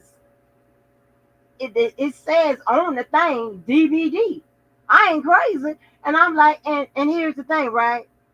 I don't know where the changer is. I hear it clicking somewhere in the back, and I hear it clicking in the car. I don't know where to get. They haven't had no CDs in cars in the last fucking 6-7 years. That's not a thing no more. You can't buy no CDs no more. This is the kick around, get around. Like 2018. Yeah, this is 2008. It's a kick around, get around. And I hear it, and I'm like, what is going on? I don't know where to get the CDs from. I don't know how to get it out or nothing. I don't know anything, any of that. And then but the other cars, you can't do nothing while it's in drive. You can't do nothing. You're gonna be like, oh my gosh, can I do this? Nope. No. It comes on the screen. Not while you're driving. Like, oh my gosh. Like, this is ridiculous. And them foreign cars, whatever, I just be looking crazy. I be like, all that talking to it and getting the answer back. Now my child, into them kids, she can operate in any of them cars. She get in them, and sometimes she hooks some up, and sometimes it tells her that no, we put it from somewhere else, and it's crazy. I just be looking lost. I be like, tell me when it's done. She be like, she tell me no, just talk to it and tell it to play, and I'm like, girl, I got time for this shit. Sick of this shit. Oh, hold on. Okay, so Atman said Vance took the debate. Do you think Vance took it? I think it was even, if anything. I think it was because was probably going by just his composed answers. We don't know if that's the truthful answers. We don't know if that right. I ain't talking about whether it's truth or not. Because truth, if we go by the truth, it's definitely going to be not Vance. I'm just talking about. No, I'm talking about Atlas was probably looking at that his answers was composed, and that's why he think Vance took it. Oh, okay. Yeah, that's what I'm talking about. That's what I'm talking about. I'm not talking about whether it was truthful or not. Okay, so I'm just talking about just the debate. Yeah. Because he did appear nervous at first. Vance was nervous. Vance was ready. Yeah. Oh, Vance was ready. Yeah, Vance was ready. And then he got settled in a couple questions after. And I did see that. Huh? Lavelle coming for your spot. That's what I'm gonna tell you. What happened? Lavelle coming for your spot. I don't got no spot. Shit. I want no smoke. Shit. You see, you always trying to keep motherfuckers into shit. You always trying to keep friction going on. No. I used to tell my best friend stuff like that, like when I'm hanging out with another guy, whatever, not on no get down stuff, just be, being friends. But I say, hey, such come for your spot. No, I'm gonna come to my spot. My spot's secure. My spot been here for 30 years. Blah blah blah blah blah. I'm like, he come for your spot. Cause spots left. It's some spots left. Shit, you got comfort by. It's a lot of spots. He said, I can never move, Mr. Keller. He said, no, Lavelle be helping me out. He gave me a lot of channels. He gave me information. If I'm not mistaken, he was in here one time trying to solve my HVAC problem. I don't know what the hell. Oh, dear. Yeah. He knew I didn't know what I was talking about when I was trying to talk about that game. Listen, let me ask you this right here. The football game Saturday. It was. I know Georgia was on the screen. I believe somebody was playing red. Well, if it's college, I'm not the person to ask. But go ahead. Oh, okay. Well, never mind then. Well, never mind. Because I know that game, it had households frozen. Like everybody, like we were outside my cousin's house.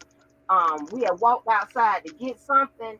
And the neighbor even said, y'all watching the game? I'm like, oh my God, everybody, people, my family members and people, friends, stuff, they were just like tweeting and they were texting. They were about that game. I don't know what they had, but y'all like, y'all gambling or what the hell is going on? And and it was a lot of stuff going on. And Lavelle, I was trying to explain, and Lavelle said, let's leave it alone. He told me something that a lot of my friends say when I go to try to explain something, I have no clue what I'm talking about. Usually that's football. They tell me leave it alone, and they be like, "Huh?" I'm like, and see, I be trying so hard too. I be like, "Okay, wait a minute." You see Trump? You see Trump get booed at the Michigan game? He got booed at I think Michigan and Minnesota. So he went to Alabama after that. They love me, Alabama. Yeah.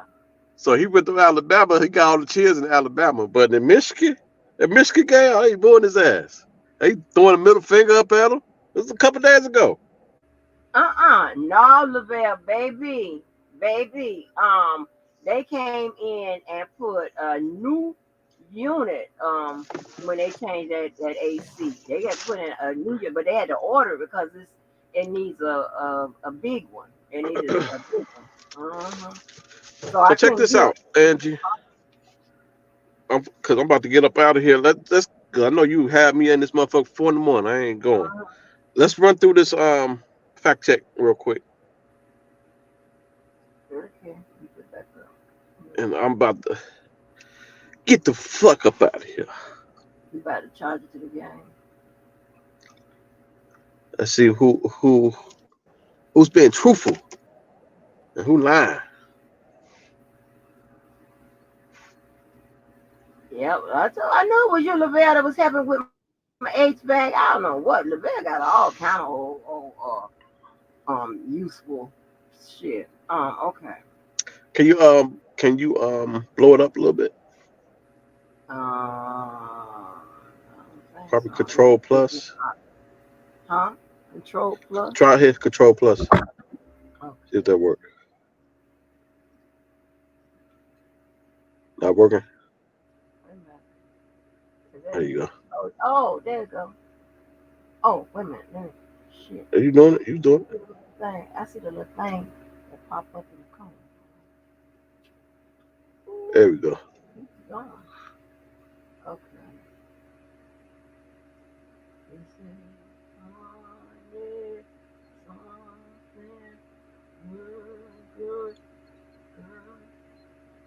So we could start at 2148 timestamp and just work our way down.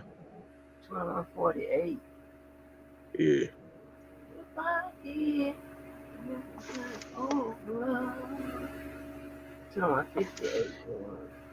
The 2148 be at the top. No, at the top is. Not stop. Hit right there. Right there. Right. You went too far. Listen, that's 20. It's 2216, 2222. At the top, it's the larger at the Right. We can beginning. start. That's the closing. It's the closing. Dude, you want okay? Are you starting from the? You want to start from the front, the first one? No. The last to the beginning. That's what I'm saying. 2148 time step. That's 20. Okay. You're going the wrong way, Angie. No, I'm not. I'm trying to tell you how it's set up. I'm trying to tell you I just did this. Hold on. 2150, 2147, 2145. It's 2147, 2149. So which one you want to start? What did it say? It's out there. You going so fast, I can't see what the fuck going on. Hold on, because I'm gonna ask you, see if you wanna. Okay. The first question. You know what? This is just start where you want to start. Just do it that way. It's your show. Oh, shut up, fool. Okay, your idea. Okay. PolitiFact, it's at 226. What Vance said about creating stories about Springfield, Ohio in context. On CNN, when asked about Trump's September 10th debate statement about Haitian migrants in Springfield, Ohio eating people's pets, Vance said the American media totally ignored this stuff until Donald Trump and I started talking about cat memes. If I had to create stories so that American media actually pay attention to the suffering of the American people, then that's what I'm going to do. Oh, Lord. See? When Bash pushed him to clarify his remarks, Vance said, I say that we're creating a story, meaning we're creating the American media focusing on it. Lord have mercy. I know we focusing on it, motherfucker. You created it. You created us focusing on it off of shit that you made up. Right. And it was people calling, talking about, it was people who called the police station that said that they see some Haitians with some geese. But the police can never verify it. Wow. Everything that was called in was never verified. And there was only a couple of them. So they created a situation. Now, if I got a video of motherfuckers killing geese, and there's white motherfuckers. Oh wow. Well, shit, they ducks too, knocking their ass out the sky, playing duck hunt. They don't stand a chance. White motherfuckers. Oh yeah. If you go on Google right now and type in fucking shooting ducks and geese getting shot, you will see hundreds of videos, hundreds of them, of all white people shooting the shit out these geese and ducks. You will not see not one Haitian. Wow. Did you know his wife was darker than me? His wife was what? Darker than me. Darker than me. She's dark. Well, I know she's Indian. I know she's Indian, and I know she's Indian, and you want to send some immigrants back? She'd be the first one to need to go back. And Trump wife barely speak English. She need to go back too. If we're gonna send some people back. Right. That's what I'm saying. That's just some craziness. How you gonna feel this way about immigrants and shit, and y'all are laying up with? Okay.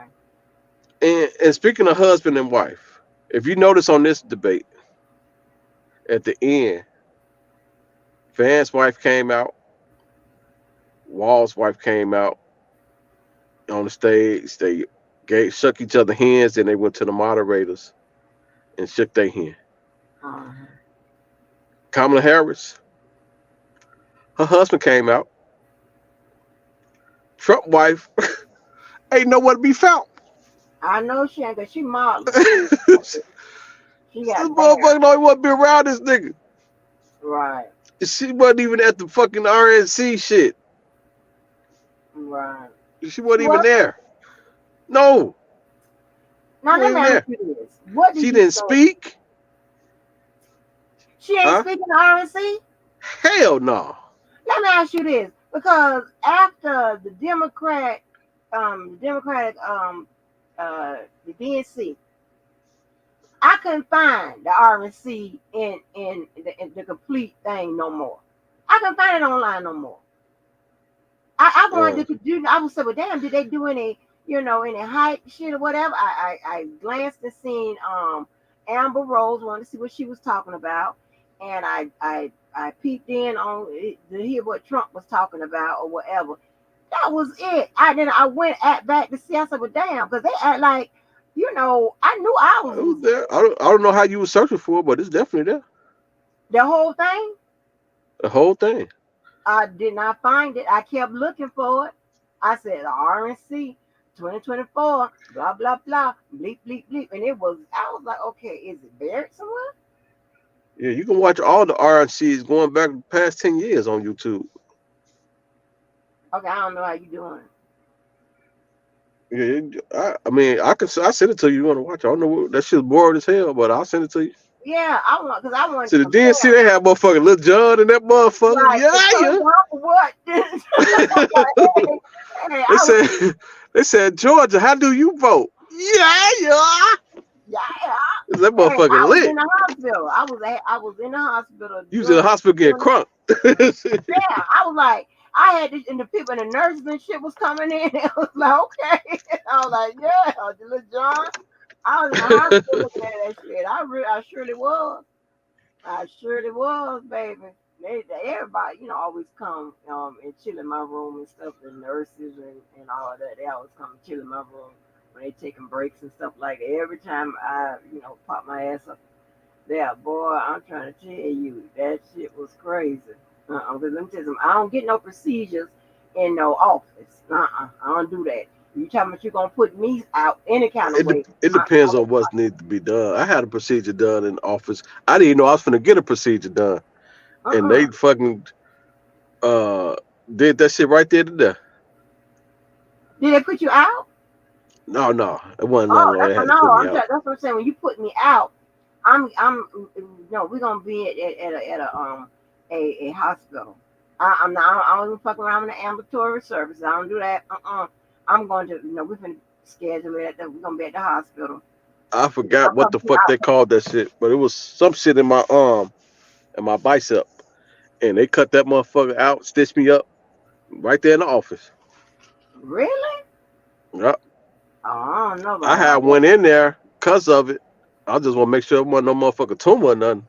Right. Like, oh no, I forgot what they said it was, and they cut that motherfucker out and stitched that shit out. Paid $20 copay. Out that bitch. But you know what? See, our hospitals have, let me see, the hospital I go to, they have outpatient services.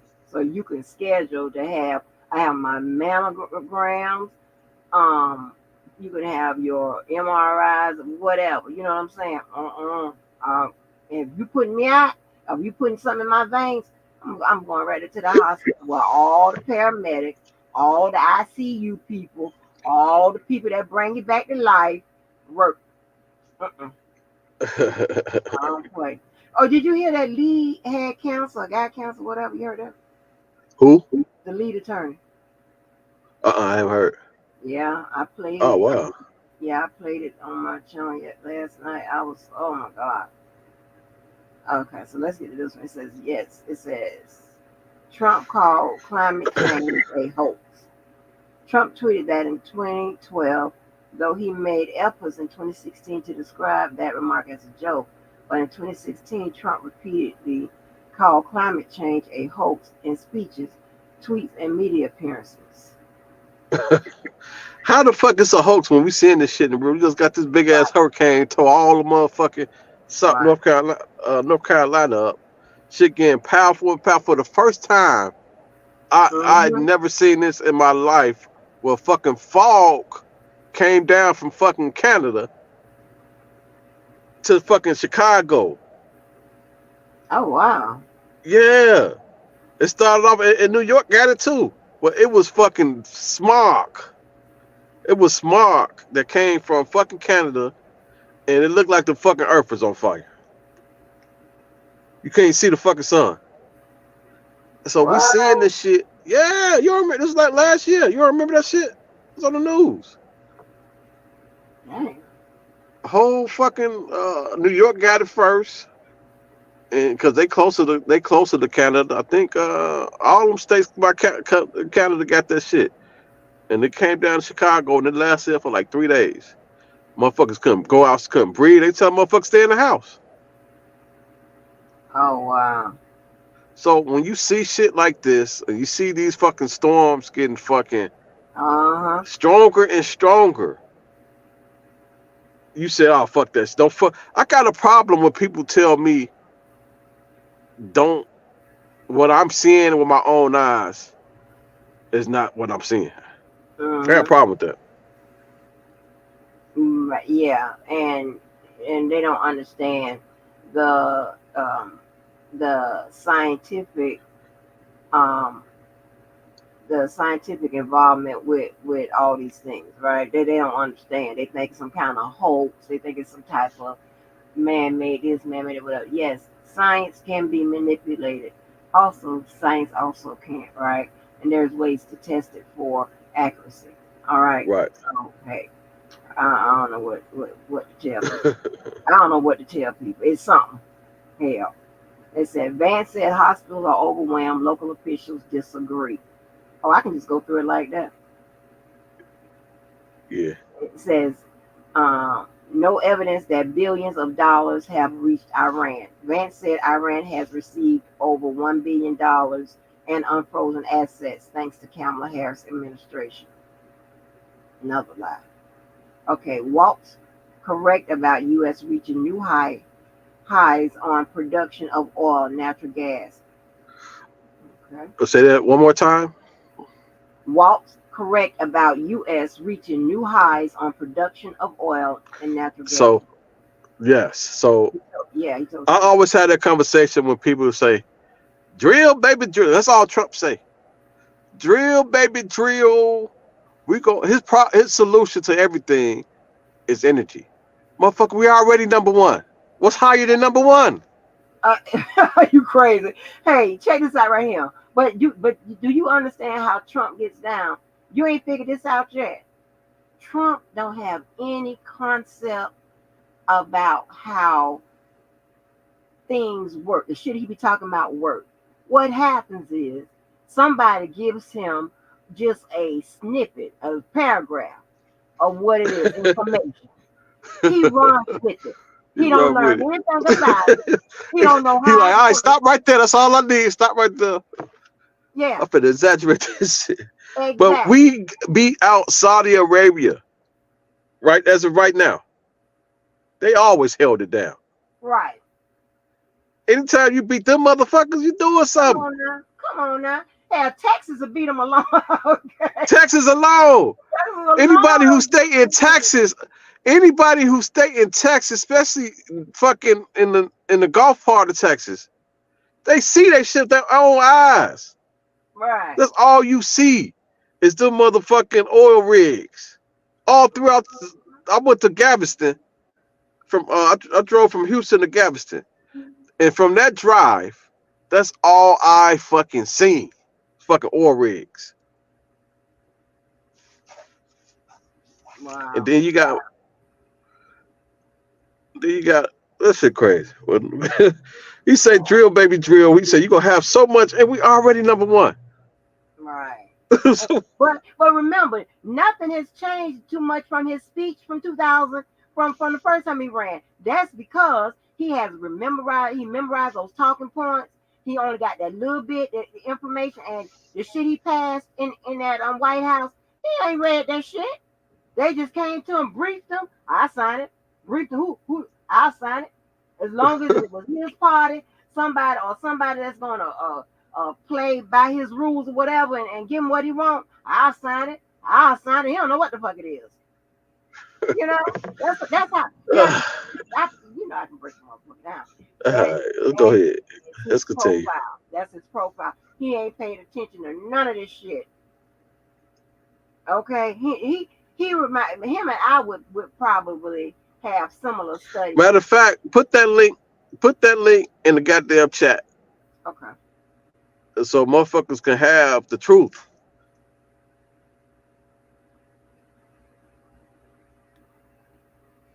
Man, I'm telling you. Hold on.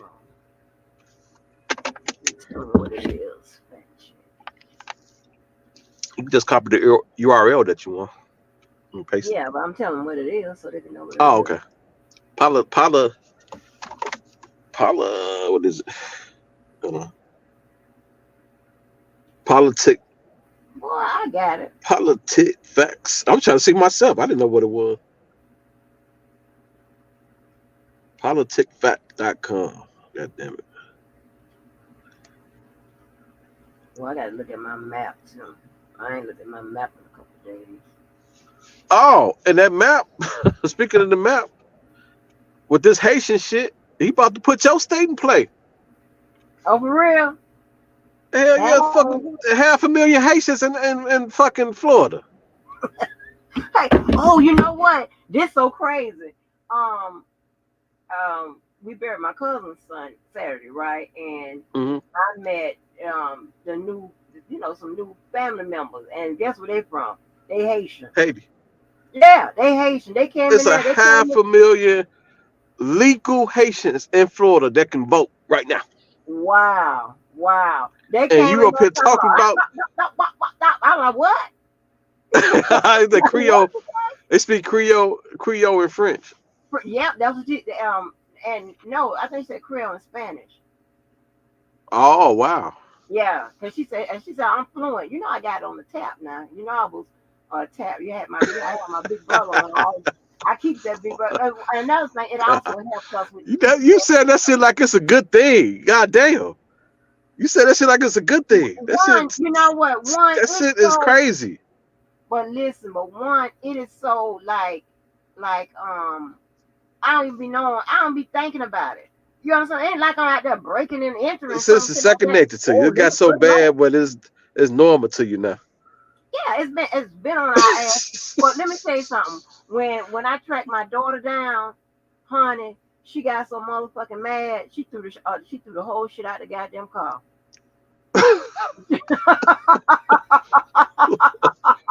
Oh my god. Yeah, she did that. And what it was 2020. Sell is about to just sell the whole car. Yeah, she threw the whole goddamn thing. Through the whole. But what she must be forgot is that she took the one off her and threw it out. She must be forgot. Hey, them cars wired up too. Don't play. But yeah, oh my gosh. If I sent that agent to her ass, she was like, what the hell? But it's just it's just routine. And let me tell you something. So you got some Haitian in your family? Yeah, we got them Haitians. He trying to send their ass back. He trying to send your family members back. Like, don't send them back. When them people can cook too. Them people say, came in there, and I was like, what kind of language is that? And I was like, okay, I see. Man, listen. Them goddamn Mexicans belong in the kitchen. They cook some good ass food. Man, let me tell you something. She cooked some cornbread. I don't know what the hell. I'm like, what is that flavor in that damn cornbread? It's some kind of ginger or something. I'm like, God damn. I'm trying to put Jiffy mix to the side. I'm like, boy, they came in there. I'm serious. I saw the white representation of the family. Of course, I saw the black. I saw the Espanol. But when they hit the door like a gang. They came in there talking loud. I was like, what the fuck is that? And you know what? And that's how America should be. It should be a melting pot with everybody. What the fuck? With that melting pot, baby. You believe that? I used to tell an ex-boyfriend, I said, baby, you get me, he always said, I'm gonna get you pregnant. I said, you get me pregnant, ain't gonna tell him how that baby gonna come out. And no, I can't tell you what race that baby gonna come out. You're gonna be Well, yeah, he had Florida. He had Florida on lock, and now with that immigrant shit, Florida's in play now. So who is really running the place when Trump is in office? Child, let me tell you, the people like the congressman and what's some other people? Lord, right up under him. Putin running it. That's who running it. Shut up, Putin. Vladimir, whatever the fuck his name is. Vladimir. But yes, baby. That man does not know any of that shit. Let me tell you something. And my daughter used to criticize my studying style because when we went back, and she remembered like when she was a little older, when I went back to get something being this him last time, baby, she said I have to read the whole book. I got to do this and you don't even open your books, and you be getting A's and B's. So, because here's the thing, right? Those subjects that I know I ain't gonna use, I'm just doing a temporary flash of what I need. I ain't gonna know it once I only part of psychology that I really use, and I only went and got that degree to accompany my law degree, right? Because I wanted to learn how to profile and shit like that, because it seems as if I'm gonna be stuck on the prosecution side more. So I need to learn how to profile and stuff like that, get that shit together. And in Florida, around like Florida, Georgia, like the East Coast, whatever, we do like, attorneys also, if you're on the prosecution side, you also go undercover. You also listen, you always try to get back to this legal shit. Come on, let's finish this shit so I can get off this goddamn thing. I'm just explaining to people why listen. You got ADD? You got ADD?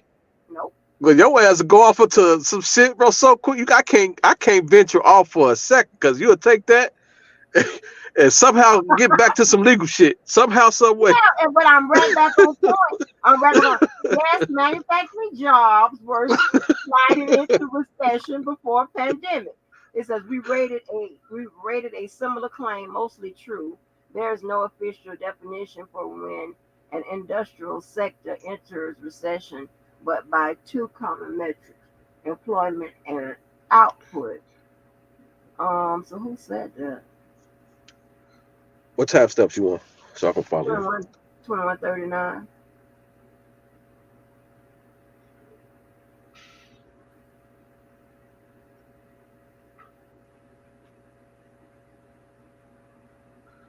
Well, my time steps different. 2139. Mm-hmm.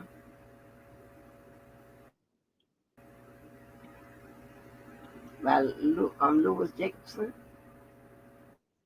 And then the next one says, support independent fact checking, political fact checks, and accurate statements of people in power, regardless of political party.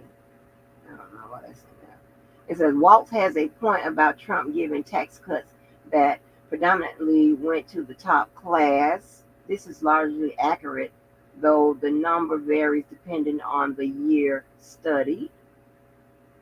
Then it says, Walz is wrong that Project 2025 calls for a registry of pregnancies. That is false. Come on, Walz.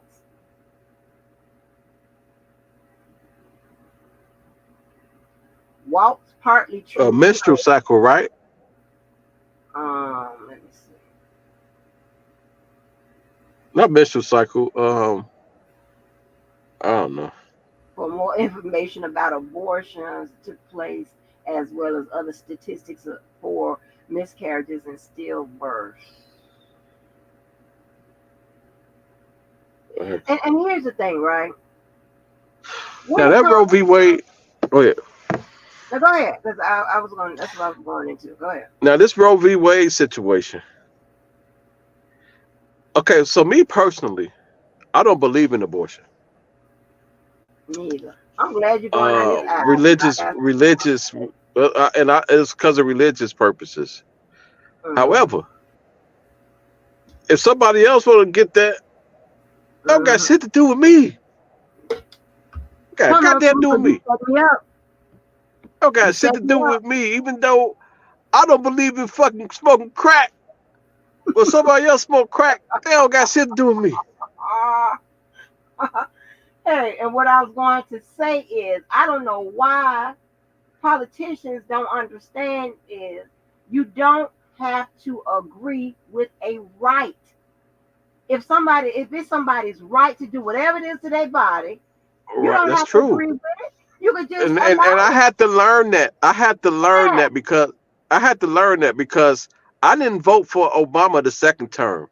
because yeah. Here's let me tell you why. I think different now, but because it was the same sex marriage. Let me tell you why.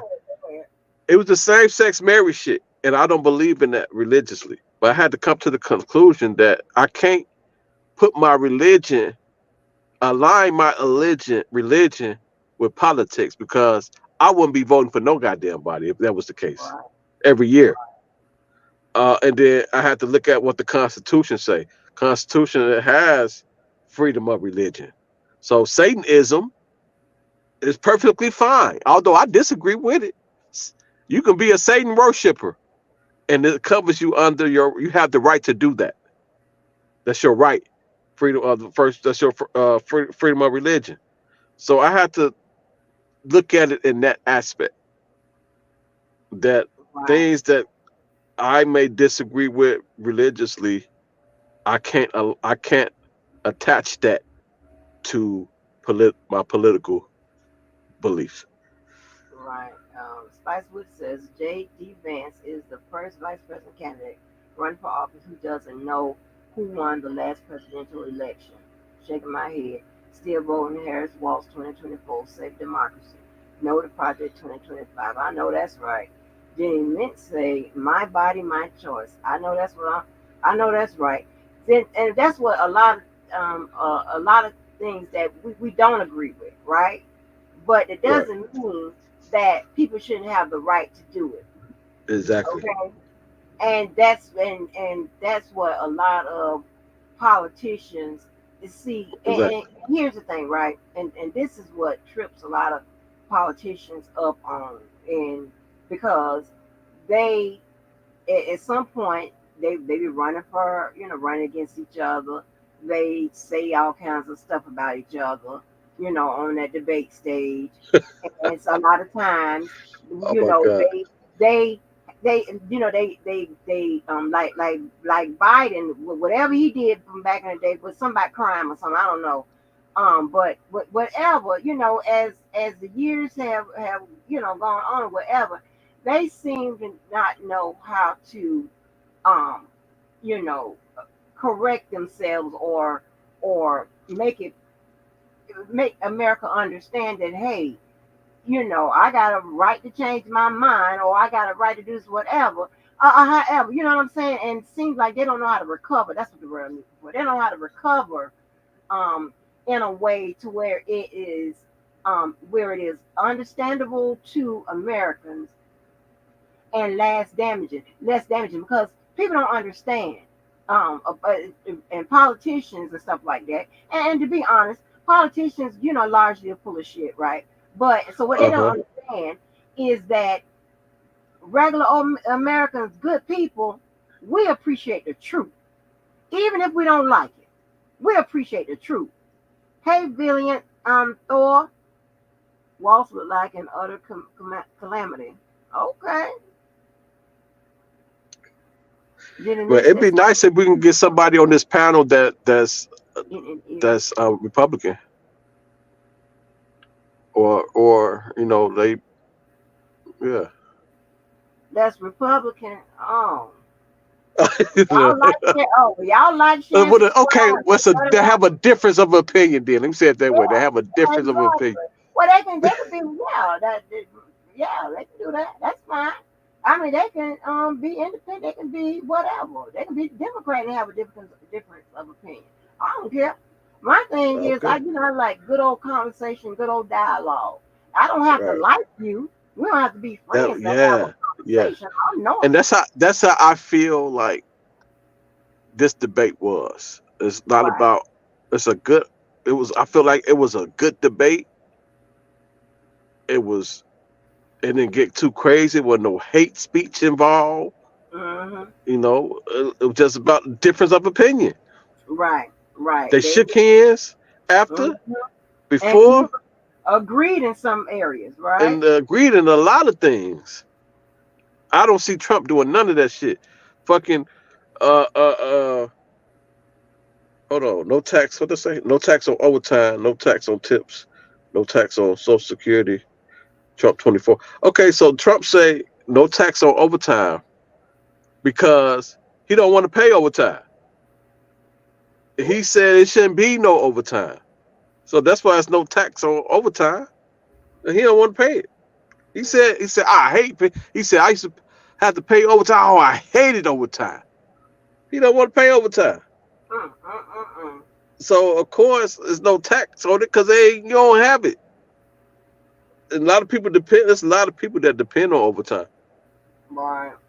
There's a lot of I got a video of him saying, I hate overtime. I used to have to pay that to people. Oh, I couldn't stand it. He said this out of his mouth recently.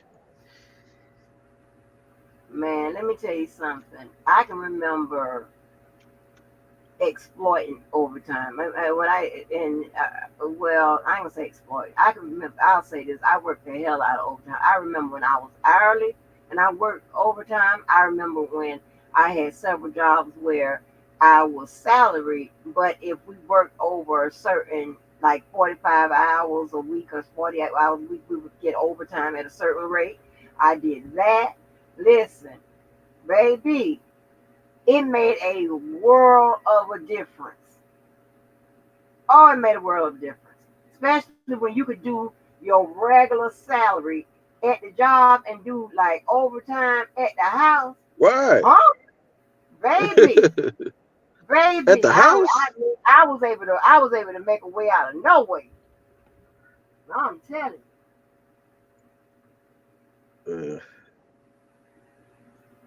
Let me see. Recent House and Budget Committee, $66 billion in funding for illegal immigrants. 5.8 billion in SNAP, 10 billion in Medicare. Hey, just like we showing you where we getting our information, it'd be nice if you can do the same thing. But we got on the screen. What's the source, Valiant? He or she done been to him before. Okay, well.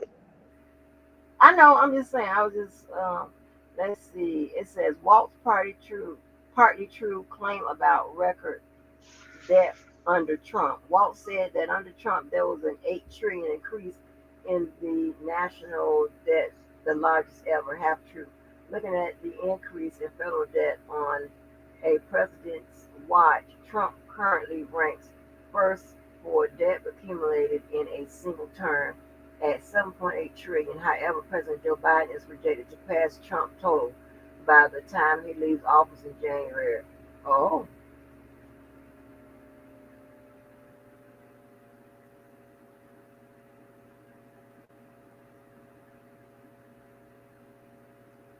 Okay, a woman's 2022 death in Georgia following the state passing its 6 weeks abortion ban was deemed preventable.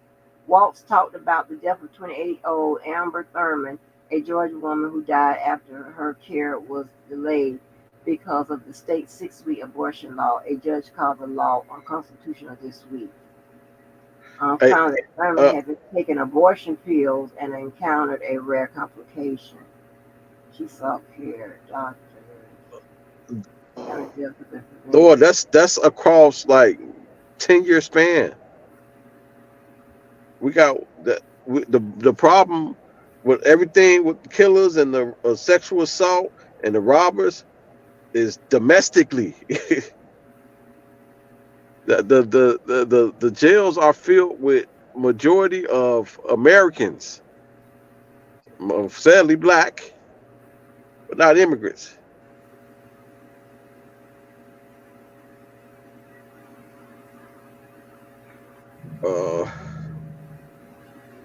A fetus. As a former fetus myself, I feel more than damn qualified. Oh, I believe in yeah, I agree with you on that one. I believe abortion is murder.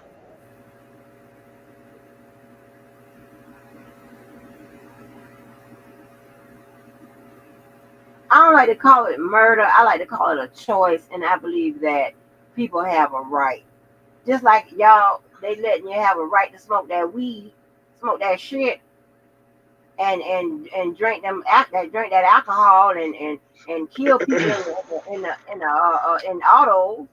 So what's the problem? I believe anything that grows. On the right, huh? I believe that anything that grows is alive. And once conception happen, you're developing and growing every day. Now you can come apart a portion. The argument is the dependency. That's their argument, that they are dependent on their mother. That's what they say. I don't agree with it. So me and you on the same page. I don't agree with abortion. I believe it is. Um, I believe it because of my religious beliefs. I don't know if you was in here earlier, but if somebody do that, that's between them and God, not me. No, when a pregnant woman is killed, you're saying only one person's killed. No, two people are killed How? because you're the baby inside. Well, you just said And okay. So you just said that it's not killed. So you can't say both. No, I'm asking So his question. I'm answering his or her I know, question. but I'm going back to how is all the baby that's not alive then? If two people is being killed, you said it's not murder. You said it's not murder, Angie. No, I don't consider an abortion murder. And I'm saying how. Because if like he said, don't like it. if he said if a pregnant person is killed, Yes, it is, but I just don't like it like that. That's all I'm saying. it's not palatable. It is what it I is. just don't like it like that. That's all I'm saying. Ain't Oh, no big okay. deal. I like that. I just don't like. But yeah, I don't know why that we on the person same was killed page for with it. that. Me and I you on the don't. same page with that. Yeah, But that don't mean I'm I voting for believe Trump. a baby is a person. I believe a baby is a person. I don't agree with abortion. However, in certain instances, Rape, I don't even. I think only time it should happen is a life or death situation. Me personally, even if you rape, I don't think you should have. I think you should just get a baby up for adoption or something. yeah. But if you are in a situation where you about to die, is becoming between you and this baby, I believe that's a. Unfortunately, rape is a terrible thing, and I'm not condoning rape, but I'm saying even in that situation, it's people who would love to have that baby. Right. It's a lot of people who can't have babies. Right. So I mean, just give it up for adoption. Even let's say if the child is going to come out, as a special needs child, like they can tell that early. You have people who that's all they want is special needs child. So if you don't want it, adopt it, give it away. I have cousins who teach, right? And I posted a couple of pictures from back in the day. All they like to teach are trouble youth and specialty needs. I'm like, oh my gosh, and I'm gonna tell you something. And you know what? And this because of the spirit of now. When I operate in disclaimer number 2, I'm in disclaimer number 1. So the spirit of those types of people is so sweet and innocent and touching. I'm like, oh my gosh. I used to love because my cousins used to take them on vacation, and so when we were young, me and my cousin, she would take us along with, right, and it would be like, oh my God, it was so much fun. It was my cousin had like this that small those small classes that you see that I posted. I think maybe no more than 8 or something like that. And so she had like 2 assistants. They would go on the trip, and then the 2 of us. And I remember programs back in the day when my family and other families and stuff like that were heavily involved in programs and the creation of and the instruction stuff like that of them and the administration of them. they were ran so much differently, and it seems like they always had money. They always, met their goals and objectives and stuff like that. Now it's like dire straits. It's like there's no reason why a HUD list, somebody should be on a HUD list for 3 and 4 years. For what? Like, I don't even know how that works. Ballard said he rich and got a lot of money, so drop your cash out. As an extremely rich person, I can tell you exactly how they think. Hey, my cash app is $ Robert Keller 83. Shut up, fool. I need you to validate your richness by hitting my cash app. Hi, but I'm trying to get into this conversation with this person. I don't know what it's saying. Drop the link again. Or is it pinned? It's pinned, Yeah, right? the link is pinned. No, Enlighten us. Hit the link. I mean, I think you have a difference of opinion. You'll be perfect to come on this panel. Our family actually can't stand Trump because he wants to make people successful. Listen. Oh, okay. I wouldn't call myself. I'm sorry, baby. I love stories and stuff. I wouldn't call myself rich, but I got a couple dollars, and I used to always say, come tax time, I got my MAGA hat on. But he got a lot of things in place. Not just him, Republican. Period. Have a lot of things that benefits. Yeah.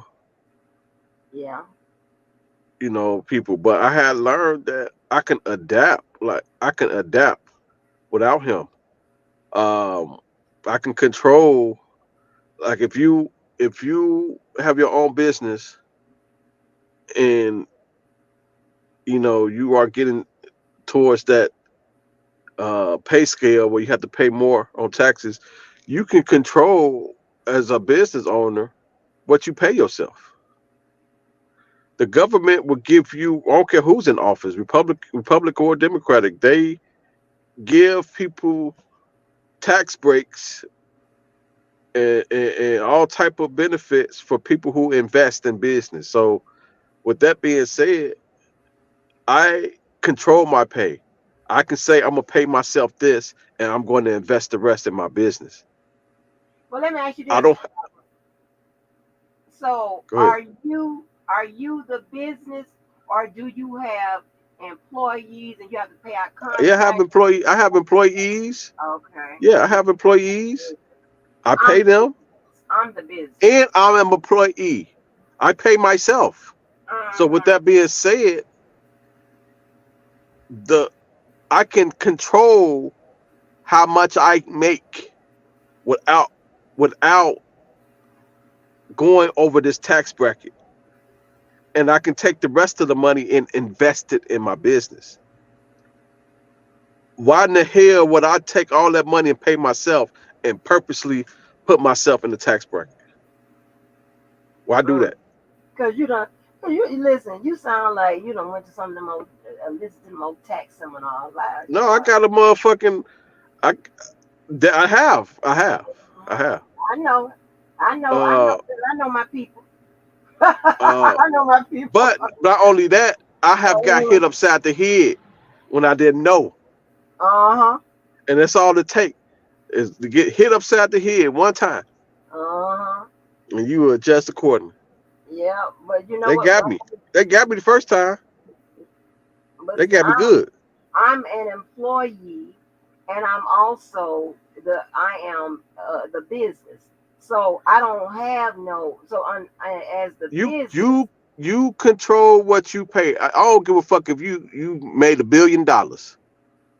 You control what you make, and you put the rest in your business. Hold on. But see, you ain't listening to what I'm saying. I am the business. What I mean by that is, I do all the work. I don't have no employees to pay. I don't have no contracts to pay out. See, that's where you fucked up at, because you're not the business. I'm always fucked up. So that's where you fucked up, because you're not. You got to separate you from the business. No. I have to. No. In my line of work, I don't have contractors to pay. I don't have. Are you self-employed? It don't matter if you self-employed. if you self-employed, you running a business, and you need to separate. I don't give a fuck if you don't have this to play. It's just you, yourself, and I. You need to separate. And we're going to something else. We need to have this. Now, this is a conversation we can have on another. I love talking this shit, but I'm going this real quick. You need to separate yourself from your business. Get an S corp, LLC, whatever. Got that. Go ahead, keep talking so I can explain again.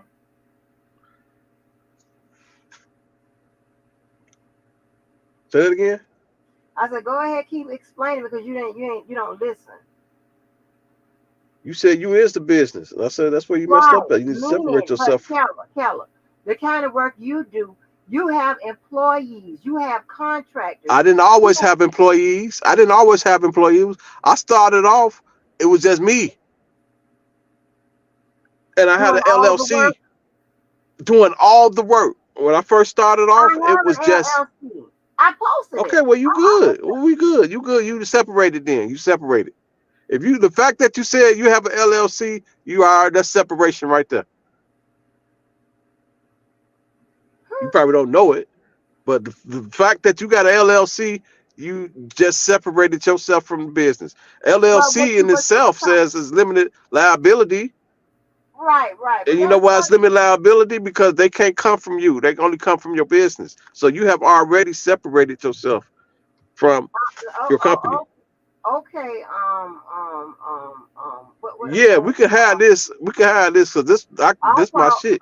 Okay. Text him some of our. But no. We need to come back and revisit this conversation. Set it up. I'm serious. But what I'm saying is this. No, hold on. What you said about you can control how much you pay. Yes. You know, so the number on the. Don't put yourself over that bracket. Right. Put yourself in a position where you benefit. You're not listening. Let me listen. Go ahead. What I'm saying is, when I invoice, that's it. So I don't have no way to pencil whip nothing. When I invoice you, that's it. Ain't it? That's not it. What are you talking about? You invoice me. Where the money going? Back to me. That's the problem. It shouldn't go back to you. Where's you go in your business account. You go in your business account. Oh. Yeah. That's the problem. Okay. All right then. Angie, we need to have this conversation and that. Like, set this shit up. Because I love to talk about this shit. Set this shit up. And we're not gonna mix it with this. And we're gonna strictly talk about that. But let's get back to this. You know our lives go however it go. Let's see. Vance claims that Biden-Harris administration lost children distorts a report. Vance said we have 320,000 children that the Department of Homeland Security have effectively lost. This is not what the federal oversight report said. So he lied. Vance, Walz ended protections in Minnesota for babies born alive. This is false. Oh, Lord. Look like to me, Vance told more lies.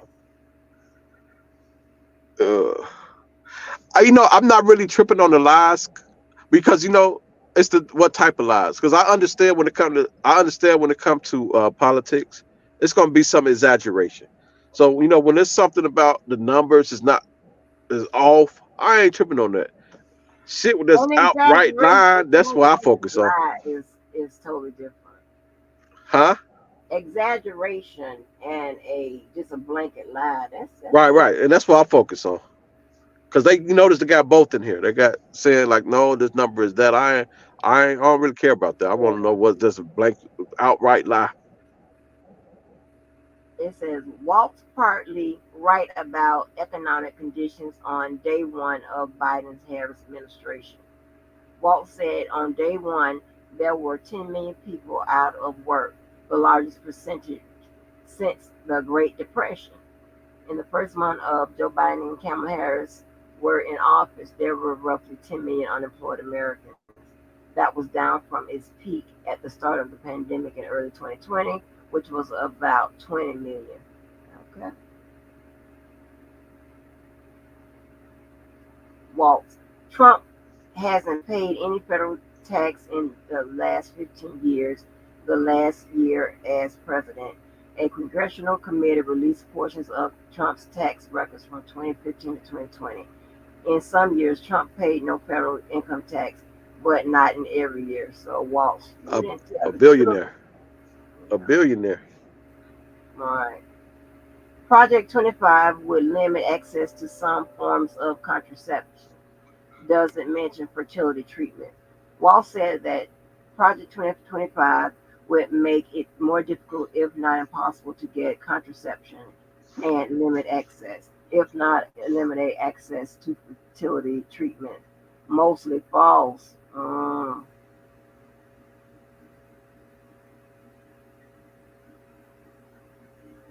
Walz said he misspoke about being in Hong Kong during the 1989 Tiananmen Square protests. Walz once described being in Hong Kong during the May 1989 pro-democracy protests in Tiananmen Square that turned deadly on that June, but contemporaneous news reports contradict that timeline. The CBS News debate moderators asked Walz to explain this discrepancy, and Walz said he misspoke, and he got to China in summer. I think when somebody say they misspoke, that man goddamn I lied. Yeah. Shit, nobody misspoke. I mean, lied. but here's the thing: when you misspoke, a lot of times, once you realize it, you clear it up. Okay. Yeah, that's true. It might not be. You're not gonna run with it. Not gonna run with it. Yeah, but you're not gonna run with it, right? Okay. So it says Vance. I don't think he misspoke. I think he got caught and just cleared it up. That's my opinion. He just cleared it up tonight after. No, that wasn't the first time. We cleared it up. Oh, he cleared it up before? Oh, I know. Yeah. It says Vance. It says Kamala Harris let in fentanyl into our communities at record levels. Illicit fentanyl seizures have been rising for years and have reached record heights under Biden's administration. In fiscal year 2015, for example, U.S. Customs and Border Protection seized 70 pounds of fentanyl. As of August 2024, agents have seized more than 19,000 pounds of fentanyl in fiscal year 2024, which ended in September. Mostly illicit fentanyl in U.S. comes from Mexico, made with chemicals from Chinese labs. So is this what you saying? So check this out, right on that point right there. And that bill, and part of that bill, they had developed some type of technology that detect fentanyl. Is it fentanyl or fentanyl? Fentanyl. So there's some type of technology that they have out that it detects it, and that was a part of the bill to stop, to damper the problem, because it is a problem. And Trump said nope, we want to keep it a problem because I want to run on it.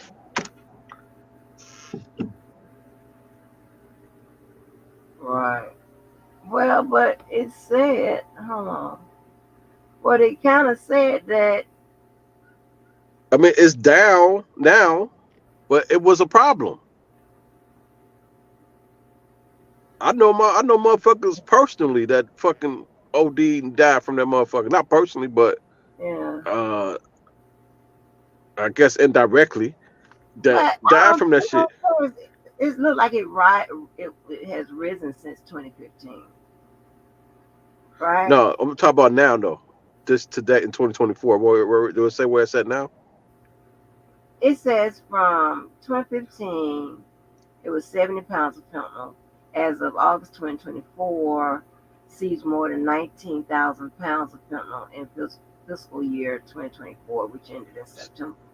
So that's lower, right? 70 pounds to 19,000 pounds? Oh, I thought I heard that wrong then. I thought I heard 19. Yeah. But so you want to keep it a problem when they trying to fix the shit. That's what I don't like. Right. Yeah. When they try to fix it, you block the bill. You say nope. I need this to be a problem because I want to run on it. Right. It says, yes, Donald Trump caused soldiers brain injuries, headaches. Oh, what the fuck? Say that again. Yes, Donald Trump caused soldiers brain injuries, headaches. Oh my God. They got to quote what he said. Jesus Christ. Okay, in 2020, Trump said he had heard that they had headaches and added, it is not very serious. Oh my gosh. What an idiot. On top of being crazy, old. That's why I need Adams. This is why I need Adams in here for this type of conversation. Because that's triggering for me. Because I was in the military and I witnessed shit. So I try not to get triggered by that. Adams was too. But I wish he was in here so he can see, so he can take somebody that's been there. No, let's go ahead. Never mind. What, been there? Like we're talking about the service. I mean, for him to say that shit is just triggering to me. Oh yeah. I know. You know, I love the military. You know, says no, Trump did not salvage the Affordable Care Act. Vance claim is false. CDC data supports Walz claim about a drop in fentanyl deaths. Walz said it was good news that in the last 12 months we saw the largest decrease in opiate death in our nation's history. So here's your answer here. So it did decrease. Okay. So the answer is up here. The deaths did, not the fentanyl. Oh yeah. Okay. Oh yeah, deaths. My bad. Okay. It says Minnesota paid leave takes effective in 2026. Walz signed paid family leave into law in 2023, and it will take effect in 2026. Vance exaggerated some price increases. Vance said what Harris has actually done is to drive the cost of food higher by 25%, drive the cost of housing higher by 60%. Grocery prices have risen by 22%. My goodness. Since Joe Biden and Kamala Harris took office, housing prices, according to the Case-Shiller Home Price Index, have risen to 38%. Jesus Christ. That shit high as hell. See, groceries high, you know. What? Because when I'm going into these stores buying groceries, that shit feel like it's risen 70%. I didn't even know that until I started hearing it. Like within the last few months, I've been, thinking, been kind of, looking around in politics where they people talking about, oh, the groceries high. Yes. You didn't know that? You didn't feel it?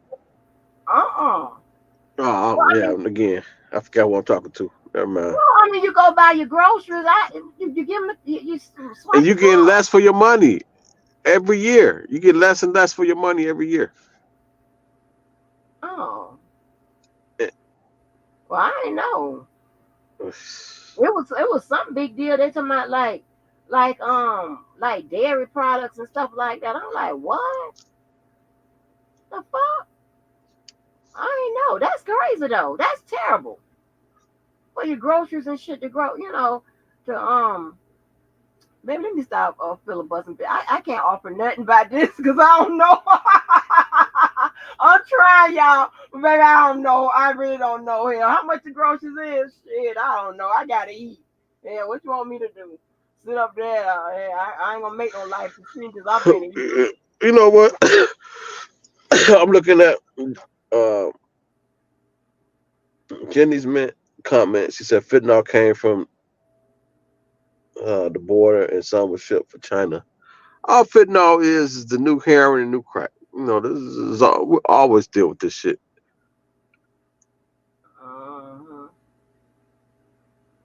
The problem is now, or the difference, or maybe the difference is a problem, is it's not mainly just, especially the opioids. It's in the white people area code now, zip code. They got to do something about it now. But fucking heroin, the heroin and the crack era was killing off all the blacks. Shit, they didn't give a fuck, man, nothing. They was like, we gonna put it in the neighborhood, kill all the blacks off, fuck up the families, and then we gonna take their ass to jail. It was perfect. But now these opioids hitting their zip code. Right. It's different now. I was just We need gonna some say, programs. let me tell you, It's a crisis. It's a crisis now. It's a crisis. Listen, I gotta come on in when it start with the programs. Let me tell you something. We went. It is like a tale of how do you say that shit? Let me tell you something. When you're dealing with something that has, and granted, drug pandemics and homeless and unemployment pandemic been around, okay? Granted. Check this out right here. When you dealing with programs that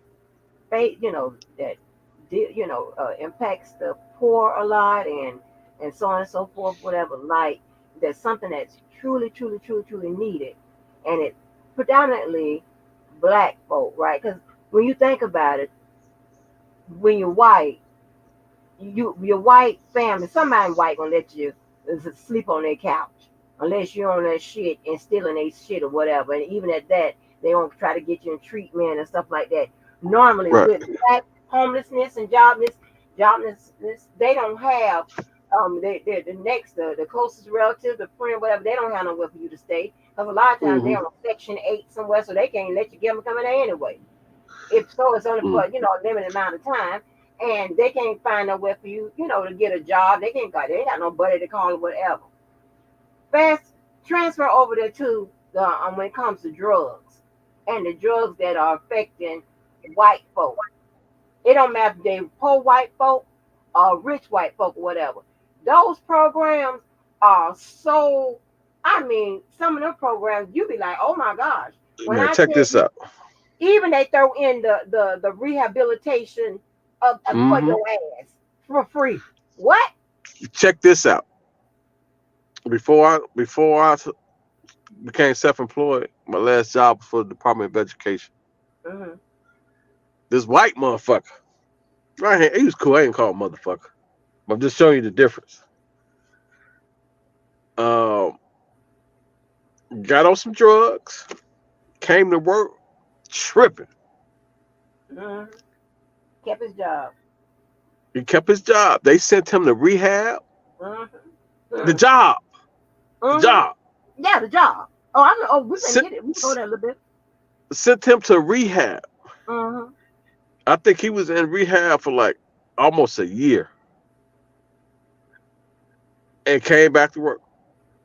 Yeah. Kept the same position. If there's a nigga that was still got him drug tested, that motherfucker came back, failed, fired his ass. I seen that for the first time, and it was a white person. Well, they're supposed to offer that to they shouldn't discriminate. I don't know if they discriminate or not. I'm just saying that's what I seen. I don't know if they've done it before with a black person, but I haven't seen it. I seen it with a white person, a white cat. I'm glad you said that because let me tell you something.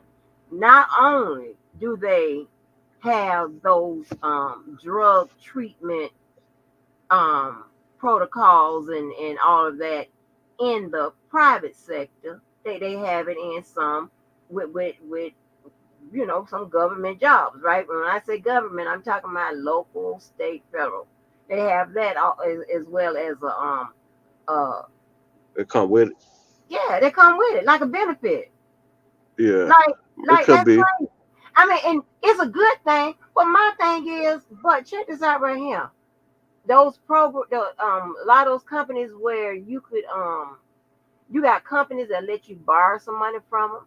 You got companies that where, like if you experiencing a hardship. My father had a job like that where he can he can do a Vance. Bars. No, yeah, like some of them let you borrow against your own paycheck, but some of them let you borrow from them. They got Vance. Yeah, they got they got some stuff out there. But what I'm saying is, but for them drug programs and all of that, oh baby, that's like it's like you got a caregiver. They walk you on through it and set it all up and all that type of shit. I'm like, well, And I ain't hating on the guy. I'm not hating on him. He's a good guy. And when he came back, we all was rooting for him that he make it through. When he came back, we was happy for him. We cheered him that he was off the shit. I'm just pointing out that I never seen that with a black person. It could be, but I just never seen it. Yeah, that was crazy. I mean, it's totally different, and I say the reason is because it is affecting more, white folk. I mean, that's something I can attribute to it. Like, it's like a whole I don't know what to call it. I never seen it. It's gotten even better than what it was. And opioids 20 years ago, huh? That and opioids. That I mean, drug and alcohol and mental health. They treat the drug and alcohol people better than they treat the mental health people. They services. I'm serious. Trust me, I know. Cause listen, when I tell you that one of my jobs is to do the darn outside behavior resources and stuff to get the people all set up. Baby, I'm like, but it's crazy. So she said everybody should have a can of Narcan. So my father gave me 2 cans, right? I forgot where he got it. He got it from somewhere. And he told me, because I have migraines, he told me, here, it's something for your migraines. I looked at this shit. I said, I ain't for no goddamn migraine. I said, I ain't for no damn migraine. But you know what? It's so crazy. But what is that like adrenaline? Like, is it a dose of, what is Narcan? What is in it? When somebody overdose. I know, but what is in it? What is in it? Oh, I don't know. My thing is like, how they supposed to give it to the people? How you supposed to give it to somebody? I think it's a shot. And they got it where, I think it's about multiple way. I think it's a way where they sniff it. I don't know. But I think it's a shot. I never had to do it before. And the one that he gave me, it was in the box still, so I never examined it. I'm like, this for OD. Like, who's supposed to be That's gonna fuck me tomorrow. This for your migraine. It's gonna fuck around be my last migraine. Take that okay. I know that's the truth. It says Vance supported. Oh, you put it up their nose. You put it up their nose. It's like smelling salt. Have you ever did the smell of salt, Angie? What am I do that for? Oh my God. So back in the day doing boxing, they used to give people like this, they call it smelling salt. Oh, okay. If you knocked out, it bring you back. Right. But some people do it in the gym. They just get them like right before they do a heavy lift. I don't know why. I never did the shit. But I did. I mean, I never did it in the gym for lifting. But I did smell it just to see what the fuck going on. Man, when I tell you that shit went throughout my whole head. What? Man. That shit is like man. It's just strong. Well, it's like it's just strong. Did it looping? Huh? Do it get you high? No, I don't get you high. That shit just gets you fucking alert. That shit wake your ass up. But they used to do it back in the day for boxers who got knocked out, but they stopped doing it because they would jump up and some boxers can be injured. I said they knocked out and because they hit their head or something, and they can have an injury. And if they jump up, it do more damage than good. So they stopped doing it in the boxing ring. But a lot of people who do heavy lifting, If you ever go to a gym, if you ever go to the gym and watch the people do like the heavy lifting, they'll do that right before they lift. I guess to get them like ready to do it. Oh, I don't know nobody be doing it. No, you know what? I seen the first time I saw somebody, not the first time, but the outside of the boxing arena. The first time I saw somebody get that had to use that smelling salt was when Bill and Bill was over there fucking with Robert Parrish, and Robert Parrish hit him with a karate chop right on that neck, and Bill and Bill hit that ground, and they had to give him some smelling salt. That man wasn't with all that motherfucking foolishness. He likes to play games. And Robert Perry said karate chop, and Bill Matter of fact, when you get a chance, go on YouTube and put in smelling salt, and you'll see people smelling it, and you'll see like that shit. Man, it go up your nose so powerful, and it just wake your ass up. Like if you sleep, you gonna wake up. It's just strong. It's hard to describe. But anyway, go ahead. Next, moving along. It said Vance supported a national abortion ban before becoming Trump's running mate. Flip flop.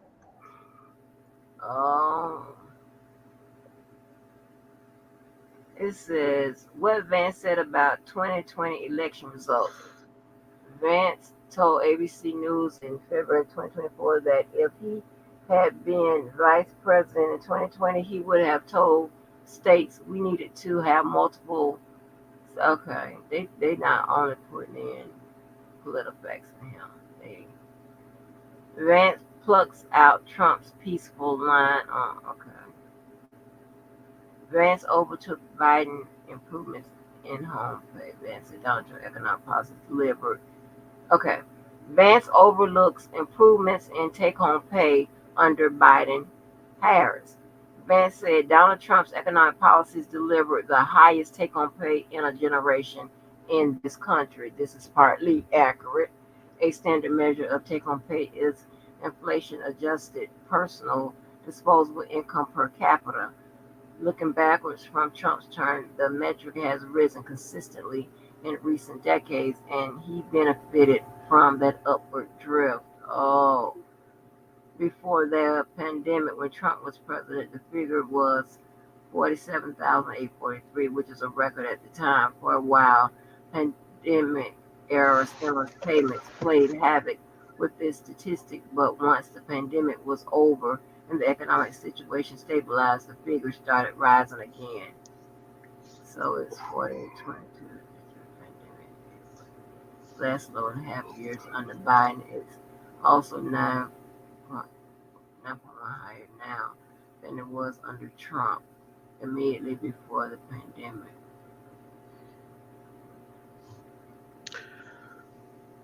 You know, certain things I understand that inflation impact, but things like rent, how the fuck rent gotta keep going up? Yeah, right. That was it. Yeah. Well, I don't know. I mean, don't get me wrong. I would say, let's say you got, because I'm in real estate too. So I would say, like, once you, well, let's say you built the property up and made the property value go up. Okay, your rent should go up. But if you ain't did shit for fucking 15 years and your rent going up every year, I don't understand that shit.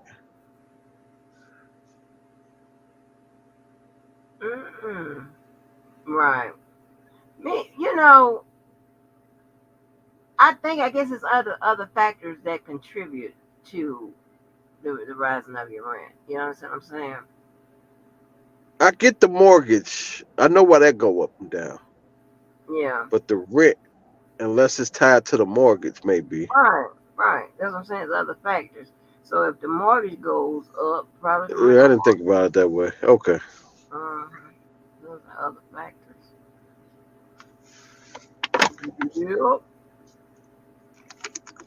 Yep. Y'all remember Storage Wars? Yep. Yep. You watch that? Yeah. You watch that? When they used to get that shit out the store. I remember they bid it off one of my motherfucking storage. I was so fucking mad. I had the motherfucking storage in there. It was my fault. I ain't paid for the motherfucker in 6 months. But they changed my lock. They changed my lock the first time. So I went there with a lock cutter. And I'm popping that motherfucker out. Next thing I know, I come in there, they clean everything got my motherfucking store. I'm like, what the fuck? I took everything out. Oh wow! Why you pop it? Why you cut the lock? I was young. Shit, I was like fucking 19, 20. And because they changed my lock. Because I didn't pay the bill. So I went there and cut their lock off. You cut their lock off and you didn't take your shit out of there? Hell no. Yeah, you were young. I was selling the shit. I was selling it. My goal was to eventually sell everything in there. And I didn't sell it quick enough, I guess. I cleaned that whole storage out. So I bid that shit off. The highest bidder.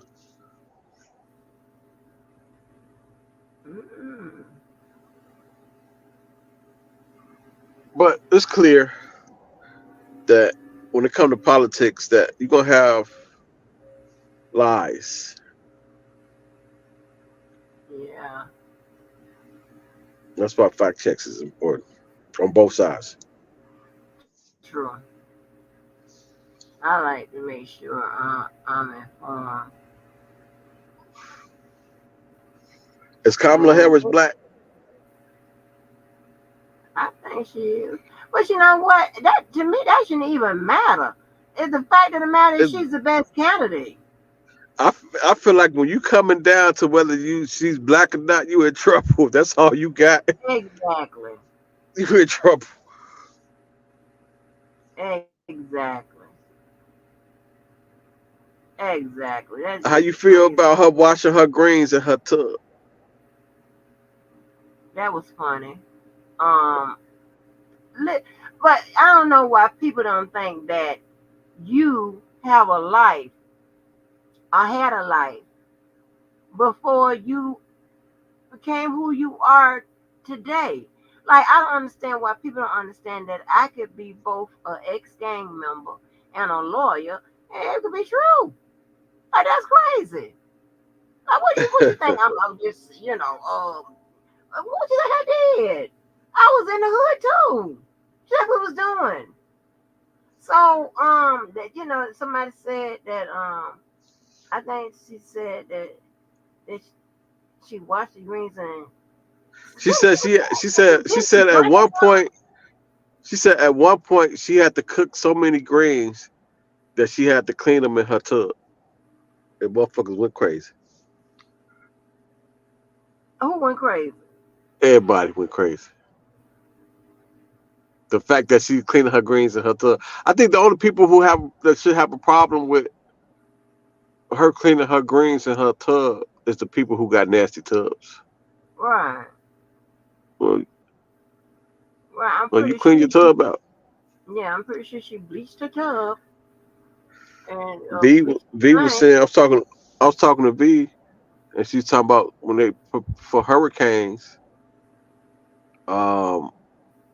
they used to fill the tub up with water. Just in case water get cut off, they have some drinking water. Nobody look at that shit as fucking nasty. Like, no, I'm saying, fill this motherfucker up with water so we can drink this shit or do whatever with it. Oh wow, they ain't gonna get no bottled water like the people tell you in advance. Hell no. Shit, she from the island. They don't do that. I know. I thought she's from the Amazon. She's over there from the Cameroon. Right. I told her, baby, you from the Cambodia, baby. The hell? Well, the people over there, dangerous with the bow and arrows. I told her that. I was gonna ask her, I was gonna ask her about when weave. I said, oh girl, don't worry about it. I forgot. I said, you grow that weave hair right out your goddamn scalp. I forgot you one of them people. You ain't got to worry about no. What the fuck? What you? So you said the motherfucker, Silky Smooth #7 came from her? Yeah, straight about her scalp. She ain't got to worry about that. I was asking the wrong person, the wrong question. Yeah. So you don't know nothing about that. You don't know nothing about going. She fell out. I said, you don't know nothing about going no in the house store. Don't worry about it, boo boo. Don't worry about it. I got you. I'm asking the wrong question. Don't even worry about it. Don't even worry about it. You grow that about your scalp, honey. Yeah. Yeah, that hurricane. Speaking of hurricane, man, South Carolina got fucked up. I heard. It was like, what is 100 and some people, 100 and something. Do you know that area that got hit? Is it a Democratic area or Republican area? Where the hurricane hit? Because I would imagine that that votes is going to be impacted by that. I don't think it's going to be up and running fucking 30 days from now.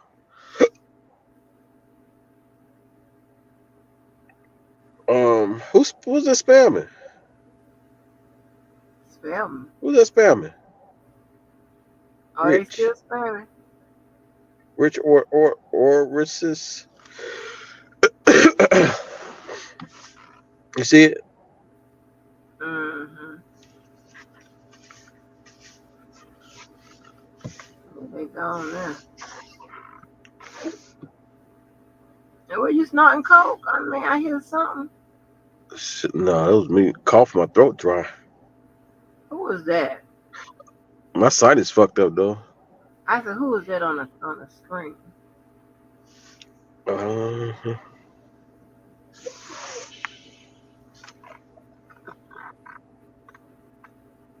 the fuck is that? You? Yeah, I mean, damn. I look. What the fuck? What do you mean? Who is I'm like, that? I've seen that before. I'm like, I've seen that picture before. Because my family put out the old what's the name book, and they found all those pictures.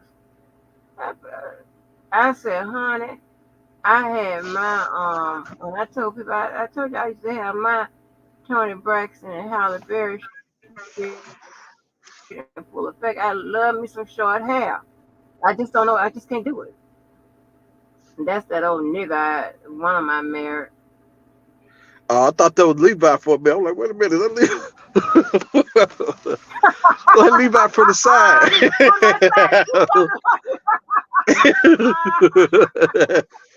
Hold on.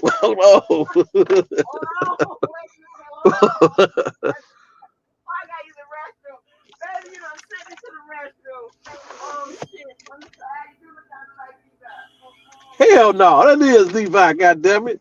Can't fool my, that's Levi. Oh, Levi, I see Levi. Motherfucker, cuz.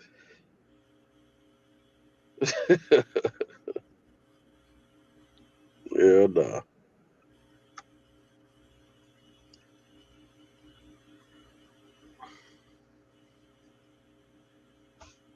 Yeah, trick a motherfucker. Levi for Kelly and this bitch.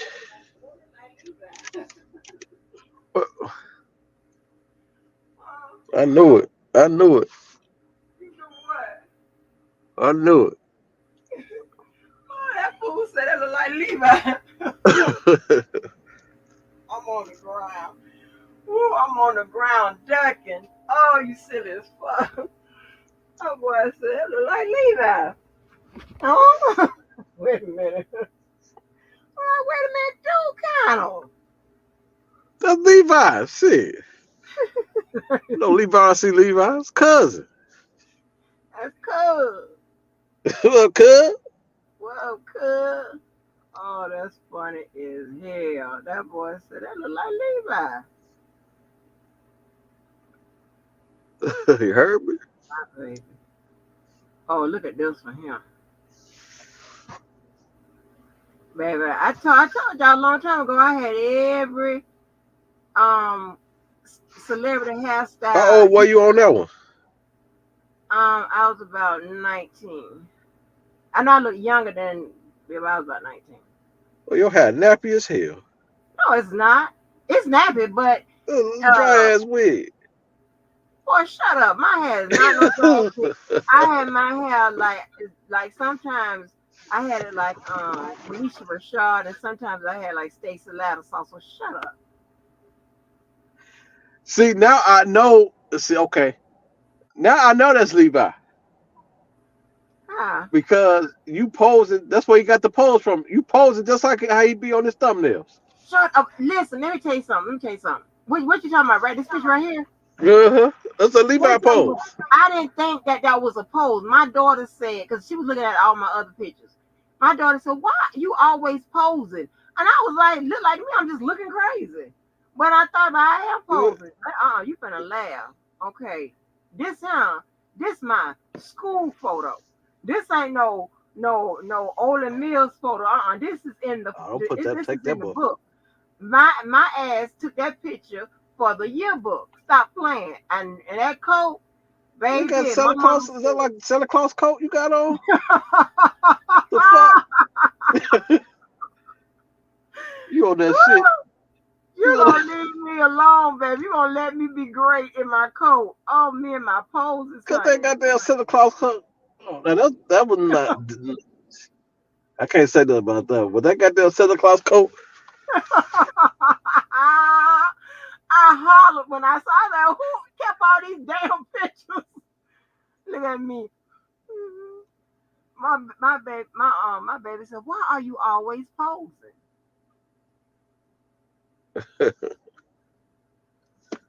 Look. Me at the bank got my trophy. Yeah, you look like you bad as hell on that picture. Nuh-uh. You was a problem. Nuh-uh. Baby. And my auntie and one of my cousins. You know they screenshotting these motherfuckers right now. I don't give a fuck. They can make a whole slideshow of your ass. Okay, I don't give a fuck. A whole slideshow of your ass. I don't give a damn crazy motherfucker. They crazy. Oh, I can't wait. Oh yeah. You know that's coming, right? You know it's coming, right? I don't give a fuck. Okay, I'm just letting you know. Fuck screenshot the fuck out anyway, because I ain't subscribed to nobody. Weirdos. They weird. They screenshot the shit out this motherfucker right now. Crazy. Look at my baby. They finna, you just gave them motherfucker. I don't give a fuck. You just gave they ass. Why don't they put they motherfucking crazy looking ugly high ass up there and let me screenshot them motherfuckers? You just gave they ass about a week worth of commentary. Yeah. Oh man. That go me with another trophy. Yeah. Who was that you with? That's my cousin.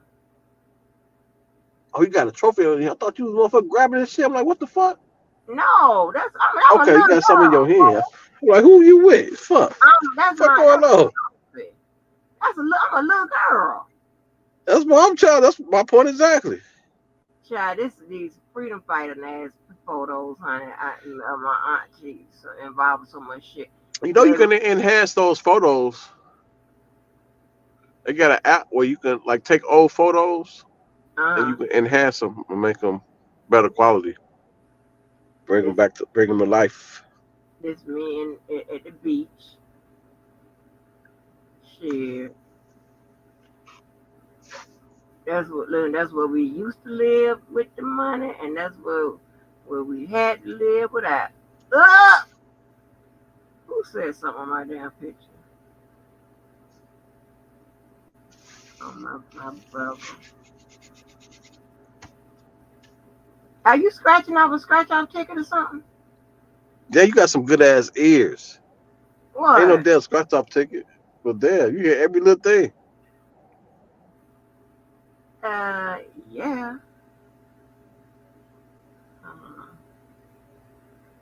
That's where I get all the ass from. My mom and my auntie, one of my aunts.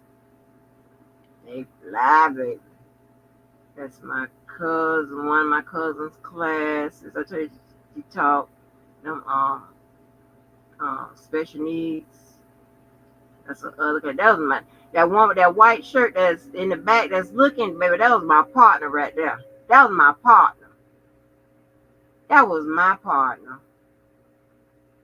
My cousin would take them on vacation, and I'm just they had money. I'm just their programs. God damn! I was like, we going too. She put us in there too, and then graduations.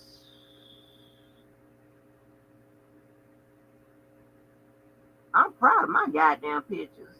They can put their old ugly, hungry pictures up there. That's me. That's my favorite picture and my favorite outfit. That's me and my daughter side by side. You damn right. I don't be giving a damn. I don't know these motherfuckers. I know that's right. Shut up, fool. I don't give a damn. Look like Christmas. I know that's right. Look like Christmas. Some of the Santa Claus school. Yeah, look at Jenny talking Levi for Kelly. Where you get that coat from? Where you get that coat from? My Sears. I can, baby. Let me tell you something. Honey, me and what made you buy that motherfucker? You saw that shit on the rack, and what made you say, "Goddamn, I didn't wear this shit for my school I pictures"? was a little old girl, fool. As a little girl, what made you say, as a little girl in Sears, that I need this motherfucking Santa Claus jacket? I'm telling you, for my school pictures. If you had, I bet you, I don't know how old your mom is or whatever. She got one of these motherfuckers too. That's the coat she had back then. Hell no. Yeah, she got one. If you got an auntie or cousin, but around my age, they got one. And fuck around, you got something looking crazy too. Oh, see, that's why I'm worse than your pictures, because you worse than my shit. Oh, your shit. Put some more up. That one that just we popped up there. I was like, oh my god. I know this is the killer. What is this about? Huh? Yes, Jenny's man, baby. Listen, let me tell you something. I loved, and when that picture, when they circulated, when they popped that picture out, I was like, that's my picture right there. Because that fool that I'm on that photo with, that's the idiot that burnt up my little black book and my photo album with my niggas in it.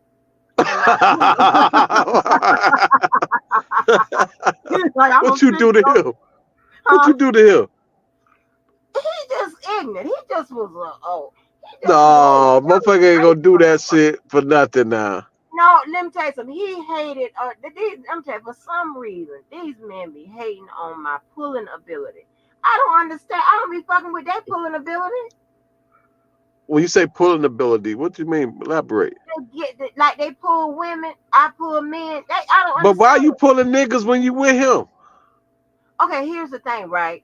First of all, I don't be pulling nobody. You know, people gonna speak to you, whatever. But no. I'm talking about prior to. Was you dating? Was you dating him? When he burnt my shit up? Yeah. Oh, we was married. I kept my from my past. You know what I'm saying? No, okay, so y'all make it even worse. Once you married, you got black book, gotta go. What you need the black book for married? No, the black book had not only my stuff in there, but it had events, stuff from her men and friends and stuff. It had everybody. It wasn't just men stuff in there. It was. Why you got everybody niggas in there? Because they know I'm the records keeper. I'm the damn lawyer. What the hell you think? What you got that FOIA request? You're a FOIA officer. I got all kind of files. My friends tell me to keep their stuff and send their stuff and all kind of shit. What are you talking about? So I always, you know. So you stole they nigga. So you stole they niggas. No, keep it real. They tell me put like the people their number. Why they don't got keep their own niggas? Why they don't keep their own niggas? I don't know why they didn't keep their own records. I know I had a big old book. And I just put it write everything because they know my filing system be on point. What year is this? This was in towards the late 90s. Motherfucker, he burnt. I'm talking about burnt the shit. That's some ignorant stuff. You probably would have did the same shit. Cause only thing I did. Hold on, let me now you can compare this if you want to, and you tell me who's right. In my photo album, I had, pictures of some of them same pictures of but like my birthday parties when I was little, one before I stopped people from giving them to me, my mom from giving them to me. I had, my exes in there, all kinds of shit in there, right? Okay. I even had our wedding shit in there. Some of it. Okay? Check this out. Now, I can't say for sure that he burnt the photo album. But I know the photo album and the black book, which was mine was red, disappeared the same mother freaking day, right? So he, was showing his ass or whatever, and it was bragging and showing me what was left of my little black book, right? And that was burnt up. And I was like, oh my gosh. Back then, we had like this little Casio little recorder. Well, no, that came afterwards. We had this little Casio little recorder thing where you was putting numbers in and stuff like that. But that came afterwards. Before then, we had our little books was writing stuff in. And I was like, Yvette was mad. Everybody was mad. Like, motherfucker. He was burning up my goddamn memories. My God. I had an ex that burnt up my motherfucking basketball card collection. And man, I had went to see like what the cards. Cause I had a lot of Jordan cards, And recently, I think like a month ago, I went online just to see like how much them cards would be worth today. Damn, they start crying. For real. Damn, this stuff. I saw a lot like little card, like one card, multiple cards I had that just one of them alone was worth like damn near $5,000. Stop playing. Yes. Yeah, you need to give me her number so I can cuss her out, or at least get her phone. I got some people that play on her damn phone. But so check this out right here. Now, that versus he had like when our first place together. We was married. He bring his stuff in. He had some letters from this crazy ass girl, Amy, who was in federal prison, right, from robbing a bank. Okay. What the fuck? Yeah, baby. I done been in all kinds of shit, with all kinds of motherfuckers. I'm tired. So listen. He had the letters in there. I found the letters in the closet. I went to reading them. And y'all know the first thing I said, where's Mo, Lord? I'm like, this bitch is crazy. She was crazy. I was like, oh my gosh. But the fact is, you done brought these letters into my home. Well, what is going on? You still got some residuals, some feelings? What's going on? I hit the Chris Brown on my ass. So when he got in, I said, listen, I found these letters. They're gonna have to go. So I wasn't finna be take them to your mama house, none of that shit. You finna tear them up. And I made them sit there and tear them up right in front of me. Now, a photo album and an X book, and which it was none of that. I mean, I only would pull out that book if somebody, it was sitting right there. Like, and I wasn't checking in that X in the little phone book. I guess it might be equally. Well, I asked a bad question, never mind. Because I was going to say which one is worse. But I was disconnected from the men in that book and the men, names and stuff, whatever, in the book. You know what I'm saying? This motherfucker, I'm talking about, but listen, that was a valuable contact list. A lot of celebrities, Married and shit was in there. It was a lot. We was pissed off. It was like a gang of girls getting ready to beat his motherfucking ass. Well, no. Yeah, it was some valuable shit in there. Right, and this nigga him was like, I can fix that. I fix your motherfucking ass. I was like, yes, he did. Oh man, baby, and see, I don't like to lose now. I don't like to lose $1. It ain't the problem. It ain't because it's $1. It's because I don't like to lose nothing. And when I tell you, all my little stuff was in the book. I mean, nice contacts. And this, okay, I'm getting mad all over again.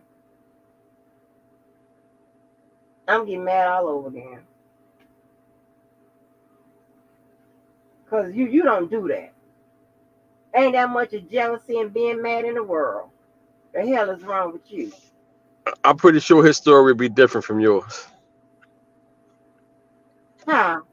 He just you burn my shit.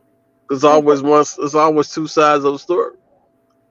Okay, what would be the reason for you to burn my shit? I don't understand. I'm pretty sure he got a valid reason if I was to ask him. Okay, what? Ain't nothing in that book. I don't know. I don't know. Shit. There's nothing but pictures and numbers in a book. You probably utilize them motherfuckers. I was not utilizing shit, baby. When I be with somebody, I be with that Miss Stevie Wonder on your ass. I don't see nobody. What are you talking about?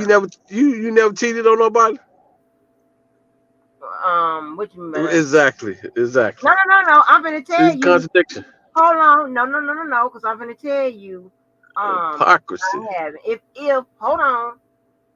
Because they say I did. My friend said I did, but I don't think I did. So when shit was, it was obviously over. Oh, see, that got justified. Go ahead, come on. No. I'm gonna tell you what I did. Yeah, but you starting off with some justification. No. I started. See, when shit was bumpy. No, I started seeing the postman. We was just going on dates and special stuff like delivery. That. Oh my God. We was just going on dates and stuff like that, and he like later on after after a while. You knocked him down? No. He knocked me down.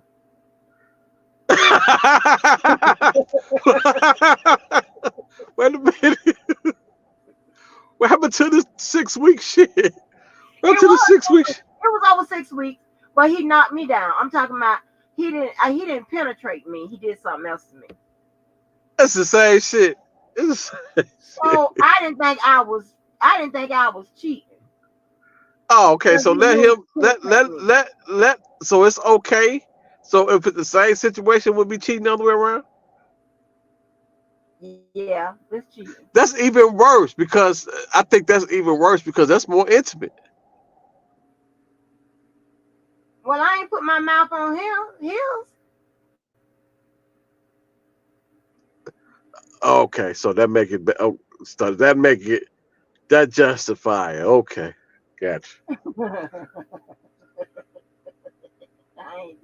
That was the first time I really in my head was like I was. Go say no. He knocked me down. Yeah, he knocked me down. That's what he did.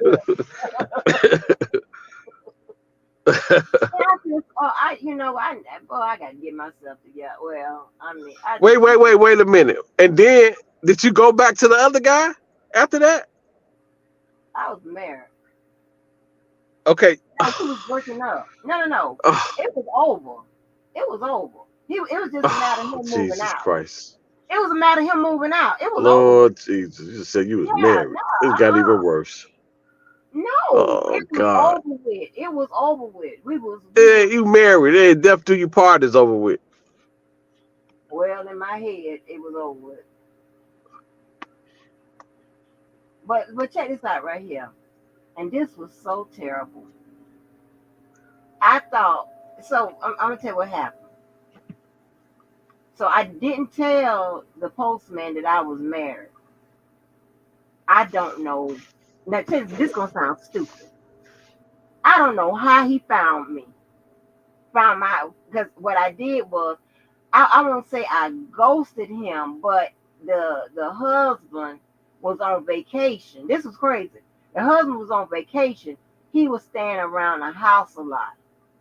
I couldn't, talk to him on the phone and stuff like that and all of that because, and I couldn't talk to him like that at work because he was at work. He drove trucks, so you couldn't talk. So it was all crazy. So, so what I was doing was at that time I was working part-time at the state's attorney's office. So I was getting home around like 12:30. The husband wasn't getting home till after 5. So I would have some time to talk to the dude on the phone. I was a rookie at this cheating shit. I done gave the boy my phone. How many times you cheated? How many times you cheated? No, that was just the only time I did that. How many times you got cheated on? That I think I know. I ain't never caught nobody, but I think. Oh, well, they don't count then. If you can't validate it, then shit. Fuck that. Oh, fuck that. That bitch came to my count. house. It wasn't me. It wasn't me. That bitch came to my house to get that nigga. Yeah. I bet she couldn't come get nobody else for a minute. I went to her house. Yeah. And I ain't never catch nobody. Nobody that crazy. But that boy went in the house at 2:00 in the morning.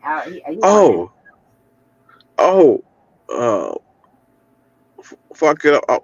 Fuck it up off here. Pull up the map again. See what we're looking at. Oh, where we at with the map? With the map. Hold on.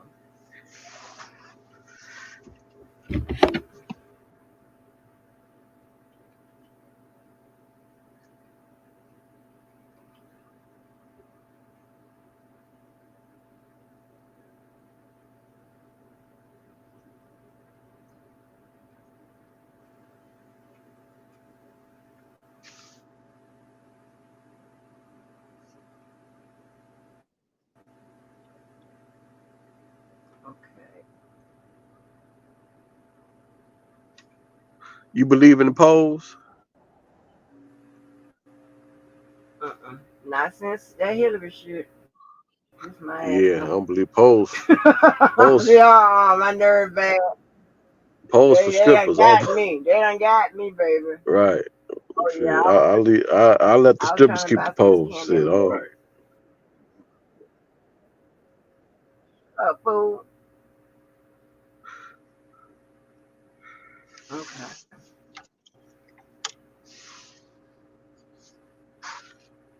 This is what we're doing. Why they got Georgia blue? See, I don't trust that. You can't trust Georgia to be blue, baby. I'm not Georgia is blue, Angie. I heard a whole bunch of bragging about it. Georgia is blue because the demographic. I don't know about that. I don't trust them. The demographic. First of all, the blue for a lot of reasons. Roe v. Wade gonna make it blue. The demographic is changing. AKAs in Georgia thick like a motherfucker.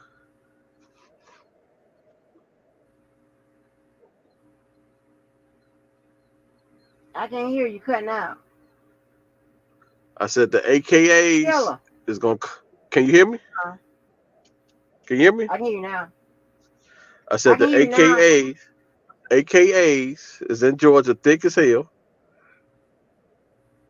And the demographics is changing like a motherfucker in Georgia. That's why it's blue. There's not a lot of people in Georgia that was born and raised in Georgia. Well, Georgia used to always be red though, right? Until last election. Until last election. Time. But check this out. You see Pennsylvania? You see Pennsylvania bitch ass? You see they red? That shit is up for grabs. That's the only one that is that's the one that's truly up for grabs. Man, hold on, let me see what 2020 said. Did it change? Oh yeah, it changed. That's 265. Well, so in 2020 it was red too. That's what it said. And 2020 was what red? Pennsylvania. I thought Pennsylvania was blue and red. It wasn't. In It wasn't. 2020. It wasn't. Damn. It wasn't red in 2020. It was blue. Damn. But they got Democrats winning. The projections. That's too close for me. Let me see that other election poll. Oh, let me see the CNN stuff. One thing I can't say about CNN is they gonna tell you the truth. Right? If they see it's fucked up for Kamala, they gonna let you know. Same thing with Biden. They're like, Biden, tell Biden, get the fuck up out of there. They want sugarcoat shit. Jump out of there. You messing us up.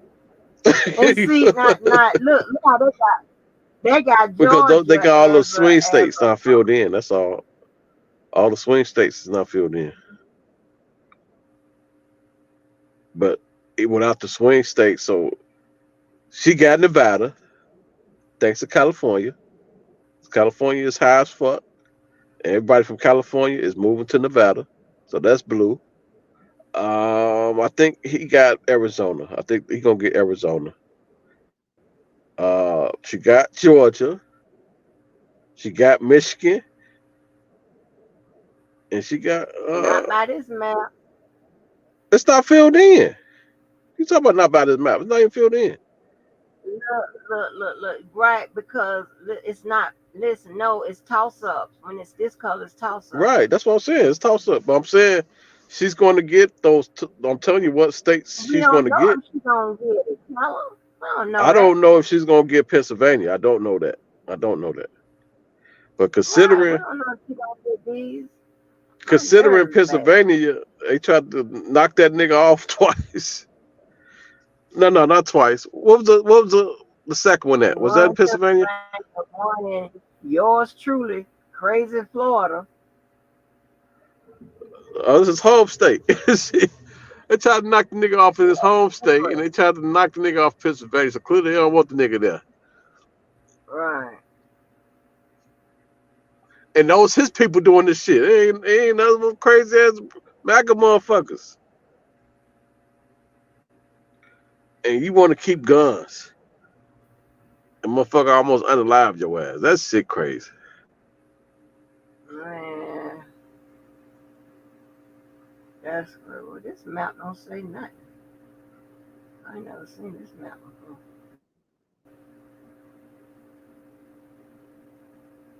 My nerves bad. Oh, is this take me to make my Oh, that Florida? Florida. Go back. Oh, yeah, they that Florida? hold on, wait a minute. Oh, hold shit. on, don't get. Hold on. Wait a minute. Hold on. That might not be accurate. That might not be accurate. Hold on for a minute. I'm telling you, Florida's in play with Haitians. 500,000. 500,000 Haitians in Florida. You just fucked up. Happy. You ain't doing none of that. I'm telling you, okay. I'm telling you. You ain't gonna get me all happy. He is detrimental to his own self. And let's say he do what the biggest thing is a lot of people vote down the ticket and ride the coattails. So he is fucking it up for, not just him, but Congress, Senate, House. He fucking it up for them look too. At this one. Look at this one, right? They got they them with the edge. Like, stop playing, Kelly. You ain't gonna get. Okay, wait. What they don't got filled in? But check this out. They don't got Minnesota filled in. You got Walz from Minnesota. That's blue. Walz from Minnesota. That's blue. I think Ohio may be a fucking toss up too. Shit. A lot of motherfuckers don't like that shit that they said about Ohio. That's there. Eating dogs. Eating the dogs, eating the cats, eating the pets. Like you, like, huh? You are crazy. Go ahead on. Man, you know what's funny? Like the reaction. So some people watch that shit live, had like watch parties, and watched it live, and the reaction from when he said that is hilarious for these people. Everybody just start laughing. But I'm looking at, I'm looking at where he's going, and you got motherfuckers leaving. Motherfuckers ain't fucking with him. You got people leaving the rally. Like every rally lately, he's been going to. Damn, we got landslide. No, this was last year. I mean last election. But see, I knew I was right. Pennsylvania was blue last. I told you it was blue last year. Last. Told you it was blue. No, you said it was red. No, not last election. Oh, okay, you're right. Cause that's where what's the name from? Yeah, Joe He's from there. Shut my nerves, Sleepy man. Joe. Y'all didn't kill me over no damn politics. But it's clear that Joe is not Joe no more. It's clear. Yeah, whole thing. I love Joe. He just. I mean, I don't think he's incompetent. It's just that he's just old. Yeah. He's old as fuck. What old people do. Age. Yeah. So if we see that with Joe, that's the same shit gonna happen with Trump. We get off this other shit. No, Trump is quite crazy. He he's been crazy. So what if you crazy and old? And you're racist. Right, all that. You got a lot going on. It's dangerous. You dangerous. Yeah, you a danger. You are a danger. You're a terrorist. That make you a terrorist to America. Yeah. Look at that. Boy, we had that shit last thing, baby. I was like cotton candy sweet to go into the Tootsie Roll. Hey. I was like, we got him last. Let me see. What was 2016? But man, for him to get beat by a black woman or interracial woman, however you want to look at her, I'm gonna say black because if she win, he gonna call her all type of niggas. He's gonna be black then. If you ain't white, you're black. Shit. And she already been called niggas, all type of niggas. Why did I click? Why did you let me click on this? Click on what? 2016. Let me see what she. Let me see. Oh, I'm gonna have an asthma attack, and I ain't the whole got map. Let me see the whole map. I ain't got asthma. So what Hillary messed up is her campaigning, and then you had that shit came out and fucked her up because and what she lose? Oh damn, that blue wall. It's over with. If you don't got that blue wall, it's over with. She needed Michigan, Wisconsin, and Pennsylvania. She needed those three. I'm in here struggling to breathe. Okay, click on Wisconsin. Oh, you click on a different. See, that got the blue wall. That one got the blue wall. That's what she was missing. I'm trying to see what we did in what it was 12. Oh Lord, this one here. Obama, boy. That's Obama, right? Yes, my boy. That's my boy. Oh, which year you want me to click on? Oh no, never mind. Oh. But go back to the Obama one. That motherfucker. That shit looks sexy. Was nice. That motherfucker. 2008. That wasn't even close. Baby. We turned Florida blue, baby. Baby, we was niggas stepping in line, step. Oh, they got Ohio. We had it all, baby. His grandmama had. Who's that? Mitt Romney? Who he run against on that one? I was crying. Everybody was crying. No, this is one with John McCain and Sarah Palin. Sarah Palin, boy. I like her. Yeah, she all well. I mean, she okay. I can deal with her. But I grew to like John McCain. And baby, and hey, wasn't it funny when his daughter and them told Trump no, he couldn't come to that goddamn funeral. Everybody was there eating peppermints. I don't know why the fuck he showed up. His daughter came. Yeah, he did. Didn't he come? He eventually came in, didn't he? Oh, I didn't know. I don't know. You just say you don't know why he came. He was trying I don't know why he showed up. Why he showed up? Yeah.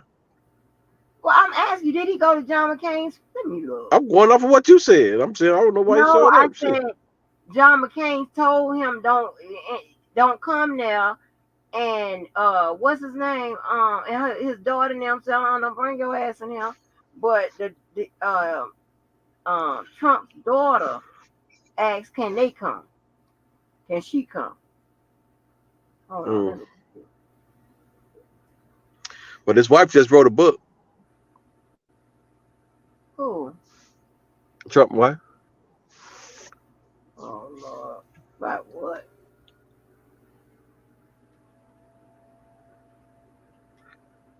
Making American Great Again. Can you recall when American was great? Well, it depends on how you look at it. I don't think America was ever great for everybody. Not for everybody, no. I agree with that. It was better. It was better when I had that coat on. Oh, shit. It was better when I had my coat on. That Republican ass coat. Oh, man, that Merry Christmas coat. Y'all better stop fucking around. Republican ass coat. Oh, Lord have mercy. Hell no.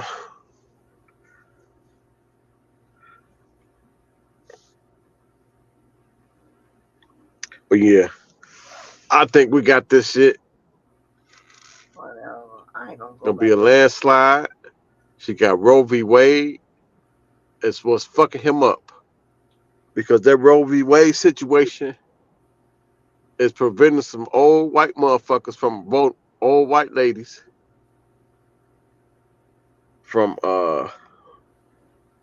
you see these old people? What old people? You got TikTok? Yeah. Go on TikTok and put in, what is that? Golf cart. Put in golf cart Kamala Harris's. And these are fucking old ass Republicans that's now fucking rooting for Kamala. They're crazy.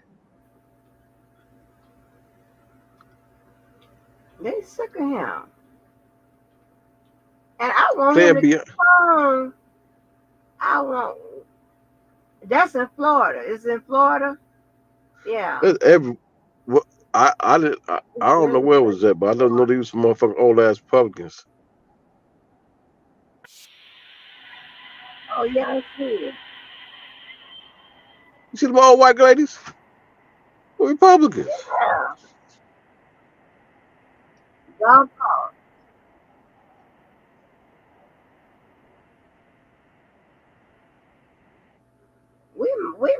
We might turn, you know. We might. I'm telling you, the Haitian shit, he fucked up.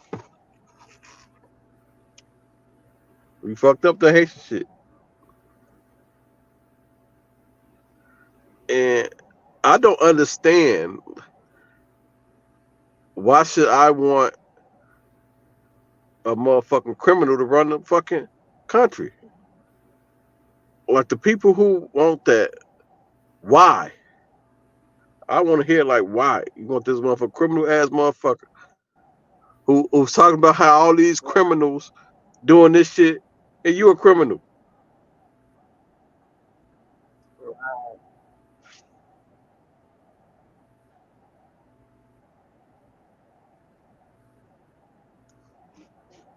How another criminal go hear what? Oh no, never.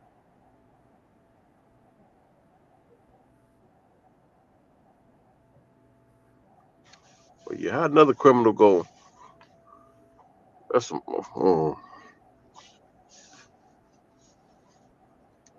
Well, in any event, get the fuck off this motherfuckers. 2 a.m.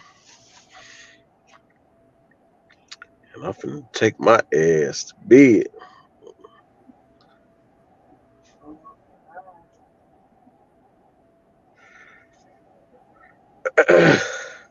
All right, Angie.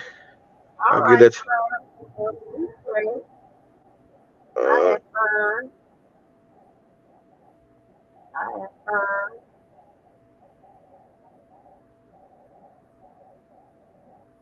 Y'all be good.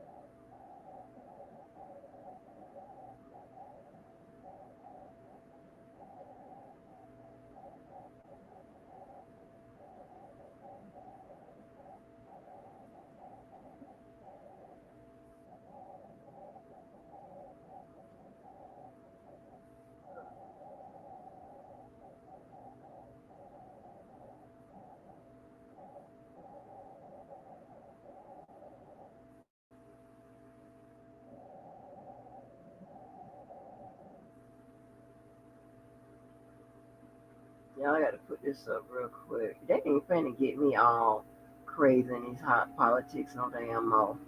They're not finna do that to me. They ain't finna get my soul involved. Good night, Jenny. I appreciate y'all being up in here for a little debate and conversation. And everybody else that was up in here. They ain't finna get me back in this hunt, but let me see what. Wow. Oh,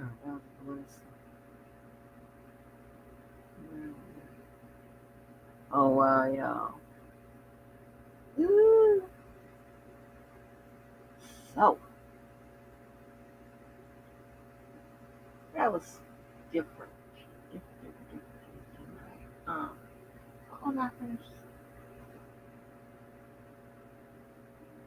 Oh, man, I got to look up. Oh, nose, baby. What the hell? I'm not nosy, but eventually.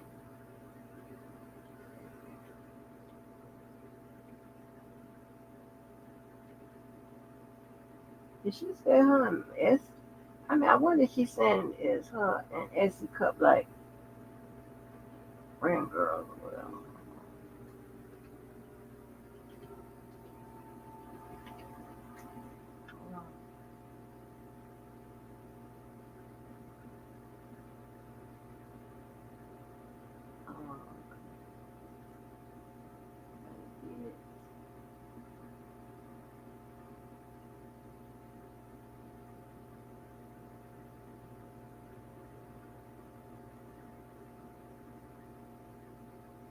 Oh, okay, that's the in-law.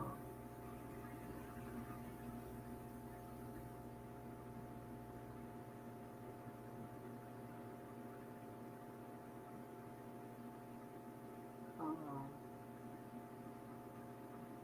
oh, she young.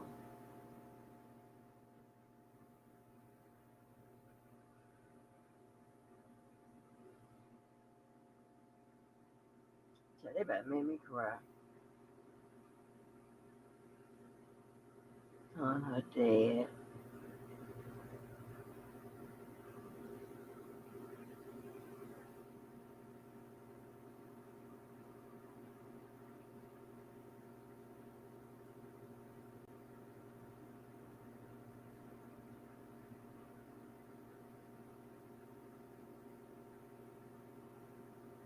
Y'all, listen. It ain't nothing like happy childhood, happy adulthood, and everything in between. It is nothing like it. Don't beat it, right? Oh gosh, this don't beat it. Oh man, that's what I love to hear.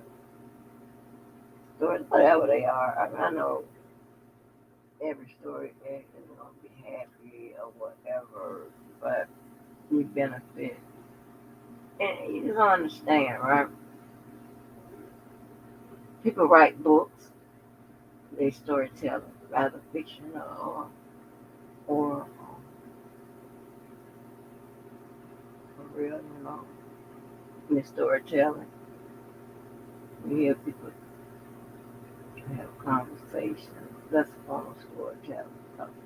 So you can be enriched by storytelling. You can learn stuff about people. You can learn stuff about things you didn't know. You can get your education on, right? Um, if people tell stories about style, you know, the evolution of style and things like that. You know. And one of the ways that history has been recorded is by writing letters, storytelling, taking pictures, things of that nature, right? But yeah, still haven't forgotten. You got to do a little history piece, and I also want to ask the question, maybe answer it. Did I already do it? I don't know. About that AI, do you think that they will bring AI to a point where it can stand in for a lot of jobs or a lot of processes that we have here in America, right? What does that world look like? Now, when you Google, it says it can't because AI doesn't. Unfortunately, there's no way to program emotions and things of that nature right up. And we know that, right? We got that. But that's not what I'm asking. I'm asking, like, there are certain jobs that already utilize computers. I'm saying, they developing that shit for something other than just for us to be playing around with it. I don't use it, but I don't know what to do with it. It's going to do something. And a lot of times, you know how technology goes. It started at one point, and they bring it as far as they can take it. They don't just leave it at one point. They gradually improve it, right? It's a science. What they do with science. Keep messing with it, and bring it as far as they can bring it, right? So, but yeah, I'm okay with having a whole bunch of smart topics and conversations with smart folk and not so smart folk either, you know, I'm okay with it. Because you learn either way. That's what it's about. Putting whatever it is on the record. It don't matter who's your audience, right? Put it on the record. Because you never know. Anyway, with that being said, I don't know for some reason I don't want to go, but I need to. Got a lot of stuff to do tomorrow. I really do. And lately I ain't been really wanting to watch all them damn channels. But let me find the remote. The little remote to watch all the damn channels. Now, my cheap ass cousin got some kind of he doesn't have the IPTV thing that I have.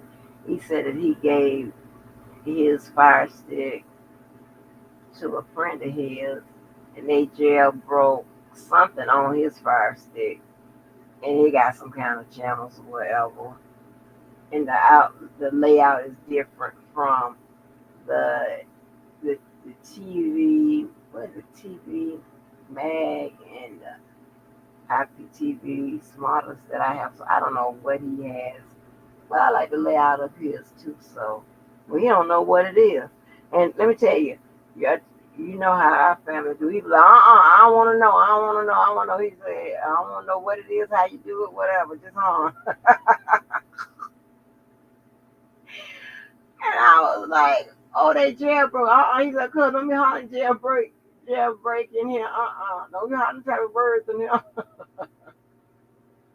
He's like, I don't know nothing about it. I was like, oh my gosh. Are you serious? Are you serious? So, but yeah. Anyway, let me get off because I fuck around and go into another conversation, honey. Okay, y'all. So this way.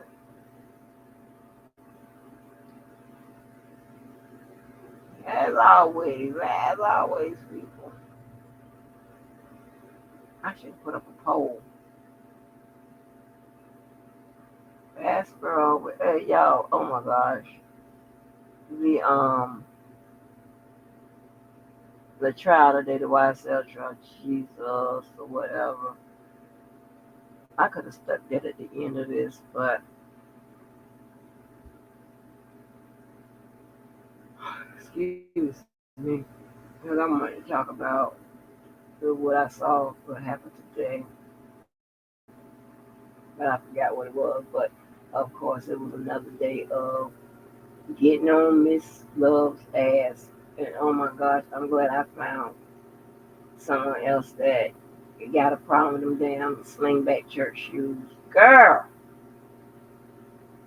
you ain't have no choice when it was your mama putting it on your feet.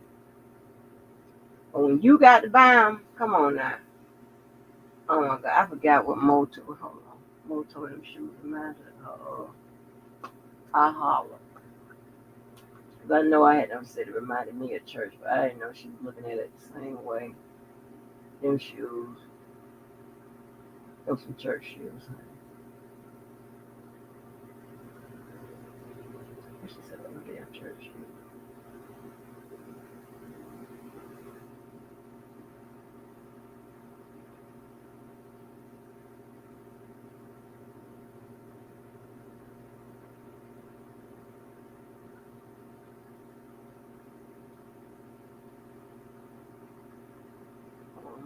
Exactly what she said about the damn shoes.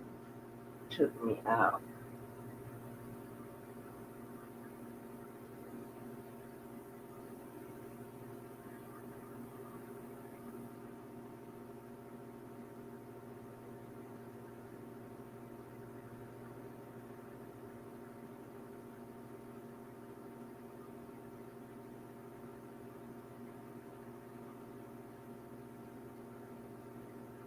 Oh, she said it is giving choir director who wants to get the attention of the deacon board vibe. Okay, them darn shoes, honey. Them slingbacks, I guess. But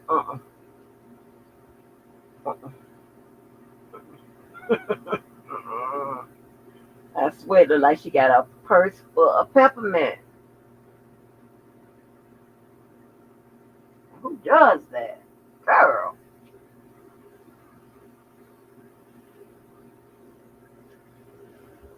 Oh, the cover here. I got this damn, it's so cold in here. But yeah.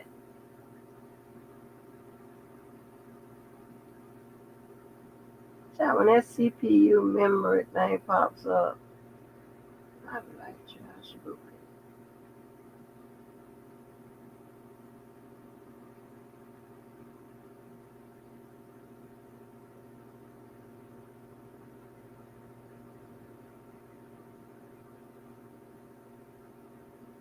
Who snuck in here?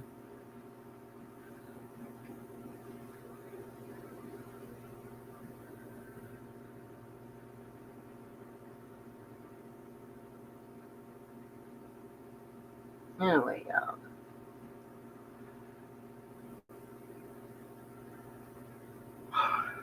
I don't know why they can't. I know it's gonna be impossible to fix a America. Why they just can't improve on this stuff that it's been around, broken, not quite right, or whatever for years. So you should have every model in the world that to use as a measure in order to know what works and what doesn't. God dang, I don't know, child. I don't know. Sometimes, I'm so glad I opted for a quiet life for a minute. Now I think I just like it like that.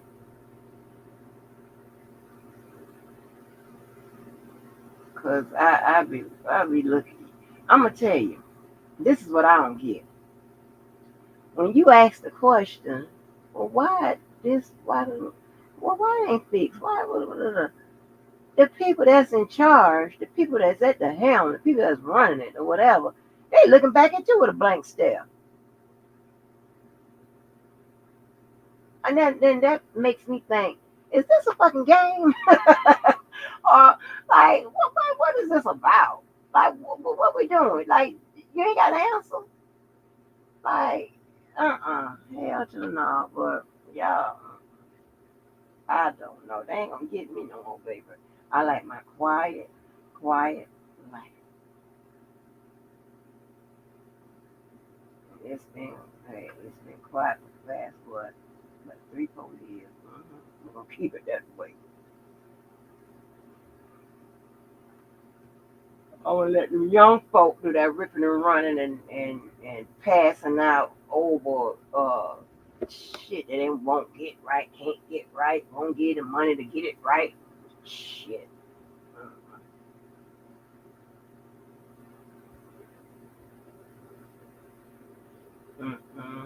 Or you got to bust your ass and raise the money. I'm gonna do it myself all the time. All that type of extra shit. I got time for that. Nobody.